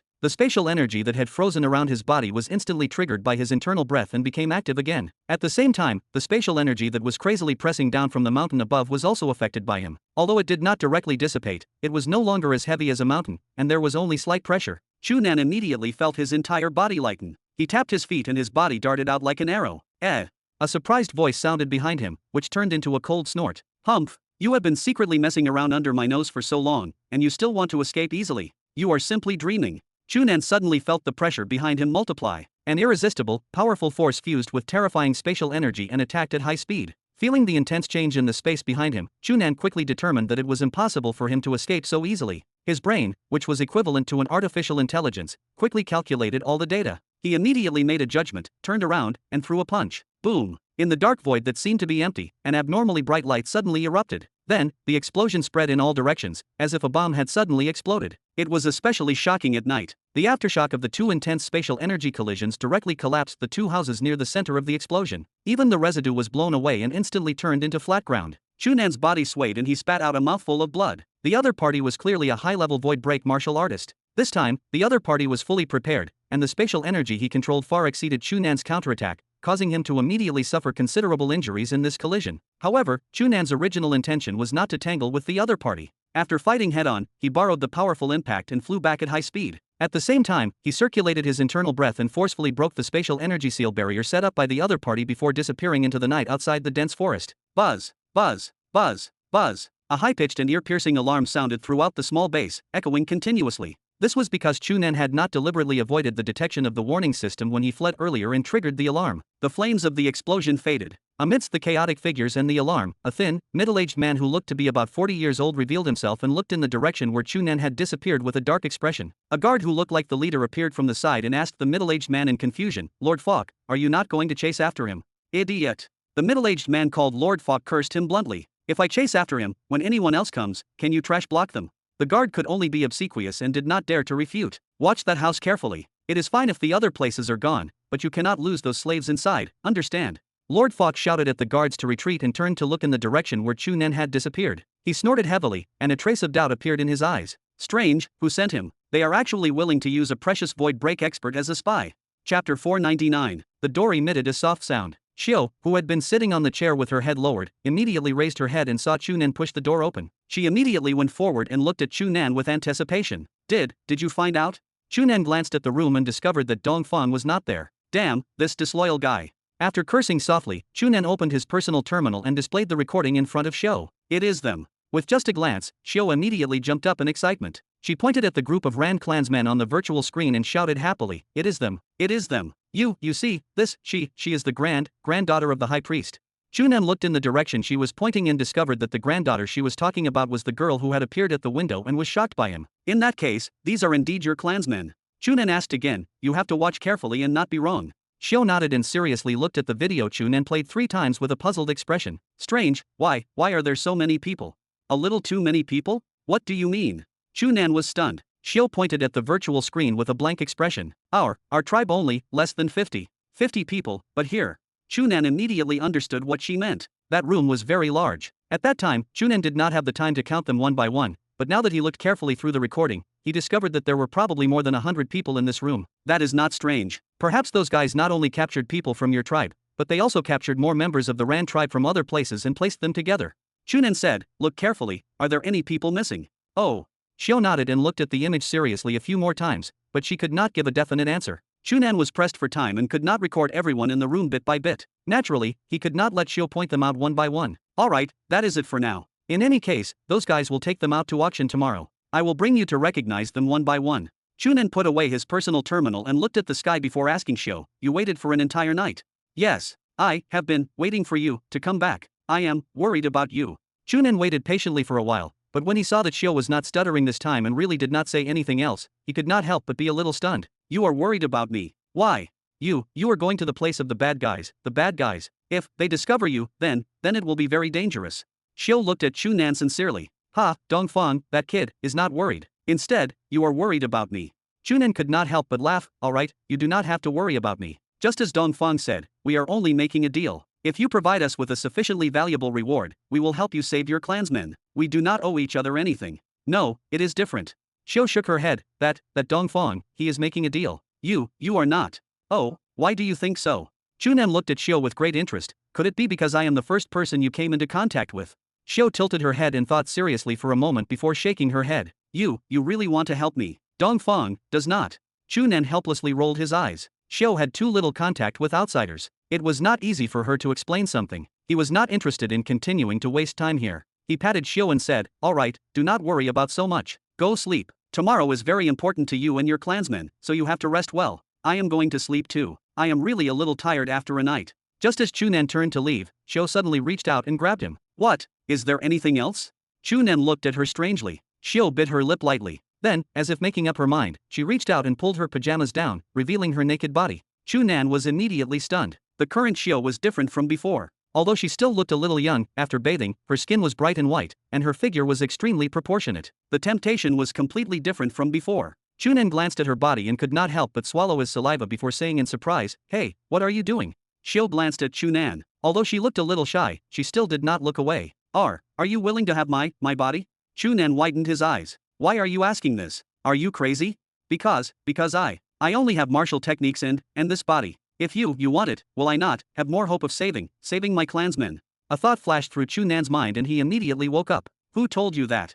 Dongfang said it. He said, "If you are willing to take my body, he can pay a higher price, so you want it." "Damn, this damned bastard." Chu Nan cursed softly and picked up the pajamas on the ground to hand to Xiao. "Put it on." Xiao looked at Chu Nan in surprise with a trace of depression. You are unwilling. Cut the crap and put it on." Chu Nan emphasized. Xiao looked at Chu Nan and could only take the pajamas and put them on again. Looking at the depressed Xiao, Chu Nan said seriously, "Listen carefully, Xiao. I am willing to help you because you almost sacrificed your life to save Anji Prairie. Therefore, in return, I am willing to help you save your clansmen. As for Dongfang, the 2 martial techniques you took out are already extremely valuable and are worth him paying a certain price to help you. As for your body, it is meaningless to me because I will do my best to help you no matter what you pay. As for Dongfang, do you think he will care about your body?"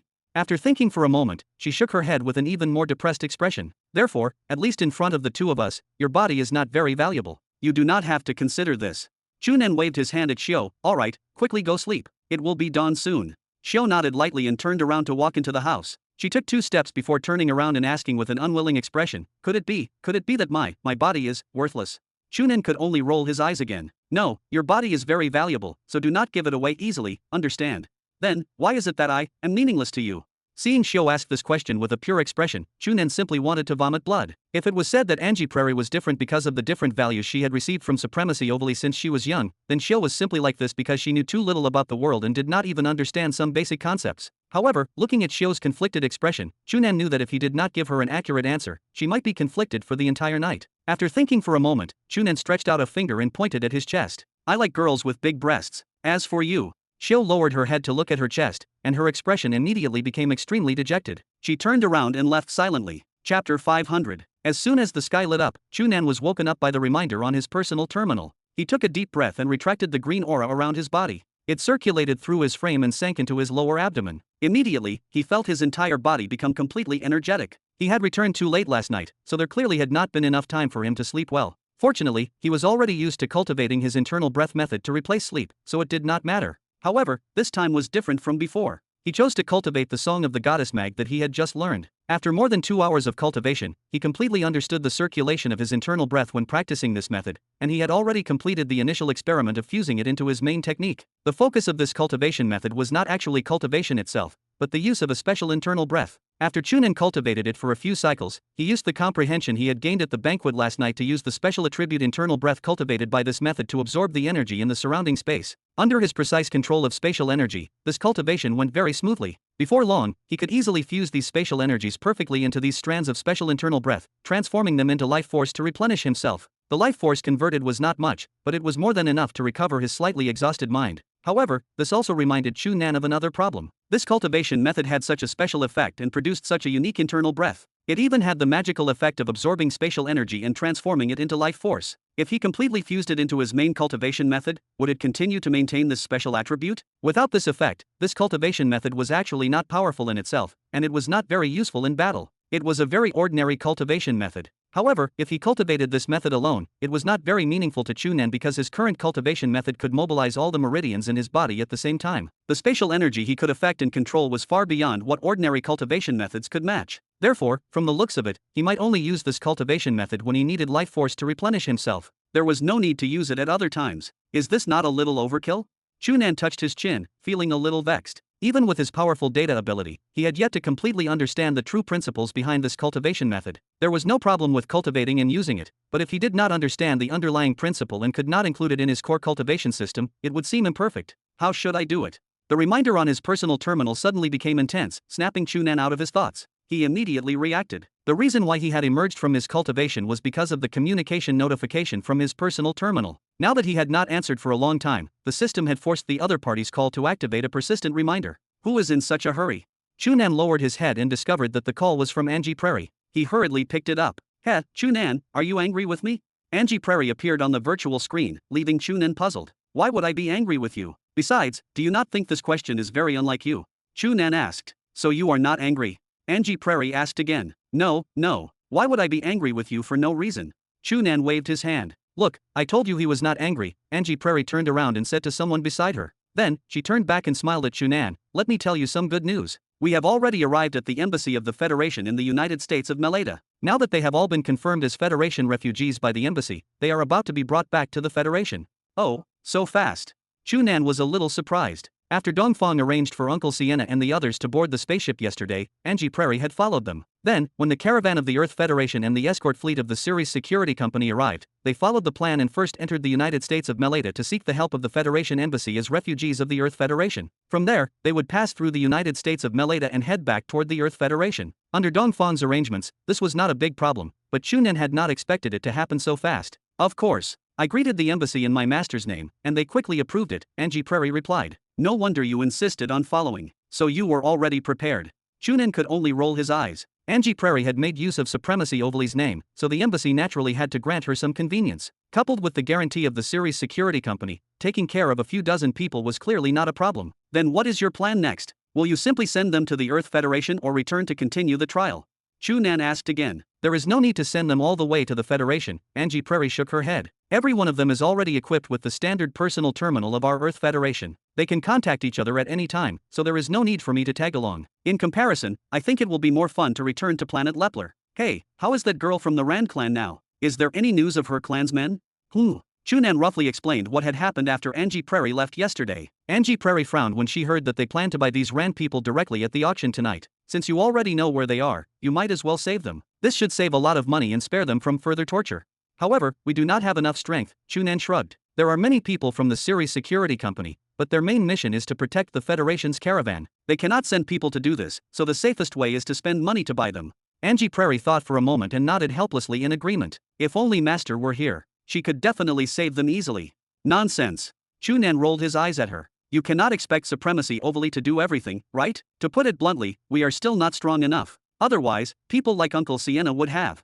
At this point, Chu Nan suddenly stopped. Because of what had happened, Angie Prairie felt guilty toward Chu Nan. Now that he had brought this up in front of her, it was no different from reopening her scar. However, Angie Prairie's reaction was completely different from that of ordinary girls. There was no guilt on her face. Instead, she nodded at Chu Nan and said seriously, that is right. If I were strong enough, I would not have needed to force you to break through the cosmic heaven's gate. About that, the result is still good. After all, I have perfectly broken through now, so there is no loss. You do not have to mind it. Chu Nan waved his hand, feeling a bit embarrassed. He did not want Angie Prairie to always take this to heart and let it affect her mood. It had not been easy for her to move past Uncle Sienna and the others and resolve the trauma in her heart that had been left behind on Leviathan. If he planted another trauma in her heart, the gains would not make up for the losses. Angie Prairie pursed her lips and smiled. Her smile was unprecedentedly sweet and calm. She smiled and said, do not worry, I will not stop because of guilt. Just as you said just now, in order to prevent such a situation from happening in the future, I must become strong enough. The next time such a dangerous situation happens, I should be the one to protect you. Do you understand?